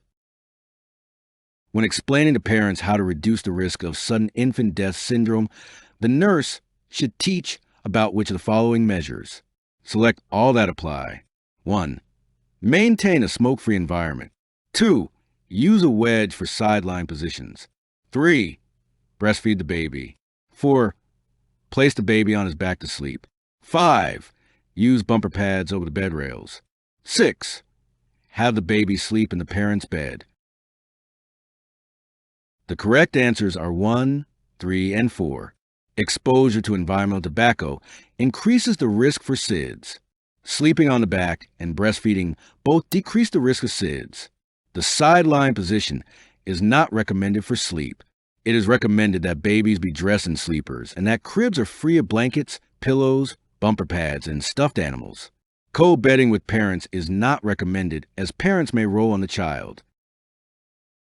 The nurse monitors the client with pancreatitis for early signs of shock. Which of the following conditions is primarily responsible for making it difficult to manage shock in pancreatitis? 1. Severity of intestinal hemorrhage. 2. Vasodilating effects of kinin peptides. 3. Tendency toward heart failure. 4. Frequent incidence of acute tubular necrosis. The correct answer is 2. Vasodilating effects of kinin peptides. Life-threatening shock is a potential complication of pancreatitis. Kinin peptides activated by the trap trypsin cause vasodilation and increased capillary permeability. These effects exacerbate shock and are not easily reversed with pharmacologic agents such as vasopressors. Hemorrhage may occur into the pancreas, but not in the intestines. Systemic complications include pulmonary complications, but not heart failure or acute tubular necrosis. The nurse is preparing to administer medications to the following clients. Which medication should the nurse question administering? 1. Furosemide to a client with a serum potassium level of 4.2 milliequivalents per liter. 2. Mannitol to a client with a serum osmolality of 280 milliosmol per kilogram. 3. Digoxin to a client with a digoxin level of 2.4 nanograms per milliliter. 4. Phenytoin to a client with a phenytoin level of 14 microgram per milliliter. The correct answer is 3. Digoxin to a client with a digoxin level of 2.4 nanograms per milliliter. The normal digoxin level is 0.8 to 2.0 nanograms per milliliter. A digoxin level of 2.4 nanograms per milliliter would warrant the nurse questioning the administration of this medication. The trade name for digoxin is lanoxin, and the classification is cardiac glycoside. The nurse is assessing the fetal station during a vaginal examination. Which of the following structures should the nurse palpate? 1. Sacral promontory. 2. Ischial spines. 3. Cervix. 4. Symphysis pubis. The correct answer is 2. Ischial spines. Palpating the sacral promontory assesses the obstetric conjugate, not the fetal station. Station is assessed by palpating the ischial spines. Palpating the cervix assesses dilation and effacement, not fetal station. Palpating the symphysis, pubis assesses the obstetric conjugate, not the fetal station. Before we move on to the next question, the NCLEX Mastery Bundle is available. It includes over 100 animated review videos, hundreds of pages of notes, hundreds of case study questions, and over 1,000 NCLEX questions. Link is in the description, or you can get it at alphanurseguide.com. Back to the questions. Which medication is contraindicated for a client diagnosed with leukemia? 1. Bactrim, a sulfa antibiotic. 2. Morphine, a narcotic analgesic. 3. Epigen, a biologic response modifier. 4. Gleevec, a genetic blocking agent. The correct answer is 3. Epigen, a biologic response modifier. Epigen is a biologic response modifier that stimulates the bone marrow to produce red blood cells. The bone marrow is the area of malignancy in leukemia. Stimulating the bone marrow would be generally ineffective for the desired results and would have the potential to stimulate malignant growth. Because of the ineffective or non-existent WBC's characteristic of leukemia, the body cannot fight infections, and antibiotics are given to treat infections. Leukemic infiltrations into the organs or the central nervous system cause pain. Morphine is the drug of choice for most clients with cancer. Gleevec is a drug that specifically works in leukemic cells to block the expression of the BCR-ABL protein, preventing the cells from growing and dividing. If you were not familiar with the drug mentioned in option 4, then this option would not be a good choice. Options 1 and 2 are common drugs and should not be chosen as the answer unless you know for sure they are contraindicated. Which is the most important reason why a nursing assistant must fully understand how to implement a delegated procedure. 1. Be capable of completing the procedure safely. 2.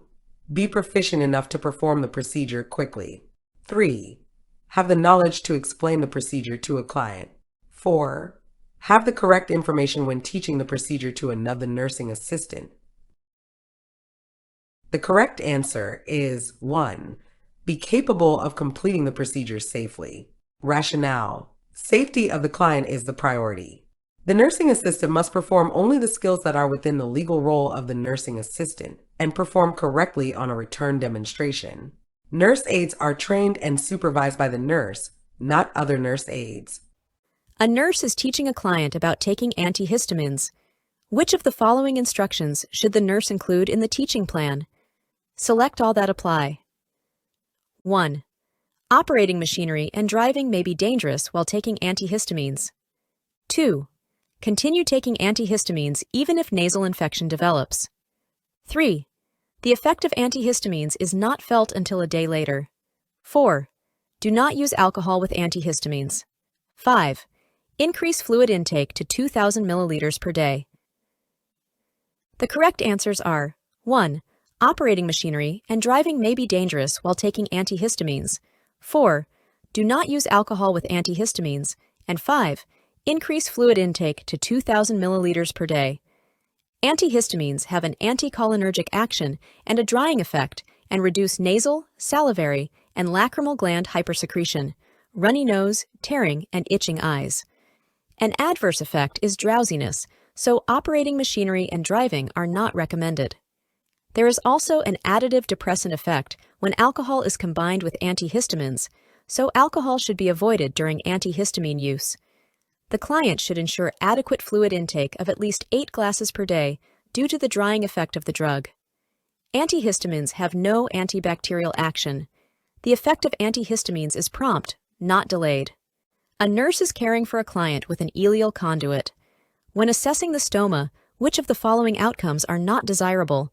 Select all that apply. 1. Dermatitis. 2. Bleeding. 3. Fungal infection. 4. Use of adhesive solvent on the skin around the stoma. 5. Placing skin cement on the faceplate of the collection bag. The correct answers are 1. Dermatitis. 2. Bleeding. And 3. Fungal infection. Dermatitis with alkaline encrustations may occur when alkaline urine comes in contact with exposed skin. Yeast infections, or fungal infections, are another common peristomal skin problem. If the stoma is irritated from rubbing, there will be bleeding. The nurse and client should avoid irritating the stoma. Adhesive solvent should be used on a gauze pad to remove old adhesive and should, therefore, not contact the stoma directly.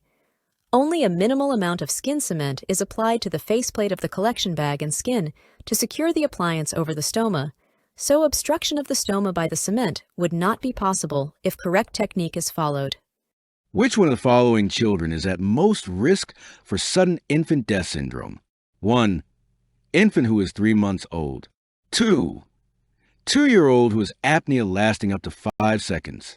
3. Firstborn child whose parents are in their early 40s. 4. 6-month-old who has had 2 bouts of pneumonia. The correct answer is 1. The highest incidence of SIDS occurs in infants between ages 2 and 4 months. About 90% of SIDS occurs before the age of 6 months. Apnea lasting longer than 20 seconds has also been associated with a higher incidence of SIDS. SIDS occurs with higher frequency in families where a child in the family has already died of SIDS, but the age of the parents has not been shown to contribute to SIDS. A respiratory infection such as pneumonia has not been shown to cause a higher incidence of SIDS. A client with acute pancreatitis has a blood pressure of 88/40, heart rate of 128 beats per minute, respirations of 28 breaths per minute, and Gray-Turner's sign. What action should the nurse perform first? 1. Assess the urine output. 2. Place an intravenous line. 3. Position on the left side. 4. Insert a nasogastric tube. The correct answer is 2. Place an intravenous line. Gray-Turner's sign is a bluish discoloration in the flank area caused by retroperitoneal bleeding. The vital signs are showing hemodynamic instability. IV access should be obtained to provide immediate volume replacement. The urine output will provide information on the fluid status. A nasogastric tube is indicated for clients with uncontrolled nausea and vomiting or gastric distension. Repositioning the client may be considered for pain management once the client's vital signs are stable. An 18-month-old child has oral mucositis secondary to chemotherapy. Which task should the nurse delegate to the assistive personnel? 1. Reporting evidence of severe mucosal ulceration. 2. Assisting the child in swishing and spitting mouthwash. 3. Assessing the child's ability and willingness to drink through a straw. 4. Feeding the child a bland, moist, soft diet. The correct answer is 4. Feeding the child a bland, moist, soft diet. Helping the child to eat is within the scope of responsibilities for an AP. Assessing ability and willingness to drink and checking for extent of mucosal ulceration are the responsibilities of a nurse. An 18-month-old child is not able to swish and spit, which could result in swallowing the mouthwash. Mouthwash is not intended for swallowing because it can contain alcohol and other ingredients not safe for ingestion. The monitor technician informs the nurse that the client has started having premature ventricular contractions every other beat, which is a priority nursing action. 1. Activate the rapid response team. 2. Assess the client's orientation and vital signs. 3. Call the physician. 4. Administer a bolus of lidocaine. The correct answer is 2. The priority action is to assess the client and determine whether the rhythm is life-threatening. More information, including vital signs, should be obtained, and the physician should be quickly notified. A bolus of lidocaine may be prescribed to treat this arrhythmia. This is not a code-type situation unless the client has been determined to be in a life-threatening situation. The client with a head injury is admitted into the intensive care unit. Which HCP medication order should the ICU nurse question? Select all that apply. 1. Morphine. 2. Mannitol. 3. Methylprednisolone. 4. Phenytoin. 5. Oxygen. The correct answers are 1. Morphine and 3. Methylprednisolone. Administering narcotics to clients with head injuries may mask signs of increased intracranial pressure, so the nurse questioning this medication would be appropriate.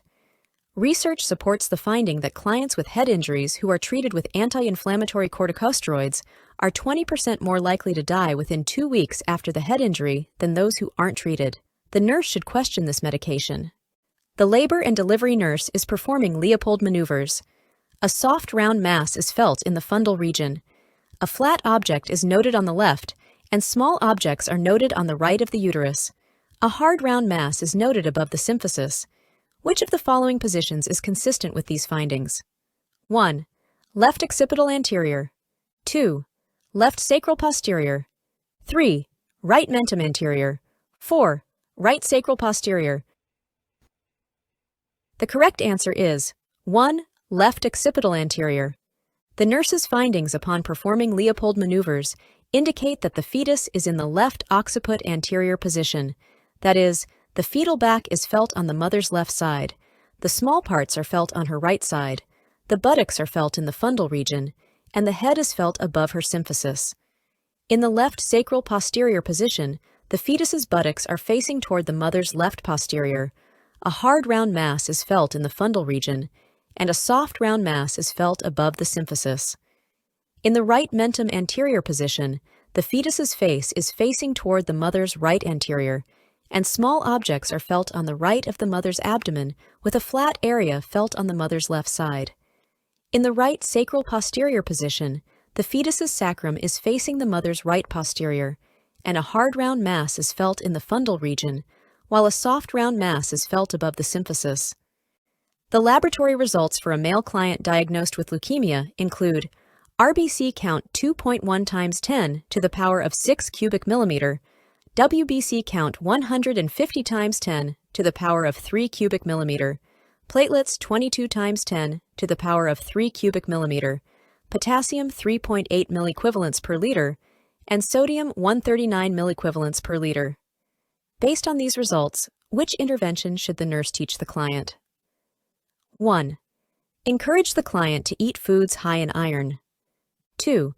Instruct the client to use an electric razor when shaving. 3. Discuss the importance of limiting sodium in the diet. 4. Instruct the family to limit visits to once a week. The correct answer is 2.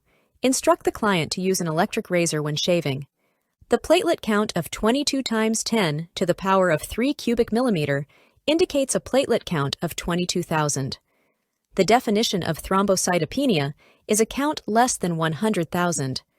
This client is at risk for bleeding.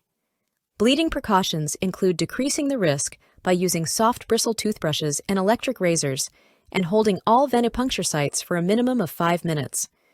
The anemia that occurs in leukemia is not related to iron deficiency, and eating foods high in iron will not help. The sodium level is within normal limits. The client is encouraged to eat whatever he or she wants to eat, unless some other disease process limits food choices. The client is at risk for infection, but unless the family or significant others are ill, they should be encouraged to visit whenever possible. You could eliminate option 3 on the basis of a normal laboratory value. The RBC, WBC, and platelet values are all not in normal range. The correct answer option must address one of these values.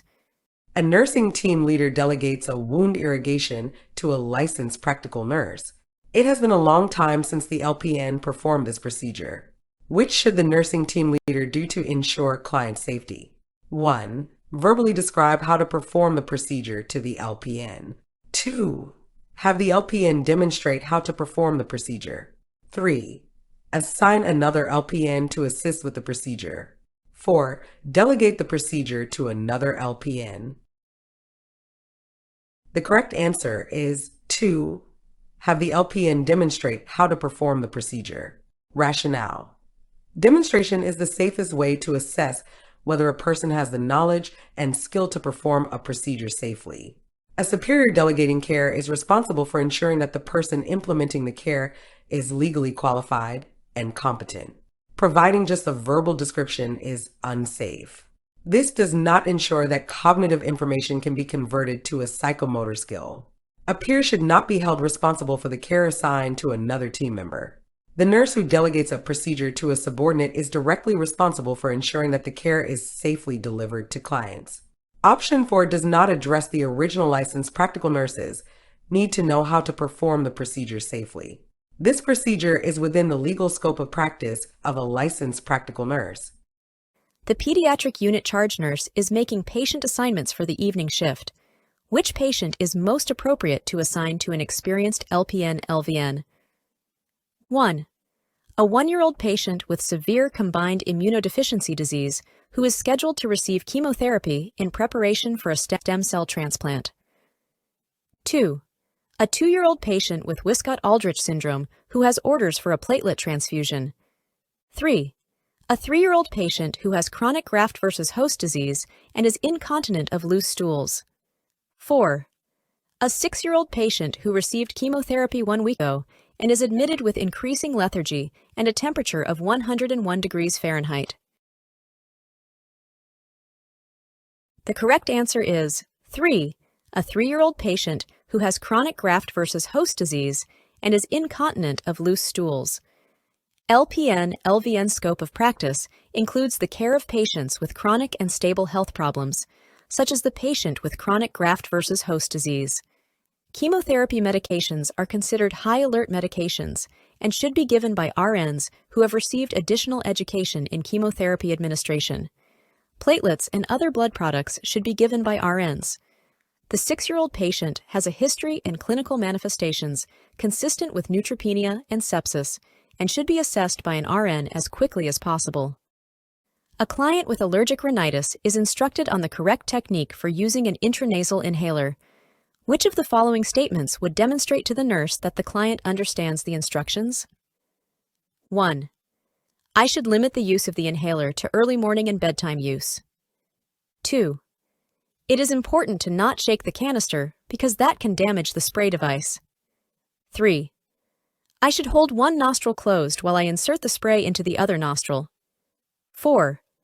The inhaler tip is inserted into the nostril and pointed toward the inside nostril wall. The correct answer is 3. I should hold one nostril closed while I insert the spray into the other nostril. When using an intranasal inhaler, it is important to close off one nostril while inhaling the spray into the other nostril to ensure the best inhalation of the spray. Use of the inhaler is not limited to mornings and bedtime. The canister should be shaken immediately before use. The inhaler tip should be inserted into the nostril and pointed toward the outside nostril wall to maximize inhalation of the medication. A client is admitted to the recovery room after cystoscopy with biopsy. Before the nurse can discharge the client, the nurse should be sure the client 1. Has a bowel movement. 2. Has received the first dose of pain medication. 3. Has voided. 4. Has no blood in the urine. The correct answer is 3. Has voided. The nurse should verify that the client has voided prior to discharge in order to evaluate bladder function. Bowel function is not expected to be affected by this procedure. There may not be a need for pain medication immediately post-procedure and before discharge, but the nurse should assess the client's pain status and inform the client about the use and side effects of the medication. It is normal for the client to have hematuria because of the procedure. Before we move on to the next question, the NCLEX Mastery Bundle is available. It includes over 100 animated review videos, hundreds of pages of notes, hundreds of case study questions, and over 1,000 NCLEX questions. Link is in the description, or you can get it at alphanurseguide.com. Back to the questions. The nurse is preparing to defibrillate a client on a cardiac monitor who is in ventricular fibrillation. See the photo. The nurse should do which of the following? 1. Move the paddle in the nurse's left hand to the midline. 2. Move the paddle in the nurse's right hand to above the client's nipple. 3. Grasp the handles of the paddles to allow visibility of the black markings on the paddle. 4. After pressing the charge button and calling all clear, push the shock button. The correct answer is 4. The paddles are in the correct position. The nurse can push the shock button to defibrillate the client. Parents bring their child to the emergency department because the child has stopped breathing. A nurse obtains a brief history of events occurring before and after the parents found the infant not breathing. Which of the following questions should the nurse ask the parents first? 1. Was the infant sleeping while wrapped in a blanket? 2. Was the infant lying on his stomach? 3. What did the infant look like when you found him? 4. When had you last checked on the infant? The correct answer is 3. Because this is an especially disturbing and upsetting time for the parents, they must be approached in a sensitive manner. Asking what the infant looked like when found allows the parents to verbalize what they saw and felt, thereby helping to minimize their feelings of guilt without implying any blame, neglect, wrongdoing, or abuse. Asking if the child was wrapped in a blanket or lying on his stomach, or when the parents last checked on the infant, implies that the parents did something wrong or failed in their care of the infant, thus blaming them for the event. A client is admitted with acute necrotizing pancreatitis. Lab results have been obtained, and a peripheral IV has been inserted. Which of the following prescriptions from a healthcare provider should the nurse question? 1. Infuse a 500 ml normal saline bolus. 2. Calcium gluconate 90 mg in 100 ml normal saline. 3. Total parenteral nutrition at 72 ml per hour. 4. Placement of a Foley catheter. The correct answer is 3. Total parenteral nutrition at 72 ml per hour. Clients with acute necrotizing pancreatitis should remain nothing by mouth with early enteral feeding via the jejunum to maintain bowel integrity and immune function. TPN is considered if enteral feedings are contraindicated. Access is also needed for TPN, preferably via a central line. Hemodynamic instability can result from fluid volume loss and bleeding and requires fluid and electrolyte replacement. Fat necrosis occurring with acute pancreatitis can cause hypocalcemia requiring calcium replacement. A Foley catheter provides accurate output assessment to monitor for prerenal acute renal failure that can occur from hypovolemia. The client with increased intracranial pressure is receiving mannitol. Which intervention should the nurse implement to evaluate the effectiveness of the medication? 1. Monitor the client's vital signs. 2. Maintain strict intake and output. 3. Assess the client's neurological status. 4. Check the client's serum osmolality level. The correct answer is 3. Assess the client's neurological status. Mannitol, an osmotic diuretic, is administered to decrease intracranial pressure. Changes in intracranial pressure affect neurological status. Therefore, the client's neurological status should be evaluated to determine the effectiveness of the medication. A nurse is caring for a laboring woman who is in transition.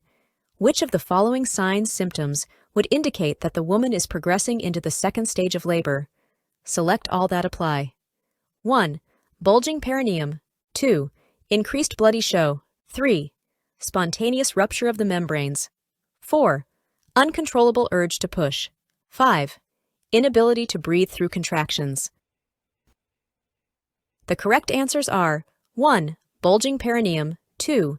Increased bloody show, and 4. Uncontrollable urge to push. A bulging perineum indicates progression to the second stage of labor. The bloody show increases as a woman enters the second stage of labor. The amniotic sac can rupture at any time. With a fully dilated cervix and bulging perineum, laboring women usually feel a strong urge to push. The gravita's ability to work with her labor is more dependent on her level of pain and her preparation for labor than on the phases and or stages of labor. The nurse writes a nursing problem of altered nutrition for a client diagnosed with leukemia who has received a treatment regimen of chemotherapy and radiation. Which nursing intervention should be implemented? 1. Administer an antidiarrheal medication prior to meals. 2. Monitor the client's serum albumin levels. 3. Assess for signs and symptoms of infection. 4. Provide skincare to irradiated areas. The correct answer is 2. Monitor the client's serum albumin levels. Serum albumin is a measure of the protein content in the blood that is derived from the foods eaten. Albumin monitors nutritional status. The nurse should administer an antiemetic prior to meals, not an antidiarrheal medication. Assessment of the nutritional status is indicated for this problem, not assessment of the signs and symptoms of infections. This addresses an altered skin integrity problem. A nurse manager is informed that a large number of clients will be admitted in response to a terrorist attack. Which type of leadership style is appropriate to use in this situation? 1. Collaborative. 2. Authoritarian. 3. Laissez-faire. 4. Democratic. The correct answer is 2. Authoritarian. Rationale. The authoritarian leadership style is the appropriate style to use in a crisis when urgent decisions are necessary. In a crisis, one person must assume the responsibility for decisions. Autocratic leaders give orders and directions and make decisions for the group. Collaborative is not a classic leadership style. Collaborative refers to the democratic leadership style. Democratic leaders encourage discussion and decision-making within the group, which requires collaboration, coordination, and communication among group members. The laissez-faire leadership style is not the appropriate style to use in a crisis when urgent decisions are necessary. Laissez-faire leaders are non-directive and permissive, which allows for self-regulation, creativity, and autonomy but limits fast-acting efficiency. The democratic leadership style is not the appropriate style to use in a crisis when urgent decisions are necessary. Democratic leaders encourage discussion and decision-making within the group, which takes time. The nurse is preparing to care for a 6-year-old child who has just undergone allogenic stem cell transplantation. Which nursing tasks should the nurse delegate to the assistive personnel? Select all that apply. 1. Stocking the child's room with standard personal protective equipment items. 2. Teaching the child to perform thorough hand washing after using the bathroom. 3. Reminding the child to wear a face mask outside of the hospital room. 4. Assessing the child's oral cavity for signs and symptoms of infection. 5. Talking to the family members about the ways to reduce risk of infection. 6. Talk to the parents about local community and healthcare resources that will support the family after discharge. The correct answers are 1. Stocking the child's room with standard personal protective equipment items, and 3. Reminding the child to wear a face mask outside of the hospital room. Because all patient care staff members should be familiar with standard personal protective equipment, an AP will be able to stock the room. Reminding the child to wear a face mask is also a task that can be done by an AP, although the nurse is responsible for the initial teaching. Initially, teaching the child a good hand-washing technique, nursing assessments, and family education is within the scope of the nurse and not an AP. Talking to the family about local resources post-discharge should be done by either the nurse or the social services department. Which of the following would be an expected outcome for a client recovering from an upper respiratory tract infection? The client will 1. Maintain a fluid intake of 800 milliliters every 24 hours. 2. Experience chills only once a day. 3. Cough productively without chest discomfort. 4. Experience less nasal obstruction and discharge. The correct answer is 4. Experience less nasal obstruction and discharge. A client recovering from an upper respiratory tract infection should report decreasing or no nasal discharge and obstruction. Daily fluid intake should be increased to more than 1 liter every 24 hours to liquefy secretions. The temperature should be below 100 degrees Fahrenheit or 37.8 degrees Celsius with no chills or diaphoresis. A productive cough with chest pain indicates a pulmonary infection, not an upper respiratory tract infection. The nurse should assess the client with bladder cancer for which of the following? 1. Suprapubic pain. 2. Dysuria. 3. Painless hematuria. 4. Urine retention. The correct answer is 3. Painless hematuria. Painless hematuria is the most common clinical finding in bladder cancer. Other symptoms include urinary frequency, dysuria, and urinary urgency, but these are not as common as hematuria. Suprapubic pain and urine retention do not occur in bladder cancer. You can get the NCLEX Mastery Bundle now, link is in the description, or you can get it at alphanursiguide.com.